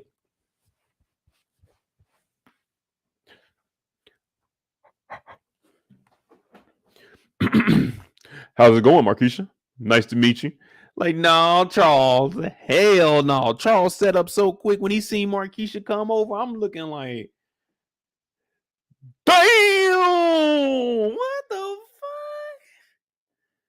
What the fuck? Terry pulled this? Deep down inside, Charles is like, damn! Charles kind of feels excited. He's like, nigga, you see what my son did, boo?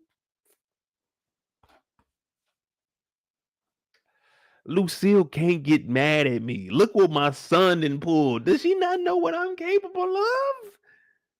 Charles set up so quick when Marquisha came in. He seen them hips. He said, wait a minute. Hips ain't supposed to be shaped like that. He said, what is that? Terry, you find this one at Terry? I was at the strip club a couple of weeks ago. I ain't seen nothing like this. Charles sat up and said, pick your lip up, Charles.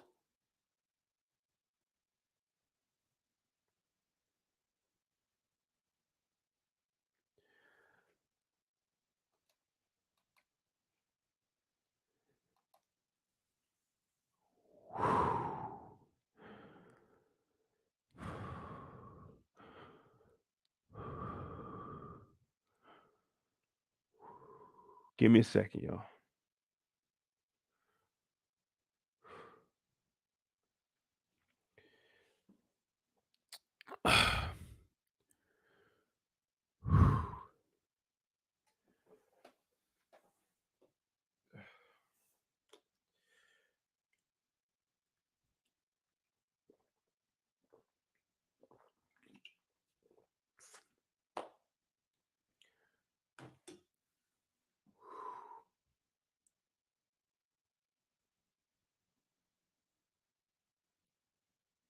How the fuck did Terry pull that? What the fuck is going on in Detroit? How the hell did Terry pull that at 17 years old? God damn it, Lucille is running the bloodline. Do you see what my son is out here pulling? Charles is over here rehydrating. He's looking like, what the fuck? I was risking it all for Mabel. Look what my son out here doing. She said, hey, Miss Lucille, nice to meet you. Charles said, nice to meet you. Like, Charles, back the fuck up, Charles. So Charles is wilding out right now. Lucille's looking at her. She like, Terry, what you doing up with this girl when you got a girl, you got a woman, and she pregnant with your second child? I ain't never seen a mama hate like this. My mom would never hate like this. Oh, my sisters weren't even hating like this. Lucille said, oh no. What you doing in here with my son? She said, oh, your son more mature than most. She said, oh, I bet you know you had a few. You long in the tooth. I said, what the fuck long in the tooth? That 1937 insult. Oh my God, Lucille is for real. Now, Marquisha, her old ass, she in here with Terry, arguing with Terry mama. Then the mama then already hated and told everybody in here that Terry baby mama is pregnant with his second kid while he in here with his newbie in front of everybody. Now Marquisha is arguing with the underage baby mama in front of everybody. Oh no, who this knockoff bitch? Like, whoa, she's 17. But guess what? It don't matter. Marquisha ain't backing down. Wanda said, oh, so you brought this bitch in here with you. Now, Wanda could have easily, now I'm not making fun of it or anything, but I'm just saying, at this point, these two are going at it with each other. And I'm just making it clear. We're talking about the TV show. But Wanda could have got on Marquisha's ass about everything that was going on with Boom. She already been talking to the police. She know a little bit of something. But she said, oh, it's good to see your face. When it ain't Terry's face in between your legs. I'm like, oh, no, not in public. Don't do this. My dog just said it's 6:05. We about to get live. Nigga wasn't blind. Hey, it is getting live. So I'm over here. I'm like, damn. I'm pulling up. I'm like, what the fuck they are? I'm trying to get close. I'm like, what the hell going on? Oh, this knockoff bitch. She over here. She trying to get at me. And Terry's like, hey, chill. She's like, oh. So this is who you been fucking with, Terry, this old bitch? I'm like, oh, damn. They are disrespectful in here. Now, she could have easily said, you can call me a knockoff, but Boom was knocking his fist off on you. Like, they could have been going back and forth. I say, I'm not joking around about domestic violence, but I'm saying at this point, the gloves is off with both of them. Marquisha, old as a motherfucker, arguing with this underage chick who is pregnant. Showed up with an underage. So no one's wrong here except for Marquisha. Even Wanda tried to, I'm not Wanda, Lucille tried to call it out. So I'm just telling y'all what we seen on the show. But Marquisha going off. Marquisha, oh, fuck you, bitch. You knock off, motherfucker. Now Wanda, she going back to, oh, you old motherfucker. Look at you. You wish you with me. Then she says, oh, Wanda, you trying to copy my hairstyle. I said, wait, let me see. Do they got the same hairstyle? Wanda got her hair down. Oh, they did copy each other. So now they going at it. Now it is going down. Everybody looking because this shit is loud. When you hear baby mama out loud, wherever you at, you go look. Oh, there's my baby mama. Whenever you hear baby mama yelled out loud or my baby daddy yelled out loud, you're looking around like, what the fuck is about to happen? Why do we need to know that someone's baby mama or baby daddy is in the building? No, that's my baby mama. Nigga, anytime someone get to yelling about baby mama, baby daddy, shit like that in public, be cautious. Look around, be prepared to get the fuck out of here. There is no reason we need to know anybody baby mama, anybody baby daddy is in the building. Once you hear that yell, that's my baby mama. Run. Get the fuck out the building. Just like the Boondocks, it's gonna be a nigga moment. They going at it. We at the hair wars, y'all. We got the helicopter. That's what they said. They said they had something called a helicopter. Look like a helicopter on their head. Man, they got all kinds of shit going on. Lucille going at it with Marquisha old ass. Marquisha going at it with mama. Marquisha going at it with the young girl. And then Marquisha hits Terry. She hits Terry and walks off talking about, I'm not dealing with this. I don't want to put up with this. Whole time she got this big ass BMF chain on. What you mean you don't want to deal with this? Don't walk off with my shit. Give me my goddamn chain and walk off, motherfucker. You over here arguing with my mama hitting me because you the old motherfucker. I didn't pick when you was born. Your old ass came on to me. How you gonna hit me and walk off my chain when I brought your ass? Where you gonna walk to? We know you ain't got no car. Your ass is walking in the rain. Who'd you call? You called me. When you and Boom got into it, you ain't had nowhere to go. Who'd you call? You called me. When they arrested Boom ass for snitching, who'd you call? You called me. You ain't got shit but me right now. Chill. But that story is something else. That's a whole nother story. We talking about Lucille protecting her grandbabies and her son from this motherfucker, Marquisha.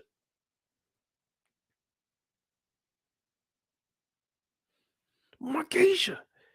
Terry got hit because Marquisha old ass was arguing with that nigga mama and that nigga baby mama. How he get hit? What do you say on Boys in the Hood? What you hit me for? What you hit me for? Remember when mama hit Doughboy before Ricky and them went to go to the store? Yeah, they hit Doughboy. And what did he say? He said, what you hit me for? What you hit me for? And then what did Chris in the wheelchair say? Chris in the wheelchair go say, yeah, man, what she hit you for? He said, man, shut up. Yeah. What you arguing with my mama for? Why? What you arguing with my mama for?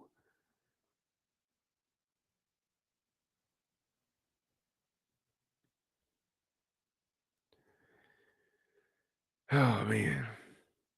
But that's the end of that scene right there. We got to continue this Lucille and Charles thing, man. We're wondering where the madness stopped. But that was just a rundown of the war at the well, not the war, but the hair war. The war at the hair war. Man, it was that was a scary battle to be in, man. Let me tell you. But what did we learn from that, y'all? Tell me what we learned from this little scene right here. Rain said Terry had a child with Wanda at home, but he wanted to go and start an already made family with a woman way older than him. He is who has two sons. Hold on. Who is way older than he is. Who is way older than he is, who has two sons that are like 8 and 10 that aren't his. What kind of logic is this? Marquisha, this is manipulation right here, man. I've been trying to tell y'all for the last couple weeks, man. Marquisha been fucking. Marquisha showed she sold Terry insurance that didn't cover shit. Right then and there, we knew she was fraud, and y'all laughed. But I seen that. Said, why? Why you gonna sell this young boy some insurance that don't cover shit? Why?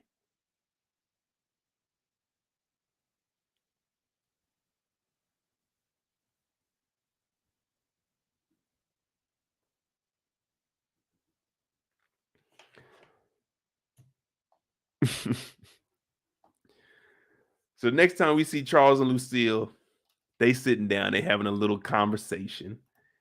Now, she in the living room, she's sitting down, chilling. Charles come down with the crisp Air Force Ones. He's like, hey, Lucille, guess what? I think,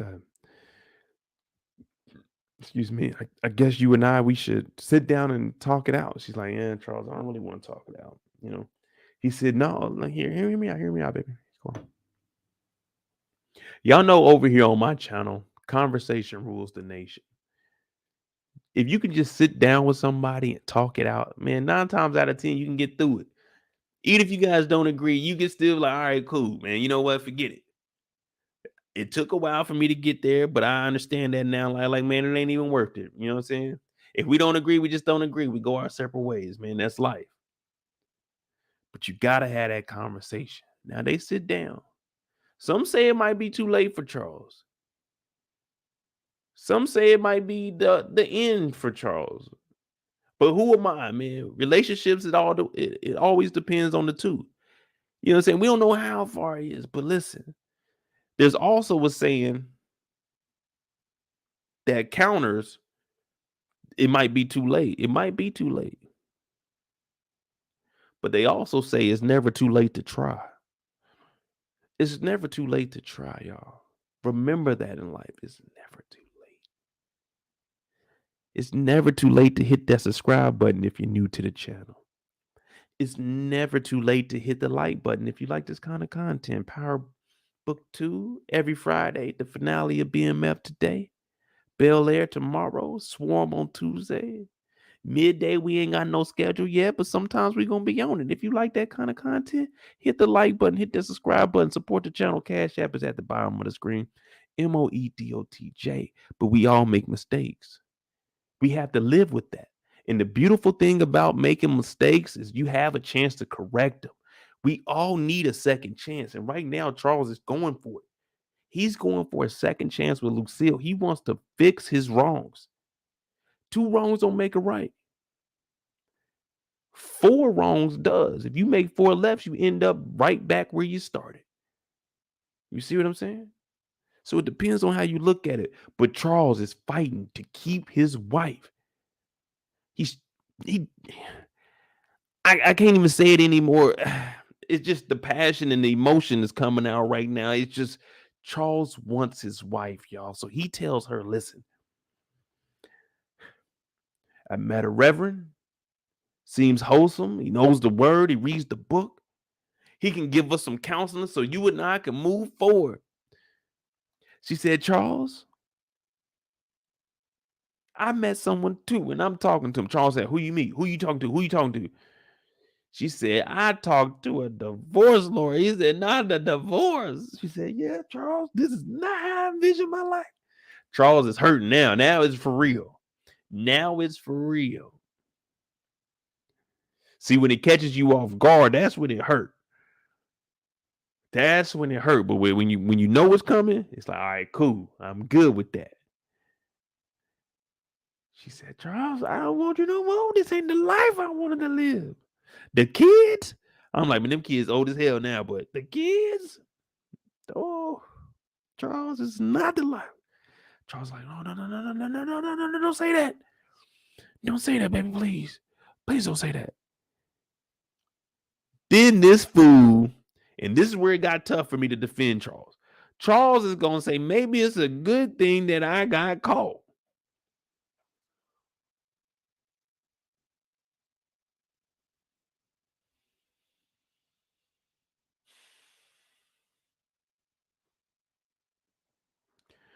Charles said, maybe it's a good thing I got caught.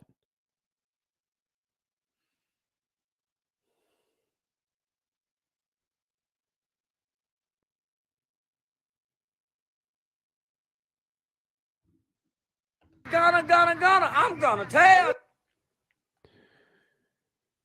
What do we don't do on this channel over here, y'all? We don't admit defeat. We fight. We fight. These shows, we will not bow down and give up. We fight to the end. Charles said, maybe it's a good thing I got caught so I can find myself and we can move forward.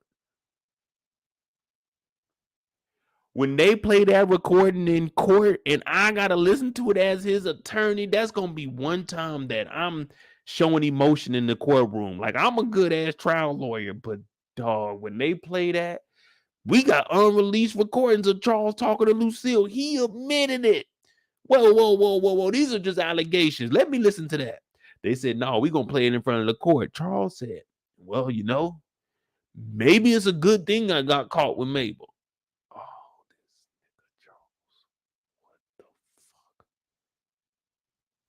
fuck?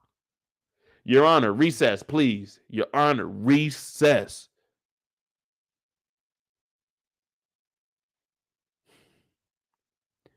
I got to take Charles in the back. And I can tell him straight up, hey, bro, I got some hen in this cup, nigga. You need to go ahead and take a couple hits because, nigga, it's over with for you. She's getting the divorce. Everything is gone, bro. I can't do shit. I'm going to try my heart. I'm going to get out there. And you know I'm going to tell a lie under oath. But see, I'm a lawyer. I ain't under oath. I'm asking the question, but Charles don't know that. You know what I mean? I'm a lawyer. All I'm doing is asking questions. I ain't get sworn in. You know, I'm just asking questions. I can lie in court. You can't lie, Charles. But I'm telling Charles, yeah, man, I got you. I'm going out there and I'm looking at the judge like, hey, judge, look, be lenient on him. He ain't all the way there. That nigga lost his guitar. Let's get him a fair divorce. Charles, it's over with.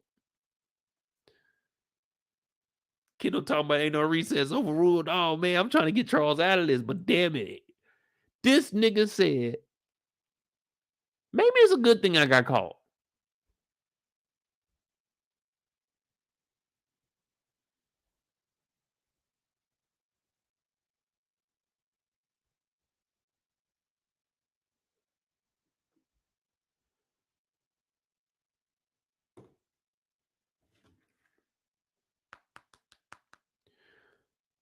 Hello?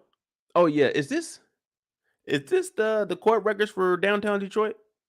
Yeah. Oh yeah. My name is Mo. I have a YouTube channel. We just want to confirm the audio of Charles. Could you play it back for me? Maybe I think it's good that I got caught. So that's what it says in the transcript. The stenographer she wrote that too. Oh, so it is confirmed. All right. Hey y'all, they got Charles on tape, y'all. They got Charles on tape. Fuck.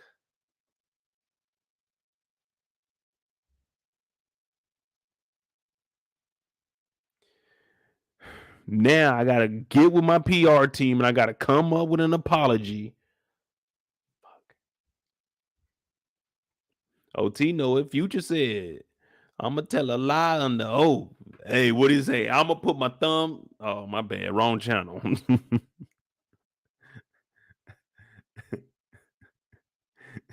Wrong channel. But yeah, you know, Future be talking that talk.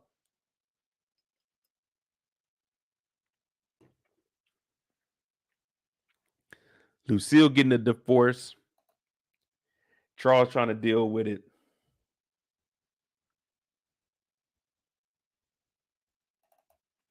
And the last time we see these two on screen, Lucille then came down with the, oh my goodness on. Woo! Lucille got that, push it. Push it real good. Dun, dun, dun, dun, dun, dun, dun, dun, dun, dun, dun, dun, dun. Push it real good. Dun, dun, dun. Yeah.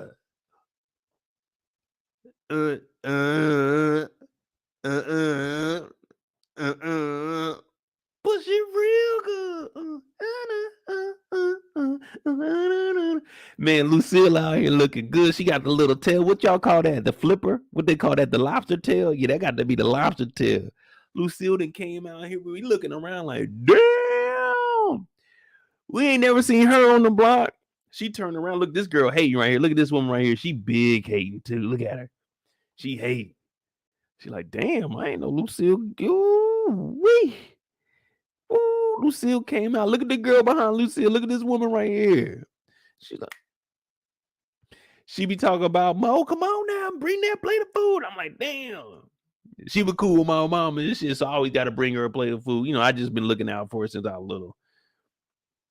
But Lucille out here, she got the big hoops too. The big hoops with the lobster tail, man. Monty, you know that song. Push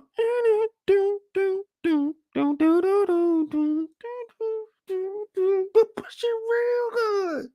Hey, that motherfucker beat was tight, man. I used to like that shit when I was younger. Lucille turned around. She got that Janet Jackson jumper on. She turned around. The damn lobster tail got the swinging around. I said, oh, she looking like something out of a Prince video. If all this was purple, she looked like she just came out of Purple Rain. Purple Rain. Yeah. Lucille turned around. She got the hair about her face. Everybody looking like, damn, Lucille is on the block. This nigga Charles look like, God, look at Charles. Charles biting his bottom lip. Charles in there like,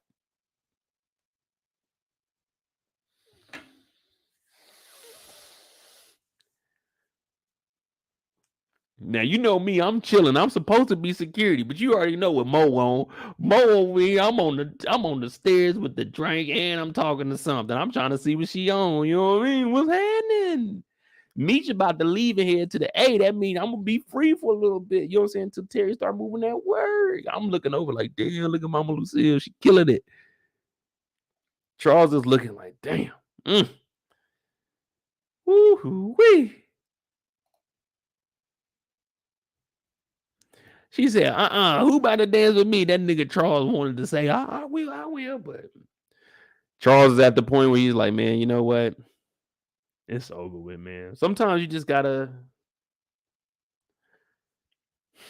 know when to fold them. It's sad, you know what I mean? Charles was doing everything he could to try to fix this marriage. He went and talked to a new wholesome pastor. He paid off the Sears card. He did everything he could. Everything he could. But it don't look like this relationship is going to last between the two.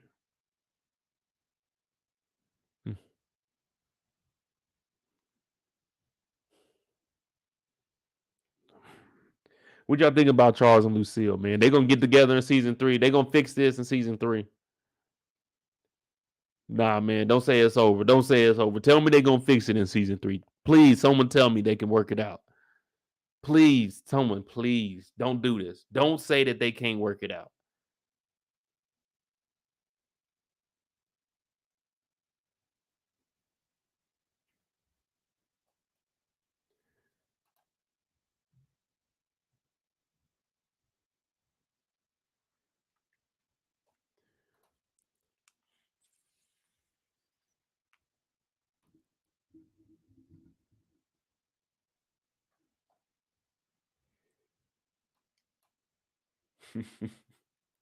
Everybody's saying it's done, man. It might be.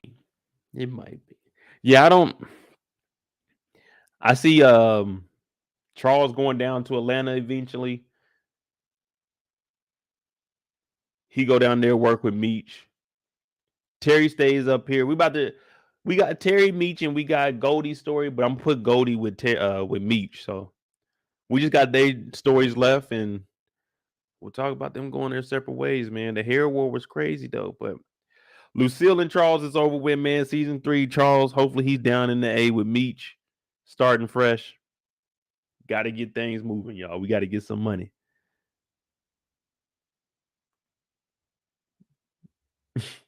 OT said, talking to a new pastor, that's crazy. What, you ain't supposed to switch up pastors? Once you get one pastor, you can't go to another pastor? What, it's a pastor war out here? What's going on? Someone fill me in. I know they be saying you can't go to a different barber. Like, look, nigga, if I need a barber and my barber ain't there, I'm not going without a haircut. Next in line, I seen you cut hair a couple times. I'm gonna go get my hair cut by them. I seen, when you in there, you looking at the other barbers and how they cutting, because sometimes you might need a haircut and your barber ain't there. You need a haircut.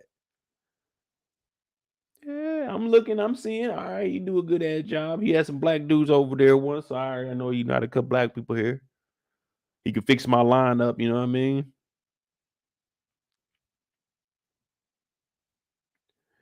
Charles about to be a passport bro. Man, a passport bro. I had this woman asking me the other day, was I a passport bro? I'm like, man, I don't know what them niggas do. I don't hang with them. Let them brothers go do what they want to do, man. Shit. I'm booking me a flight to where the fuck I want to go. Yeah, I'm a passport bro. I got a passport, bro.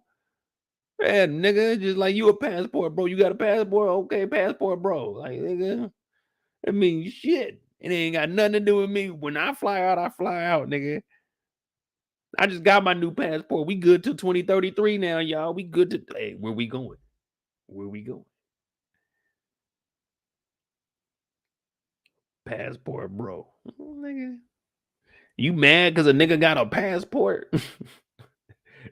That's some hating ass shit because a nigga call himself a passport, bro. Hey, man, what are you, a passport, bro? Yeah, man, I'm in a passport, bro. Okay, cool. Nigga, you got a passport. Yeah, nigga, he's an adult. We should all have a passport. Go see the fucking world.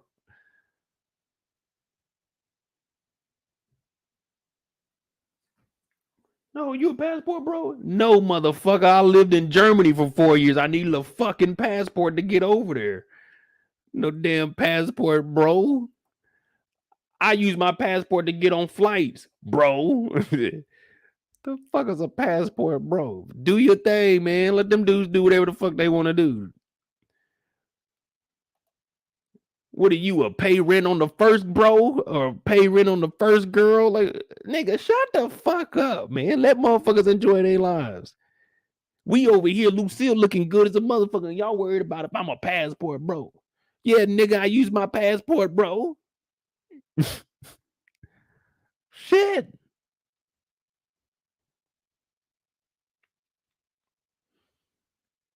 Sometimes I go places that my state driver's license don't work. I'm sorry. Sometimes they don't give a fuck about my state driver license. They don't. They got to see a passport. Sometimes you got to have a passport.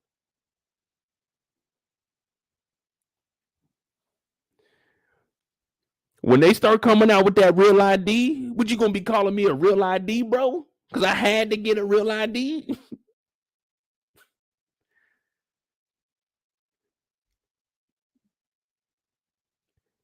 Y'all over here hating. Y'all acting like B-Mickey right now.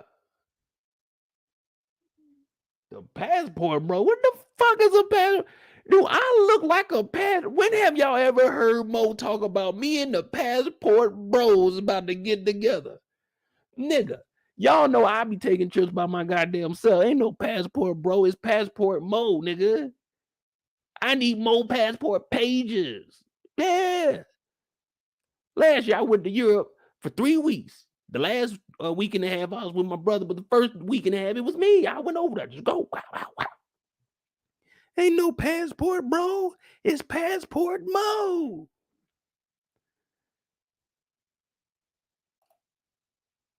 That motherfucker asked me, like, I have a conversation with you. Now, if your conversation start going like too far left or right, whatever way you want, I'm like, hey man, I'm good on this. I ain't about to talk about this shit no more. But jeez Louise.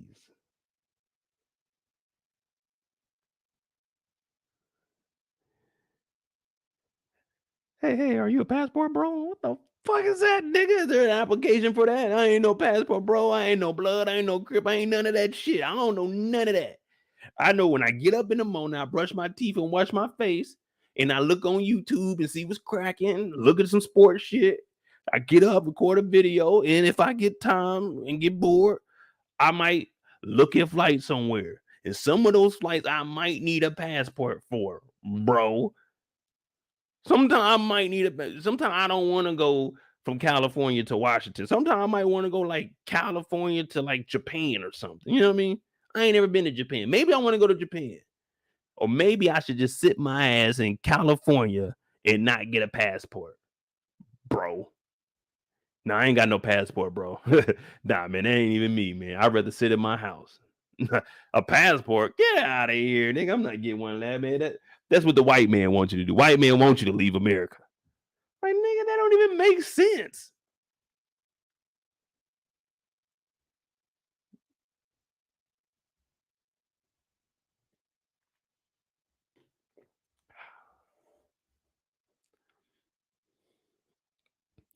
But who we got? Terry or we got Meech? Because they had passports, bro. They had passports, bro. Oh yeah, Tamika, we'll probably be on here for at least another hour, man. We got Meech and Terry. This is the finale. They at least get 30 minutes. Typically they get like an hour, but an hour and a half would be at 6 hours. Shit, we might go ahead and do that, man. What y'all want to do? Y'all want me to give y'all the short form for Terry and Meech, or saying we just do it like how we normally do it? We want the regular stories, or we want to condense it a little bit because we got work tomorrow. And I want you all to go to work. Normally I say on Monday and Tuesdays, don't work that hard, but tomorrow I want you all to go to work. I want you to go to work, clock in, and fucking work. I want you to work your tail off tomorrow and say, you know what? I'm going to do all this working and not enjoy 1 minute of it. Or you could do like I always say, go to work, ease your way into the work week, understand what you got to do, get it done on Wednesday, Thursday, start booking your flight. Make sure you got your passport number because we booking big trips this year. We might go see the family for a weekend or two, but we doing big trips this year, and you might need a passport. So if you ain't got no passport, sit your ass at the house. But the rest of us, we about to use our passport, bro. We about to use our passport. What the fuck we buying it for? I ain't dropped $297 5 weeks ago to get that motherfucker renewed to let that motherfucker sit. Oh no, I'm trying to get stamps. I'm trying to put something in there.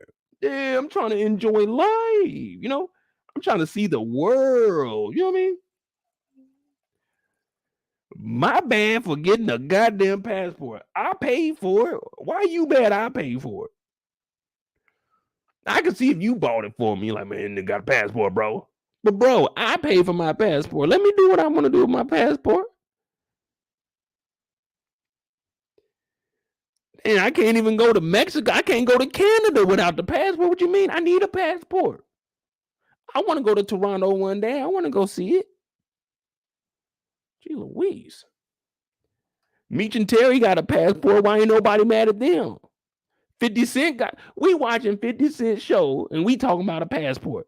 Tony Yayo has an iced out passport on his chest because it took him years to be able to get a passport.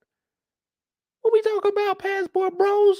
Pull up, drink that Henny. My name is Modat J. This is the after show. We got Meech and Terry to talk about. Hit that like button, hit that subscribe button if you're new. Support the channel. Cash apps at the bottom of the screen. We were just bullshitting, talking about passports. If you got one, hey, definitely use it, man.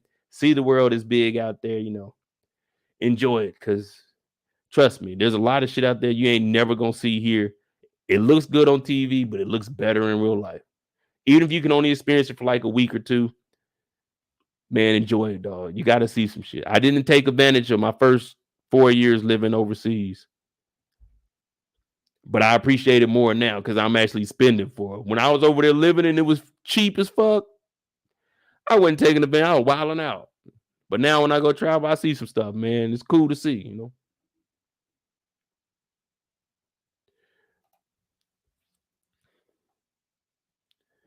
Toya said, I got time. I have 5 more hours left. Oh, hell no, Toya. Toya, we gonna have to tell your boss to have to put me on, like, hey, make me a contractor or something. He can just give me like 2 an hour. You know what I'm saying? Listen, all money is good money. I done picked up, I think 9. No, I got 30. No, because I got a quarter yesterday. I got about 38, 39 cents this week. Just picking it up, walking around like, damn, go a nickel right there. There go a penny right there.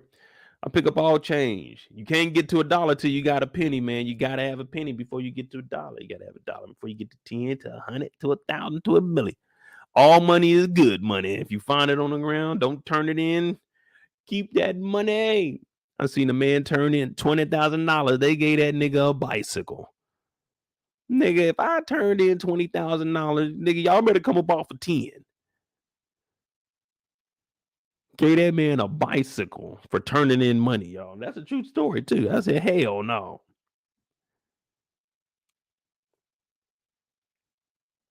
I said, hell no. Man, I told y'all my daddy had a penny. He had like a piggy bank. No lie. That motherfucker had to be about 70 pounds. That motherfucker was like this big. It was glass. It was glass. And the pig's mouth, it had a cork in it, and you put pennies in it. Man, that motherfucker about 70 pounds. My dad was moving it around in the attic, and it fell through the ceiling and cracked open on the stairs, those little bitty stairs I told you we had. Shit, man, I don't know about y'all. My daddy was country. When we see money on the ground, we pick it up. The only time we leave money on the floor is in the strip club. Jesus said if it's on the floor, then it's the flow money. But if I'm outside and I see $1, if I see a nickel, a penny, I'm picking it up, put it in that back pocket.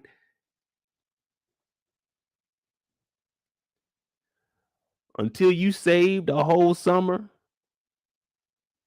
just to have about $60 and change, I don't want to hear nothing. Me and my brother used to grind finding change, trying to fucking buy video games and shit. Me and my brother used to work our ass off to get 99 cents to get a fucking pair of bowling shoes with the free bowling game that we got from the school. You had the little ticket, 30 days. You could go bowling every day for free. You just had to buy your shoes. So we walking around trying to find change to get the goddamn 99-cent shoes for one game of bowling. Just so we could be playing outside. We could go inside with the AC on and we had something to do. We would bowl one game and we chill. That game would be the longest game ever. He roll one, then I roll one. Yeah, we don't take two turns. He rolled and I roll, and we do that the whole game through. We chill for like 10, 15 minutes. We go play the damn arcade games, come back and finish our shit. That's what me and my brother used to do, man.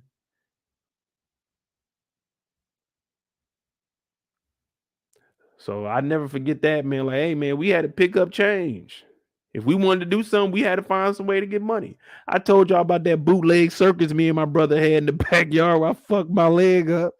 I tried to stand on the seat, fell off onto the damn bike pedal, tore my shit up to the white meat.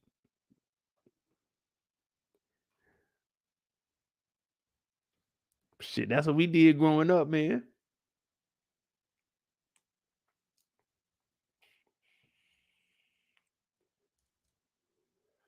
Or you save 79 cents and go get the cheeseburger. Because the hamburger was 69 cents, the cheeseburger was 79 cents. If you wanted a double, it was 99 cents. But man, shit, we just save up. We get two cheeseburgers. And then we get a large drink with 2 straws. And then we split that motherfucker. Being there chowing down on a regular ass cheeseburger patty like this. Shit, man. We used to work our ass off for that 79. That's why when this episode started, it reminded me of us, man, running through the woods and shit. Running away from the police.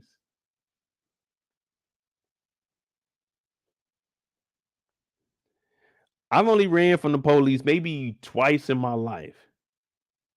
Now, the first time, I'm not sure if the cops were actually after me or we were just all out there. But for sure, the second time, I know the cop wouldn't have to be, but niggas just got low, so everyone had to get low. But the first time, I wasn't sure who the cops was after. I just know, hey, we need to get low. But the second time, I was just around some dumb shit. But I knew they wasn't for me. So when I'm watching this, I'm like, damn, they getting low as a motherfucker, ain't they? Now, Meech, he needs to hurry up and get wherever he's going to get and switch this red out or take his top off.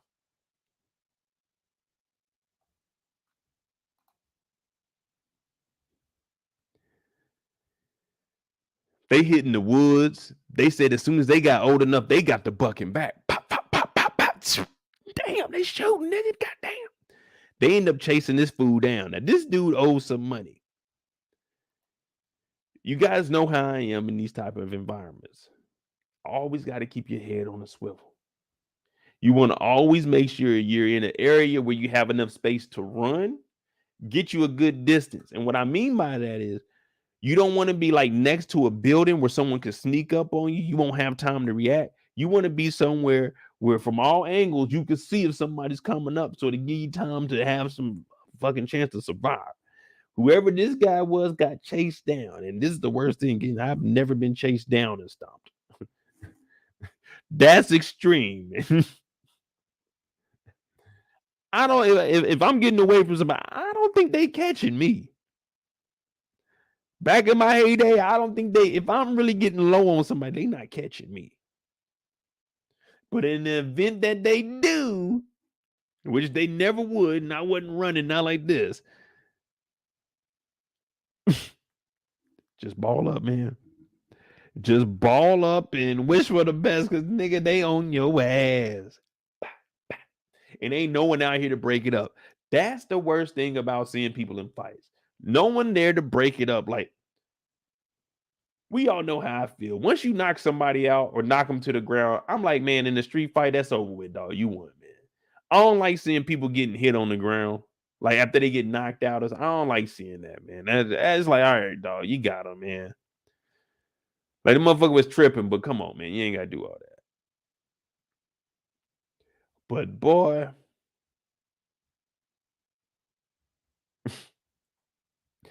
I'm not about to be the nigga to break this shit up. No. I'm looking like, damn. Hey, y'all chill out. But I'm not going on. I'm not physically breaking this up. No. I'm like, hey, get off that boy, man. Come on now. But I'm not going over there when these little niggas hit me or something. Nah, I gotta get into it with these little niggas. No. Hey, get the fuck off my yard. But they whooping this nigga's ass. That's one thing about the dope game, man. Look, when you start owing money, niggas don't care anymore. You know, at a certain point, they just say, you know what? Fuck it. We rather whoop your ass or kill you for the little $1,500 that you owed us instead of having you work that off or overcharge them for when they re-up. You see what I'm saying? Because it's the principle. So they done whooped this nigga ass. He ain't getting nowhere. Meech tackled him. They all on him. Oh, shit. Get off me, man. Come on, man. This ain't fair, man. It's 3-on-1, man. Come on, man.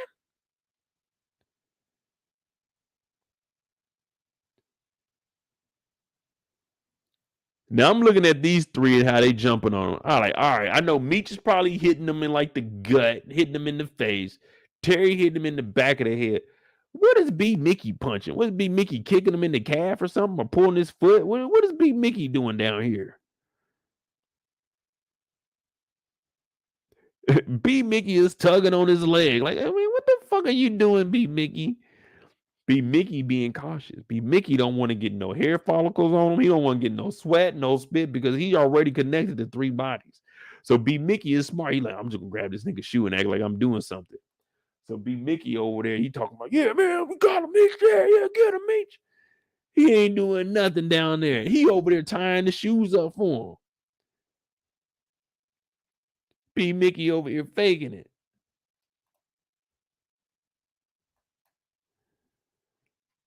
They still dipping out. And of course, we know that Mo is dead. Detective Bryant comes out, the worst cop / father that we've ever seen. It's like, come on over here. Let me show you something, Meech. They go over there and we see Monique's body.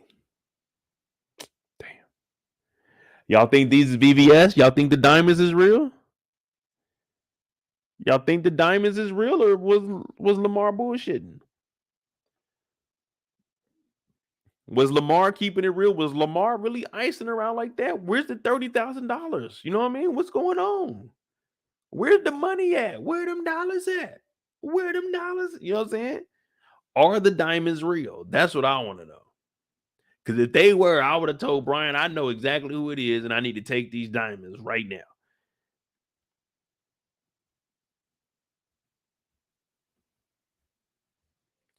Shy Girl says she's dead, Mo. You appraising the sister jewelry?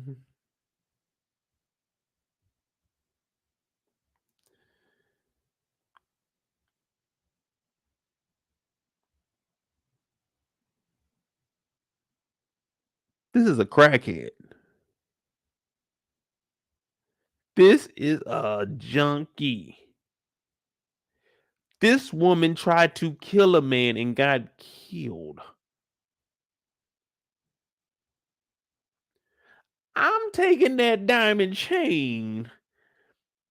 I'm laughing straight to the bank with ha ha ha ha ha ha ha. Yeah, you damn right. I'm appraising that motherfucking diamond necklace. I'm like, oh shit. You can keep the Monique chain. Let me get the diamond chain. Oh, lordy. If them real diamond, them VVS stones, ooh, ain't nothing like ice in the middle of the summer. Yeah, I know exactly who Monique is. And that is my chain right there. I let her borrow it. Yeah, I let her borrow it for a court date. So I need that back. Yeah, I need that back. But me says, you know what? I don't know her. Now I'm looking, I'm like, man, all right, where they taking the body to? Because I'm gonna get the necklace back. I'm gonna get it back for Meech and them. I'm not getting it back for me. I'm not gonna tell you, it ain't mine. I might keep it if I find it. I mean, if it falls into my pocket, okay, I'm gonna keep it. But I'm really going over there to go get it for Meech. So don't judge me. I'm going to get it for Meech. Just because he can't be over there. That's all. That's the only reason I'm doing this, y'all.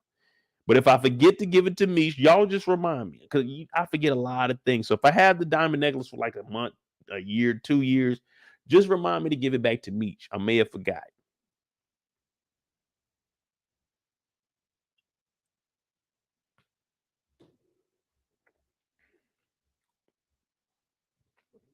But Meech says he doesn't know her. And the reason he does that is because he don't want to go in for no questioning. Because that means he's going to have to tell on Lamar.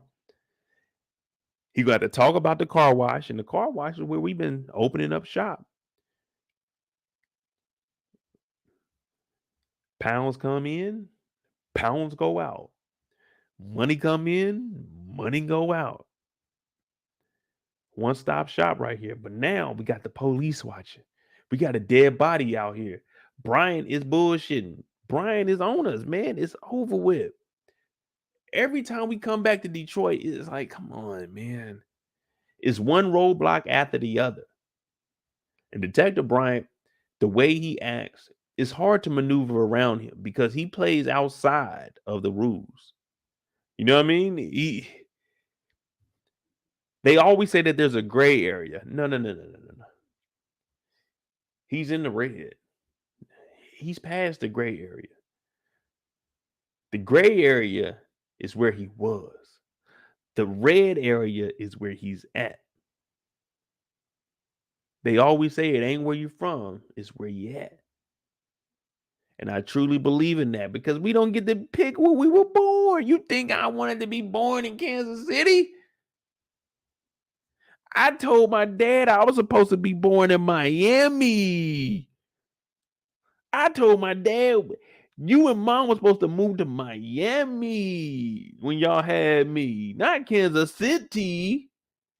I didn't choose to be born there. I'm grateful that I did grow up there, but I'm just saying I didn't choose that. But as an adult, I get to choose where I want to pay bills at. I done lived everywhere. I'm not from there. I just lived there because I wanted to experience it. That's all. That's all.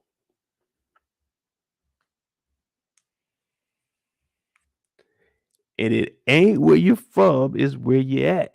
He was in the gray. He in the red.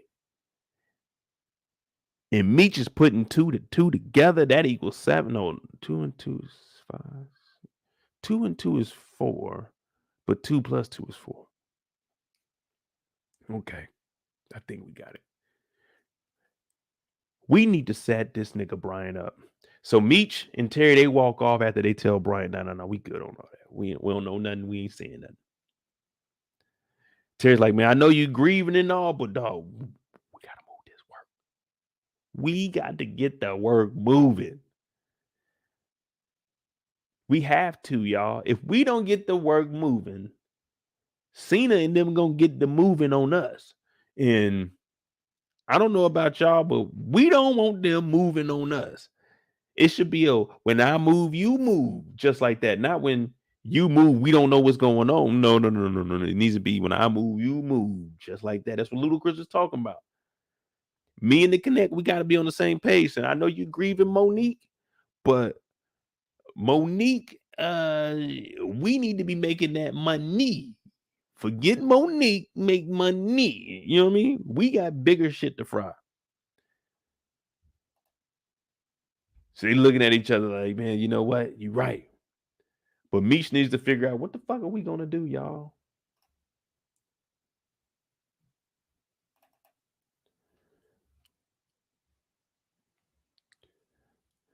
So you already hear Meech talking about expanding for next year. He's like, hey man, go out to Northern California. Holla at my dog Mo. He gonna get you set up in the Bay, man. We're gonna get you right location, the right spot, in and out. Straight from San Francisco. I might call up Clay Thompson, have Clay Thompson let me use your boat, you know what I'm saying, during one of the games. I'm on the Bay. I got that work. You know what I'm saying? I'm doing what I gotta do. That's where you need to go. Go on out to the Bay. Look at this address. Let me know what's going on. B-Mickey talking about, hey man, you want me to roll with him? He said, nah, Mickey, I got you here, man. I need you here. Just do what I say. Now, B-Mickey is trying to distance himself because he did pull that gun out last week. He did pull that gun out. He did call Meech a weak ass nigga. And Meech had that gun in his head. So it's like, man, let me go to California with Roland. Like, nah, I need you here. Now, Sterling is talking about, hey, man, look, I don't think we should have this snitch around no more. And Meech keeps giving B-Mickey Man, he give him a pass, y'all. He gives him a pass all the time. And Sterling's like, hey, boss, I don't think that's going to work, man. We can't keep doing that. He said, man, don't you question my judgment. I ain't mean no disrespect, man. I'm just saying. Now, Terry has already said the same thing. Terry has said it. Sterling is saying it. But Meech loves him, man. He's like, man, fuck it, man. We're going to keep him in the crew, y'all. We're going to keep him with us. And Terry gets a disturbing call. Terry's like, man, what? What happened?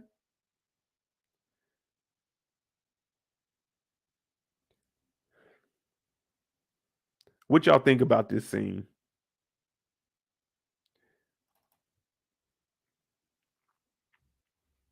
What y'all think about Terry pulling up? Because Marquisha said, hey, I need you to come to the house.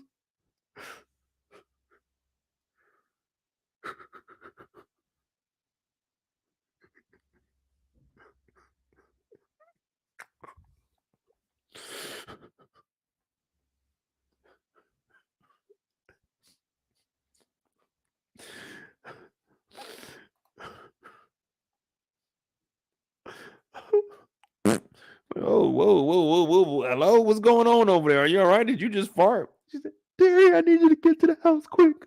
Right now.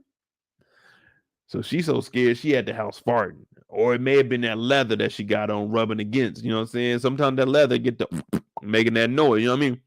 So she's at the crib. She's crying again. And who did she call? Terry again. She's like, hey, Terry, some niggas just came to the crib and they demanded money from Boom.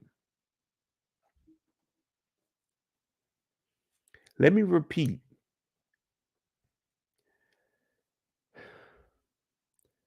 Terry, some niggas just came in the house with guns, threatening to kill us, demanding money from Boom. Can you repeat that? Some men just came to the house with guns, threatening to kill us, demanding Boom's money. If I'm Terry and I hear that, when I tell you that's going to be the fastest dial tone that she ever hears, some dudes with guns came in here and they demanding. That ain't got shit to do with me. I cannot go. I won't go. I cherish my life. You better give up Boom's money. Whatever money Boom has in that house, listen to me and listen to me carefully. You need to hand that money over as soon as possible and delete my fucking number. What? Some niggas came over demanding money, waving guns. Ha, where Boom shit at?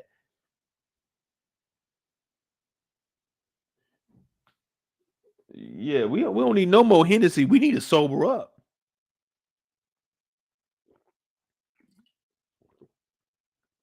Whoa. Excuse me? Some niggas with guns came to your crib asking for money that Boom has?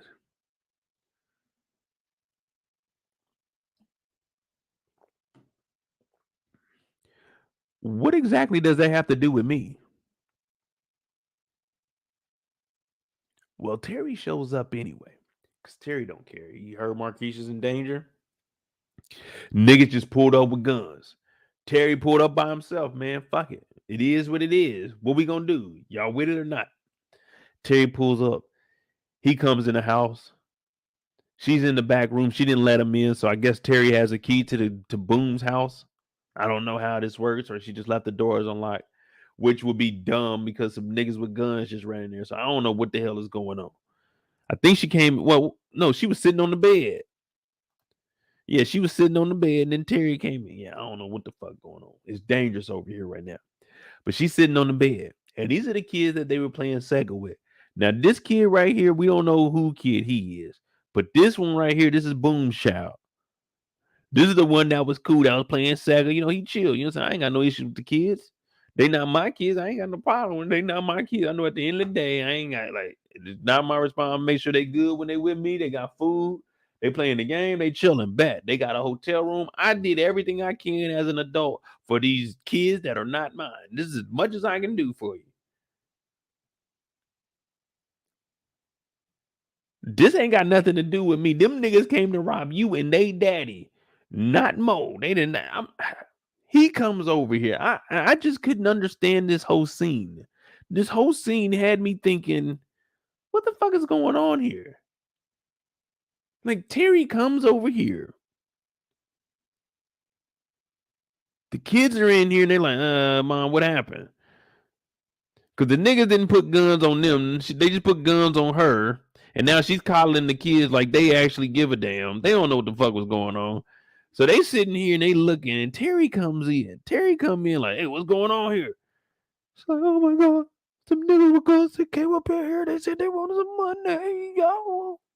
So they hugging each other. And I'm like, all right, cool. Terry done showed up. What's he about to do? Get a place for them? But no. Instead, they sit down. She's like, yeah, Terry, they came in, they put guns on us. They were looking for Boom's money. I would have asked, where's Boom's money? Y'all already know how Mo is. We in the streets right now. So what I'm about to tell y'all, man, don't judge me. I would have asked her, where's Boom's money at? She would have told me where Boom's money is. I would have got Boom's money and dipped. I got the fuck up out of here. Niggas ain't, hey, look. Niggas is not about to catch me coming up out of Marquisha's house like they call Veronica coming out of B-Mickey's spot. We already know that there's going to be issues of brewing. But hey, if you don't believe me, let's continue to watch the episode. She's talking about, oh, they done came up in here with guns and shit. So he goes over and he takes a knee. Let me practice this because one day I might do this. Y'all never know. One day I might go in, I might go in there.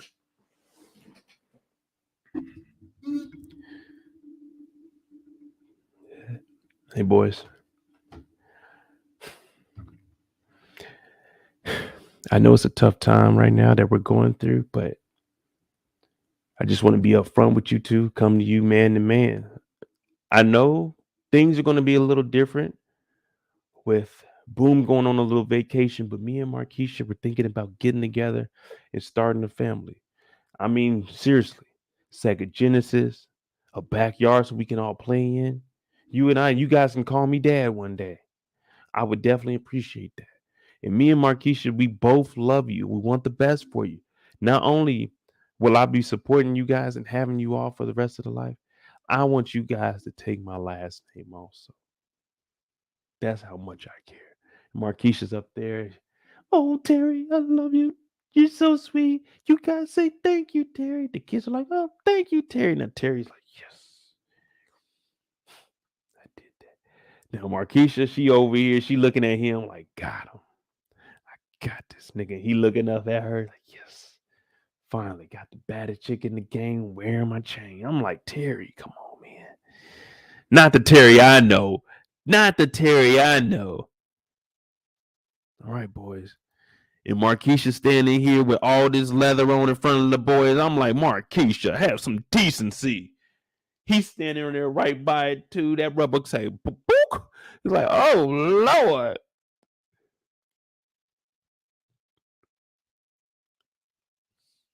Terry looking at her like, you really gonna stand like right like that right next to my face, girl? You know, hey, you know how we get. Y'all seen them pictures? Terry looking at her like, you doing that? Come on, man, not in front of the kids. Not in front of the kids. You know how we get. Terry talking about them damn pictures they called his ass on. She's standing there like this. He looking at her like, come on, man, don't do that. We supposed to be grieving right now. It's the girl, put that up. I'm looking at Terry like, come on, man. Yeah, the boys talking about, thank you, Papa Terry. Whoa, kids. It's still Uncle Terry. But y'all can call me Pops if you want, man.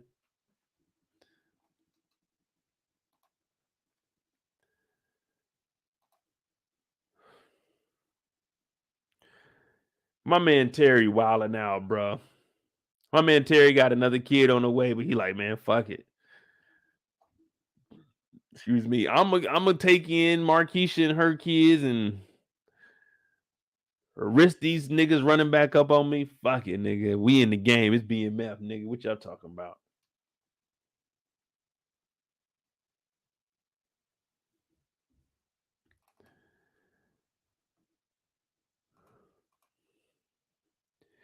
Hey, who in Detroit? Y'all know this bridge right here?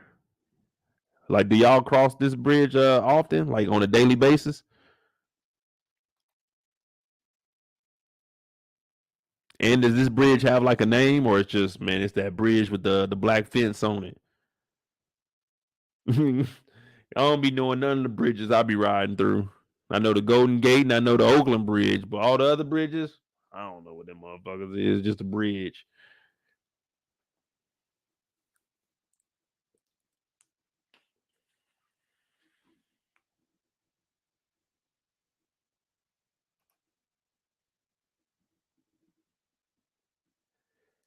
Make sure y'all hit that like button, hit that subscribe button. We riding through Detroit right now. Marquisha part of the family now. You already know what it is, man. We turning up, man. This is Detroit.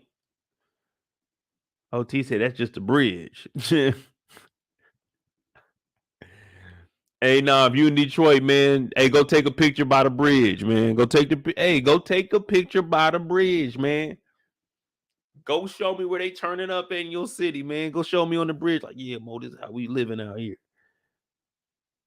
Renee said I-275. Hell yeah. Matter of fact, I need y'all to go find the bridge name because I need y'all to tell me this building name. I'm gonna buy this building right here, y'all. We're gonna open up headquarters. We're gonna be doing live shows on the top floor and on the bottom floor. We're gonna be cooking that work. Well, we ain't. Y'all will. I'm gonna be upstairs. I'm gonna be on YouTube. Y'all gonna be in the basement. We're gonna be flooding the streets with clips of Power and BMF. So y'all thought we was talking about dope, man. You think I'm gonna get on here talking about I'm slinging dope with y'all? Get out of here, man. You think I'm gonna put us through that? No, hell no. You think I'm K9? You think I'm trying to turn NC bubble? Hell no. I'm cruising through Detroit, nigga. Yeah. Got love for the city. I ain't never been there. It'd be cool to go. I'm gonna go up there one day. Yeah, y'all give me that building, man. I don't want it. Hey, if you out there and it's your turf, man, I don't want no problems, man. We good. We could do a 60-40 split. You know what I mean? 60-40, man. Let's make it happen.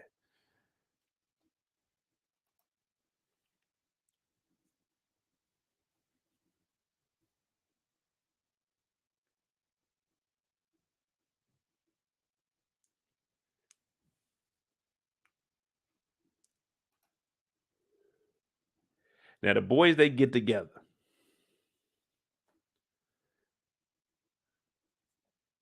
We trying to take over, y'all. We got a long way to go, man. We got a long way to go. Now we start filling in the blanks. This right here, we're just trying to, so we don't have to watch every single scene happen. They just trying to fill us in. You know what I mean? It's like, all right, this is gonna happen. This happened. This happened. When they were already talking about like the next gas stations, everything. You hear Meech saying, "I talked to Nikki's boss. We're gonna be moving it through the hair salon." You see what I'm saying? So they just filling us in at this point. But it looks like, hey, it's a lovely day outside, y'all. We ain't got to use our AK. Smoke a little weed. We bought a bridge. I don't even know where they going. What's this going into Canada? We over on I-275 in the Eastern Market. Man, we living. We living right now. Ain't nothing better than sitting out by the water, you and your brother, making money, chilling, enjoying life,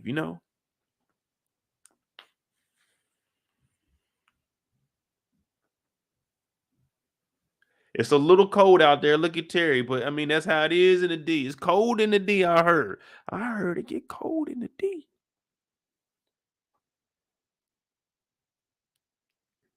But they taking over. Now, when we see them at the hair wars, we know that Meech doesn't like him dealing with Marquisha. So he didn't even want to go over there. But he's never liked Marquisha. And plus, Marquisha's Boom's chick. We wouldn't be in none of this if it wasn't for fucking Boom. Terry went behind Meech's back and worked with Boom instead of Pat. Now, I still think we would have had problems with Pat. But it wouldn't have been to this point. Because Marquisha has been nothing but bad. Like, what'd they say? Bad juju?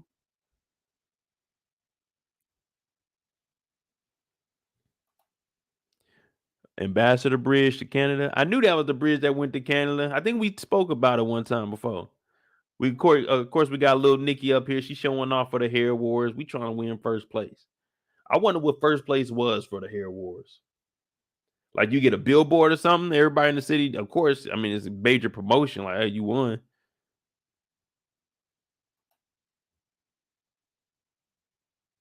All right, Mozzie.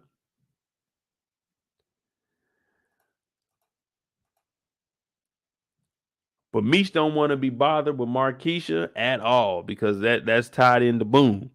Now we know what happened here, man. They got into the little argument. Terry and Meech had their little, you know what I'm saying? Well, they didn't talk. My bad. B-Mickey and Meech. But Terry was here and he didn't say anything. But Marquisha, she's arguing with his mama, arguing with him, and then she hits him. We know what she was saying. She was going low blows. She know this girl's 17 years old. She ain't out here hustling. This is her second baby, 17 years old, man. Come on. She said, who's this not called bitch? Terry ain't saying nothing. Terry ain't defend his mama. Terry ain't defend Wanda. He ain't even defend motherfucking Marquisha. Terry just sitting there like, damn. She got this big BMF chain on, going in. Who's this knockoff? You want to have your hair like me? Terry ain't said nothing. Everybody's looking like, damn, man, stop it, Terry. Stop it, Terry. But then Marquisha hits him because she's mad because she got called old for messing with a kid that's underage and arguing with that kid's girlfriend who was also underage, who is pregnant at the moment. So she hits Terry because she's mad that she ain't here fucking up. And then when they walk off, we walk into some other niggas. And I'm like, who are these niggas? And these niggas are some niggas that hang with Boom. I said, what the fuck? She walking around with my BMF chain on, talking shit to everybody, talking shit to my family. Then we run into a nigga with a Kango whose name is Saint.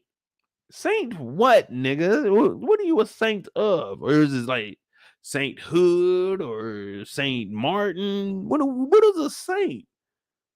Like, what is a saint? What is this? He said, hey man, what you doing here?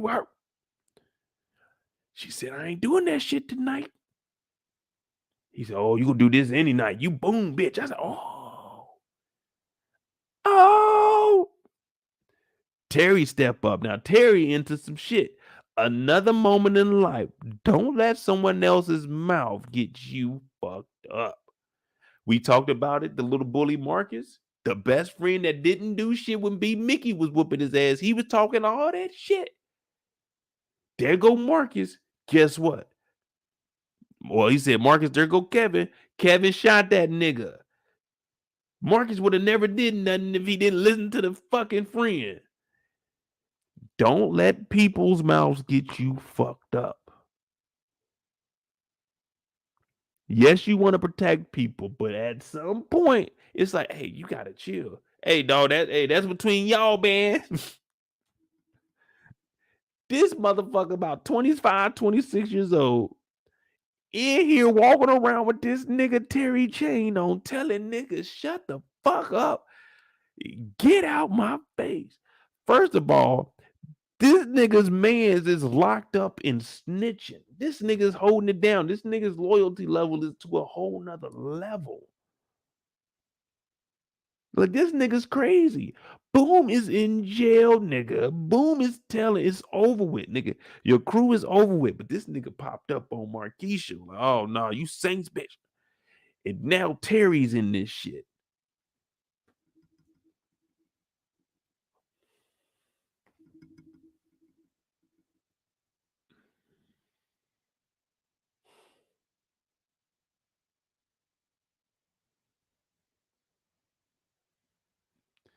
And that's why when we were talking about the hair wars, what did I say? Man, if she gonna walk off, give me my chain. You gonna walk off, go walk off. But you not walking off on my chains or whatever you walk off into, man, that's on you.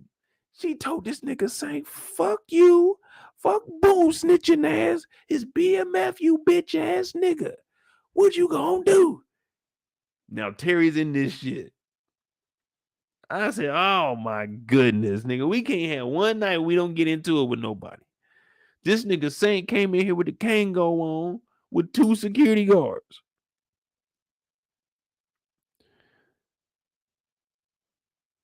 This nigga Saint came in here, his beard ain't connect. Saint is thugging. Saint ain't to be fucked with. If Saint is going this hard for his man's baby mama wife, nigga, leave her alone. Just, it ain't worth it. Terry, if you just took a chance to get to know yourself, you know you're worth so much more than this. Now, Saint beefing with this nigga because this nigga is with Boom's girl. She ain't with Boom. Boom in jail telling. This nigga's doing this on his own. Boom ain't sending nobody out to. You see what I'm saying? It's like, leave. Hey, dog. Look, let me take that chain off her real quick. Hey, real quick, man. I'm just gonna let y'all know straight up, dog. I ain't got no issues with none of y'all, man. Look, I ain't know what the fuck was going on. Y'all can have her. Like, I'm not dealing with this shit. I got my BMF chain back. My little sister on the stage. Nigga, fuck that. Get Marquisha out of here. Stay the fuck away from us, man.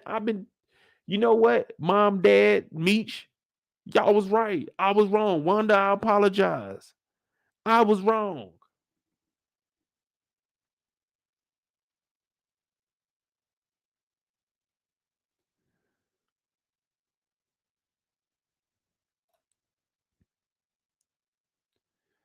Now fucking Terry's into this shit with this nigga named Saint.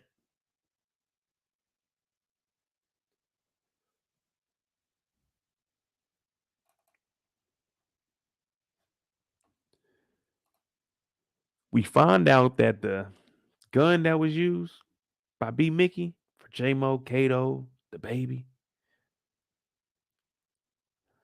Well, all of that goes to Kevin now. Kevin caught a body. We got to put Kevin in our top. Hey, could we put him in a top op or just a top body catcher? Well, I don't know what we would consider Kevin. A true American hero? I don't know. A villain? A serial killer? I don't know what we're going to call Kevin because that's 4 bodies by 14 years old. Kevin is on another level right now. Because it does say right here in the newspaper, cop's son, triple murder suspect. Detroit Free Press.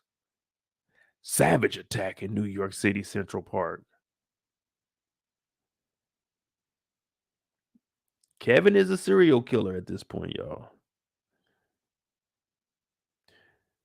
Park victim was popular. Damn, man. He killed. Hey.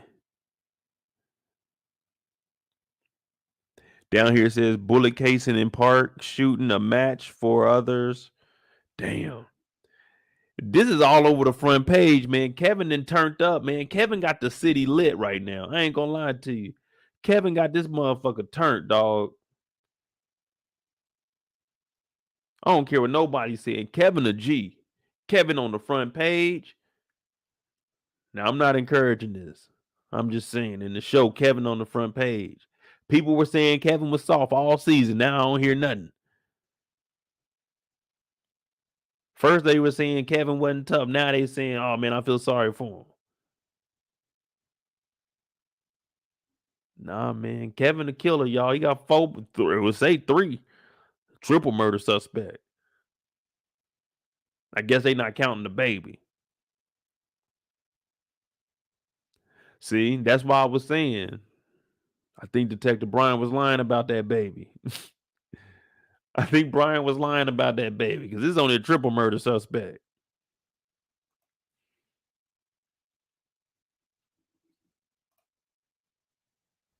But everybody's like, hey, look, we off the hook, man. We good. Yeah, hell yeah.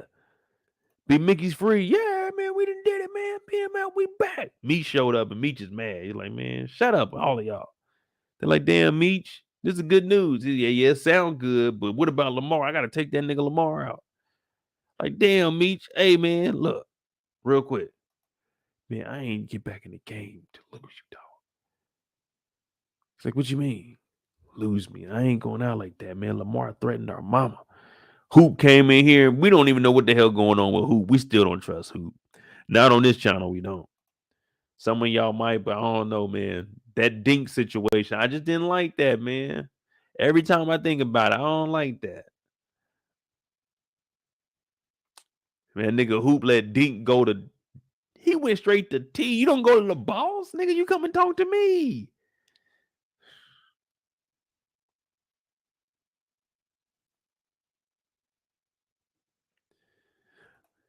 But Meech is destined to get Lamar out of their lives, man. That's just what it is, man. We got to get him the fuck out of here. If we don't get rid of him, someone will. And it needs to be us.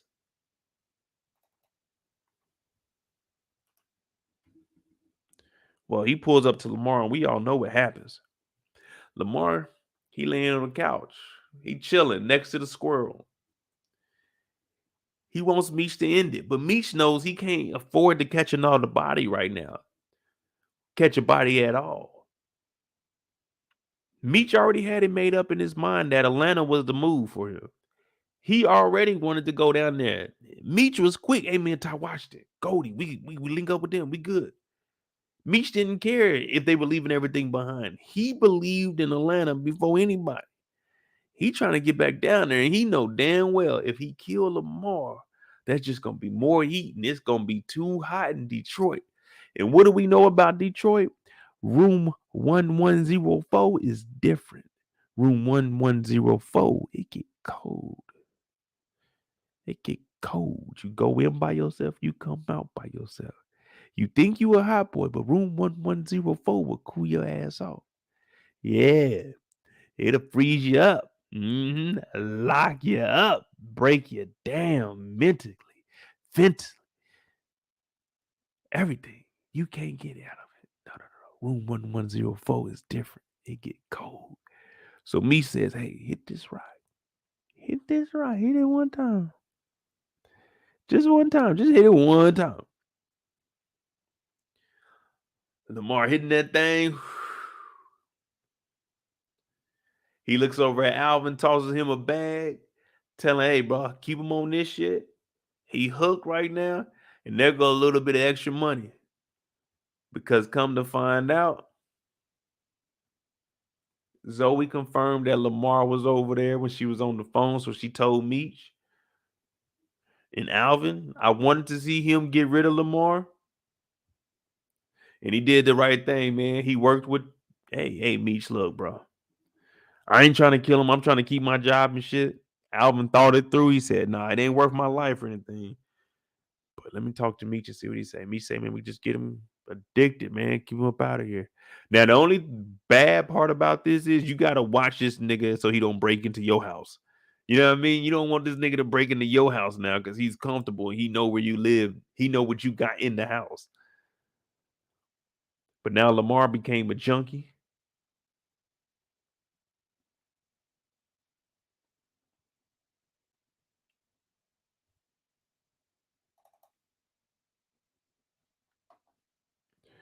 We know the boys have decided to go their separate way, and now it's time for the block party. Block party.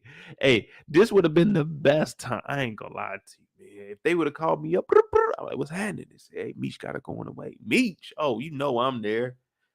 You know I'm there. Meech about to have the motherfucking spot hot. And when I mean hot, I'm talking about like party-wise. We're gonna have the best DJ. Meech got everybody free liquor. You know, all the food taken care of. That was one thing about Meech. Meech was going to look out for everybody.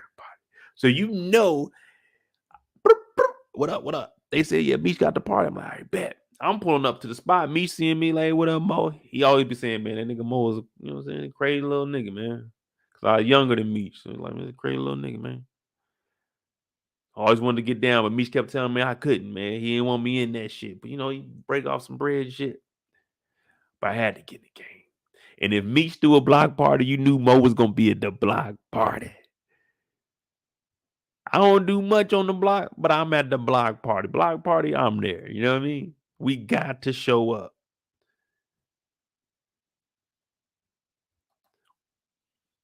The DJ over here going crazy. It's a bon voyage. Little Nicky out here. Hey, everybody going crazy out here. You got the old man from the church. Gotta have security out there, so you know the dude from the church out there.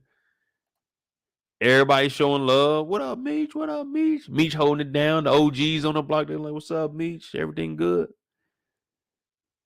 Man, people love Meech. Meech had that bankroll. Think about what you were doing in 1819, man. Nigga, Meech had a bankroll. Think Meech had Detroit on lock. I had just graduated high school. I was working at Best Buy for like 7-8 months. Got me a little government job. Meech was holding down the whole city. Nigga, I wasn't doing shit. I'm drop a little hundred, well, shit, back in the day, a little 100 get you a nice serving of food from the grocery store. Back in 2000s, oh yeah, you drop $100, $120 at the grocery store, you going in there, you dropping big bag, $120. Oh nigga, $120 back in the day, that was at least for a family of 5. That was like 3 weeks worth of food. Of course, you buy more meat paws throughout the week, but like as far as like your canned food and everything that you were getting, like $150 back in the day, man, that motherfucker lasts a minute, bro. Now you go in there $100, it's like it's like a pound of fucking chicken. Might give me some Gatorade or something. Like, damn, that's already $60. I'm like, damn, this Safeway card ain't working. Meech showing up, buying everything, man. Meech bought his damn daddy a brand new guitar. The real deal guitar, not none of that bullshit. Not none of that bullshit. Meech bought his daddy a goddamn guitar. He pulled up with the guitar, like, hey, Pops, we got something for you. Pops is like, man, what you talking about, Meech? Said, what you talking about, Meech?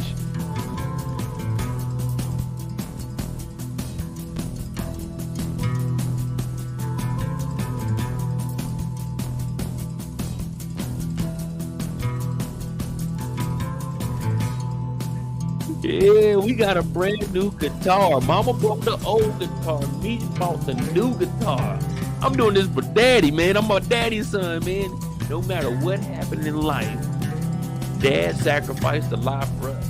We know shit's hard, man. Nobody's perfect. Our parents aren't perfect. Meech understand. He understands that. It's like, hey, man, we fuck up, man. We all make mistakes. You still my pops. I love you. He bought him a guitar. He got the brand new guitar. This is better than the guitar he had. Lucille broke it. He got a guitar for his daddy. You see what I'm saying, man? This is the spot, bro. I'm trying to show up to the block party, man. Bon voyage. You see, we got the feeler on. You know what I'm saying? We had to bring the feeler out. So it's going crazy out here. You already know Mama Lucille. Hey, she doing her thing too. She dancing. I'm like, man, you know what I mean? I might, hey, Miss Lucille, what's up now? Yes, I might just a little 2-step. You know what I'm saying? Just a little 2-step. Nothing too serious. You know what I'm saying? Ain't no salt and pepper push it. Just a little 2-step. Ain't hurting nobody.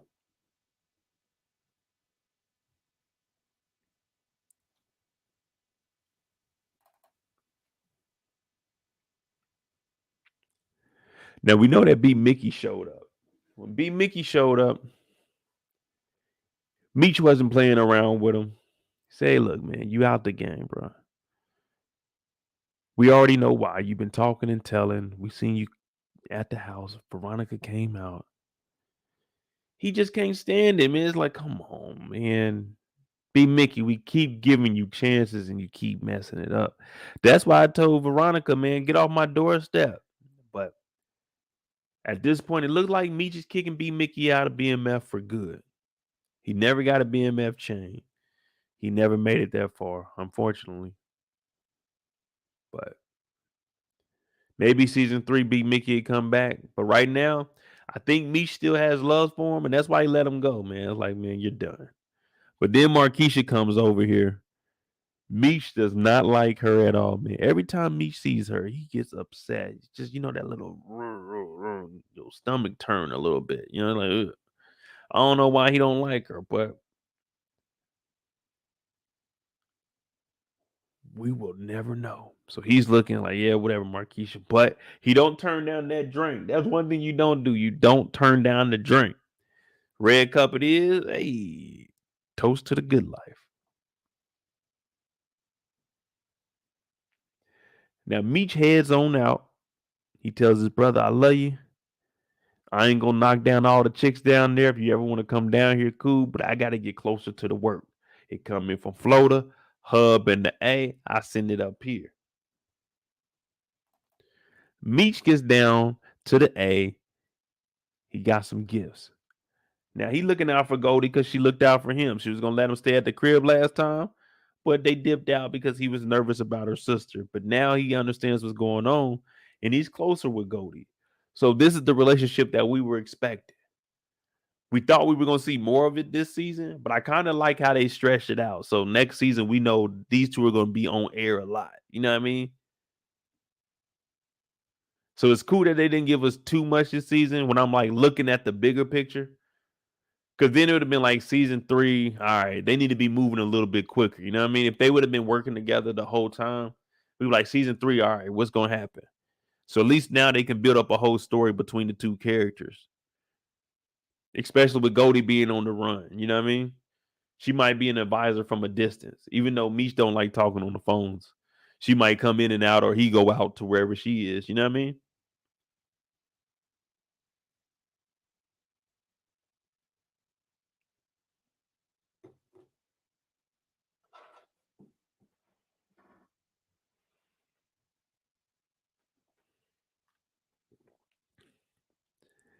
But Meech comes in here with some gifts, aka some extra money, and then all you hear is a pow.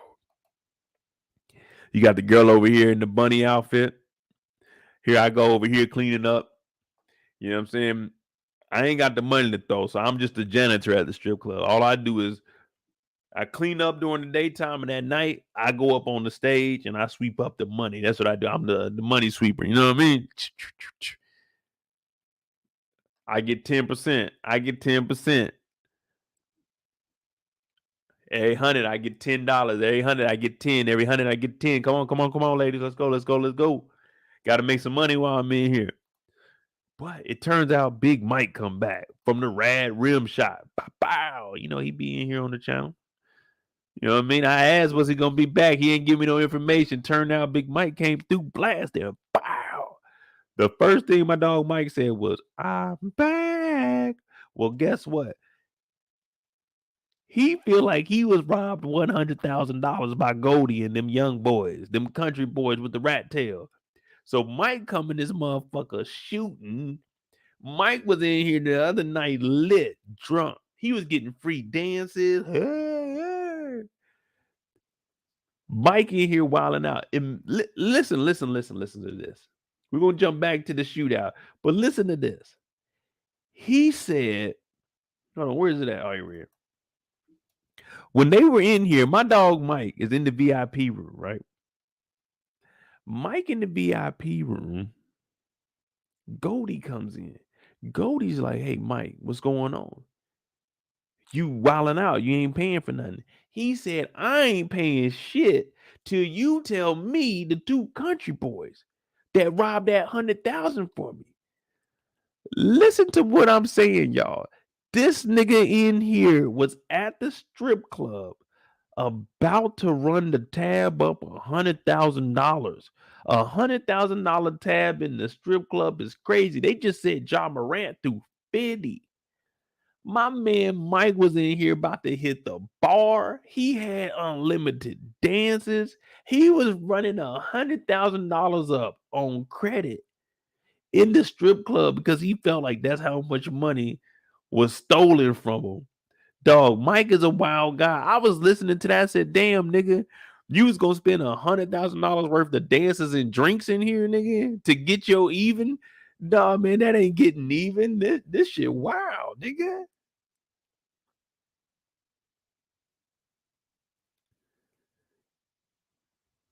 My man was about to run $100,000 up in the strip club if she didn't give back that money. Mike in the VIP room, they had to put him in the VIP room. They had to block it off. They got security in here with him. That nigga Mike said, no, give me them niggas' names and give it to me now. She said, now you know I can't do that, and I wouldn't even do that shit. Mike said, fuck all that then. I need the money. Hey, y'all niggas robbed me. I'm not playing this shit with you, Goldie. I fucking know you, Goldie. How did we meet? How did we meet? Huh? Nigga, we had the same scamming teacher. Yeah.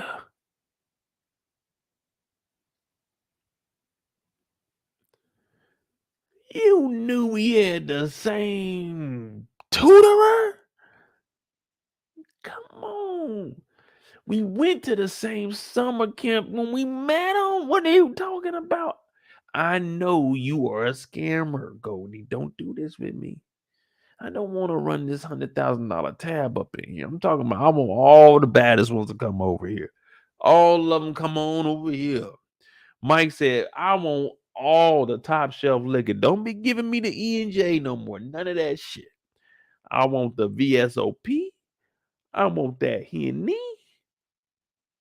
Yeah, I take that Remy privilege. Yeah. I want all that shit. He was about to run $100,000 tab on my. Y'all know I'm cool with Mike, so I'm in the corner like, yeah, Mike, let's get that 100.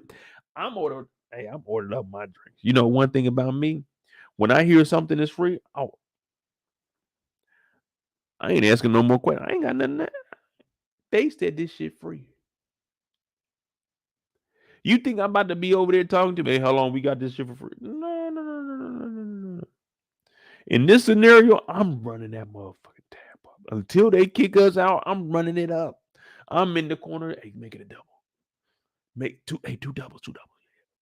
Man, I'm running that tab up until Goldie come out and tell us that, hey, that tab is closed.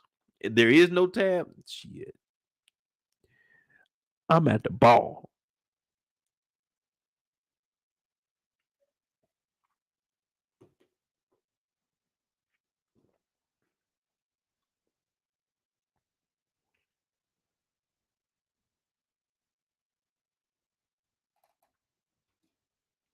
But they end up having a shootout. Mike come in here.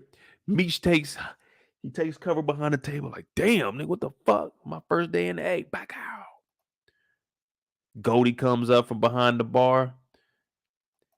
Blasted Mike. Meech hit Mike. And then she comes over and says, it's the last time you fuck with me, man. Pow. And they kill Big Mike from the rim shop. Now I ain't got no job. Now I got to try to work for Meech again. Hey, man, Meech is me again, bro. Man, you know how it is, man. I be like, I don't be listening. You told me, man. I should be fucking with y'all, man. My bad, bro. This time I'm in it for real, dog. I'm in it for real, man. Goldie take out Mike. The rim shop is wide open. Then she tells Meech, hey, man, there's a dude at Magic City. Go meet up with him.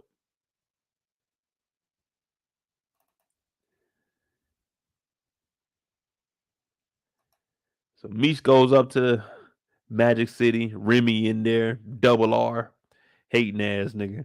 But, you know, he already murked several niggas. This is exactly what Too Short was saying. I remember Magic City before the Freaknik. Yeah.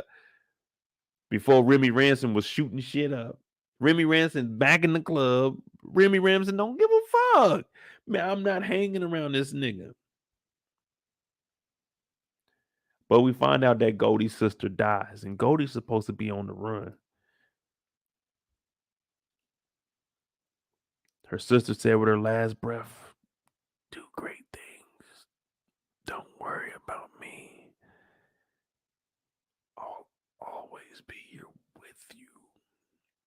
Now, Meech is here the whole time. So this is why their bond is about to get real solid, because Meech is like the only person that ever seen her in a vulnerable state. You know what I mean? Every time we see Goldie, she angry. She yelling at somebody. You see how she was talking to Mike? She shot this nigga Mike up in the club.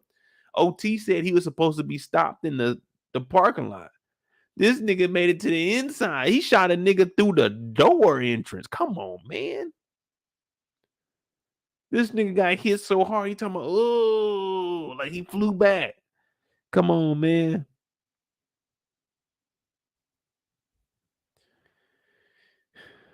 Meech was getting in on that action, so that trust is there between the two of them, you know? They believe in each other. And at this point, Meech don't have anybody he's new down there. Ty Washington gone. She ain't got nobody. She got to lay low. Her sister died. So she's going to always give Meech information now. Like, hey, man, Meech, you need to meet this person. You need to talk to that person.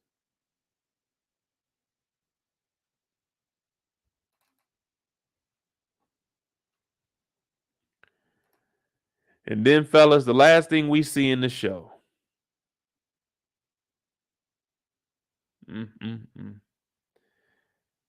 Meech went down to the A. Terry is saying maybe if he would have went down there, he could have became a street legend like Big Meech was.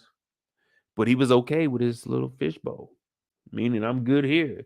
I'm swimming around the same thing all day, but I don't care, man. It's mine. It's my little bowl. I enjoy it. So he riding around the city with the flyest chick wearing his chain. BMF. They riding together. They smiling too hard. You should never smile this hard and drive. You need to be focused on the road, especially at night. They first of all, ain't shit that funny. But they riding through the city. My man Terry got his girl with him. Like, fuck it. I thought that they made this a little too, like, happy. You know what I mean? This is a little too giggly. Like, I'm like, man, I don't know, man. This might be a little over the top, but all right, I get it. They in love. They showing that, hey, Terry was happy with where he was at. While he's cruising through the streets, you never know about some people from your past that might meet back up with you later on. Now, when they say somebody from your past, they don't say how long in the past. They just say somebody in the past. So when he rides by Lamar, we're all looking at it like, damn, they just showing that's the end of Lamar. Lamar out here roaming the streets. He already gave up his chains. He done. It's over with. He done gained some weight. That shirt done got dirtier.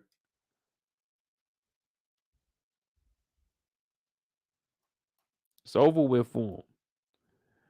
But then one thing we don't even do to today. You never, ever stop this close behind the car, ever. You got to be back. You got to be back. Like, your front tire need to be like where the back of this front door is so you can dip out at least. Even further back than that, especially at nighttime. Nighttime, you don't never pull up right behind the car. Well, him and Marquisha, they did. And right when I seen this, I said, oh, I already know what it is. Because they started honking. This is the same thing they be doing with insurance fraud on the highway. One car pull up in front of you, slam on the brakes. And the car on the side of you, it'll box you in. So you got to hit the back of their car. But Terry riding around the city, he pulls up too close. And it's unfortunate, but a van pulled up next to him. And right at this moment, that's when I said, oh, shit. Somebody about to get ate the fuck up. And then I looked in the car and I seen these niggas was holding hands like this while he's driving.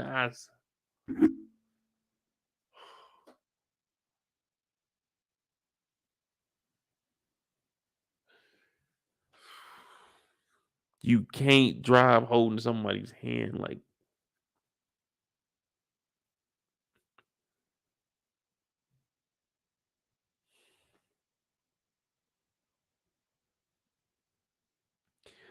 Even if he was too close behind the car, if his hand wasn't in her fucking hand,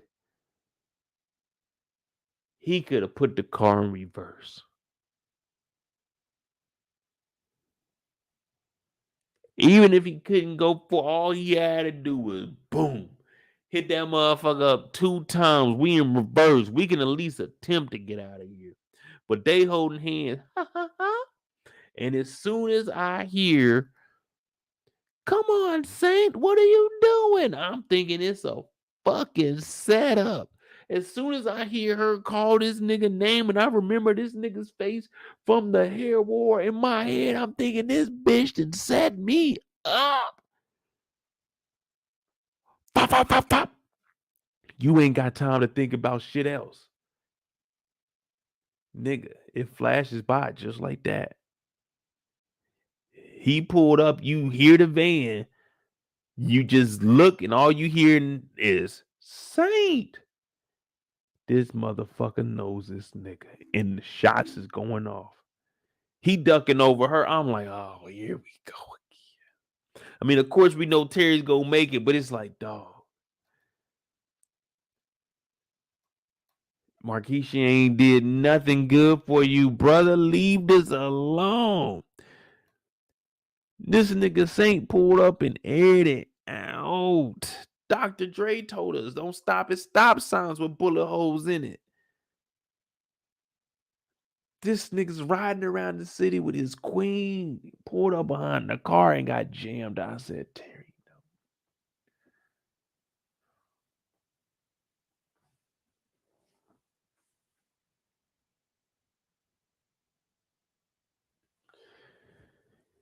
Damn. I'm thinking, man, she set me up, bro. If I survive this, she set me up, man. That's the only thing I can think of. That's it. We just got into it with this nigga Saint. Now I got a fucking beef with this. Oh my God. Hey, it is what it is, y'all. But there you go. The finale of BMF. I gave a season of 7.5, maybe an 8, but like 7.5. Pretty good though. We made it work. It's good. Hopefully season 3 will, you know what I'm saying, we'll see more development in the acting. Of course, I'm not knocking them because I mean I'm not an actor, so I can't say if somebody is the best or not. I can just, you know what I'm saying, give my opinion. But overall, I like the show. I'm definitely gonna watch season 3. I like DC Young Fly being Saint though. It seems like the crazy character that's gonna do is because I can't see me going up to one of my home. If my homeboy was locked up and snitching, and this nigga called me like, man, go look out for my girl. Nigga, please. Man, I'm not about to be telling niggas not to talk to your woman. That is her job, nigga. If she don't want to talk to nobody, then she ain't gonna talk to nobody. I'm not about to be out there bodyguarding your girl, nigga, while you locked up. Hell, nigga, I heard you was snitching, nigga. Now you my boy, so I'm gonna wait to see some paperwork. But nigga, if you in there snitching, you really think I'm about to be out here looking for your girl, nigga? Get the fuck out of here.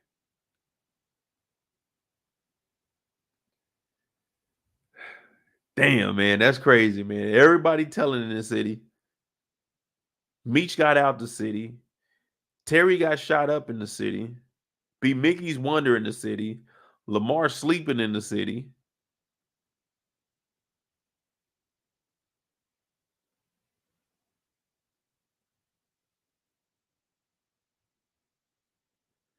Man, they on Terry ass, bro. We still don't even know who shot Terry in season 1. We going into season 3. We don't know who shot Terry.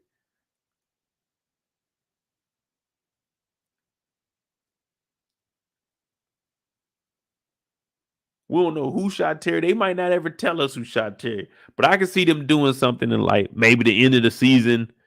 Like B-Mickey has a flashback or something about when he shot Terry.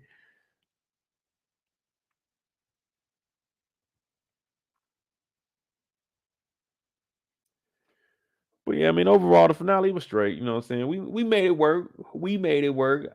I don't mind it. It was pretty good to me. I ain't gonna lie, man. I enjoyed it. I'll wait to see how season 3 plays out. I want to see how the storyline develops. Tomorrow we got Bel Air. I might do something during the daytime, depending. I don't know. We'll see. Might do something during the daytime. Trying to get more stuff going during the daytime, even if it is for an hour. Hop on real quick, talk to y'all a little bit. But I ain't gonna lie to y'all, man. We get on here and I start drinking that Henny. Shit, man. After I get done with the story, it's night time. You know what I mean? Night time. About to lay it down. Hopefully dodge out for, you know what I'm saying?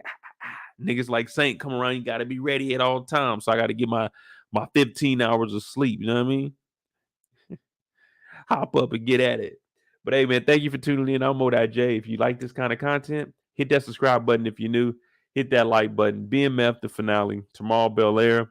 We got the new show on Tuesday, which will be Swarm. It's going to be back on Mondays next week when Bel Air moves back to Sunday.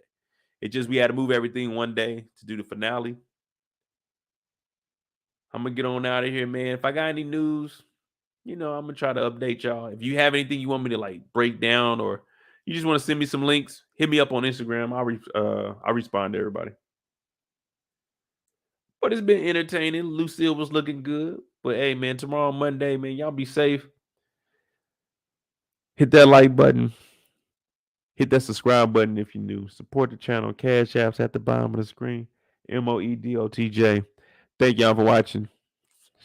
I'm out, man. The finale is over.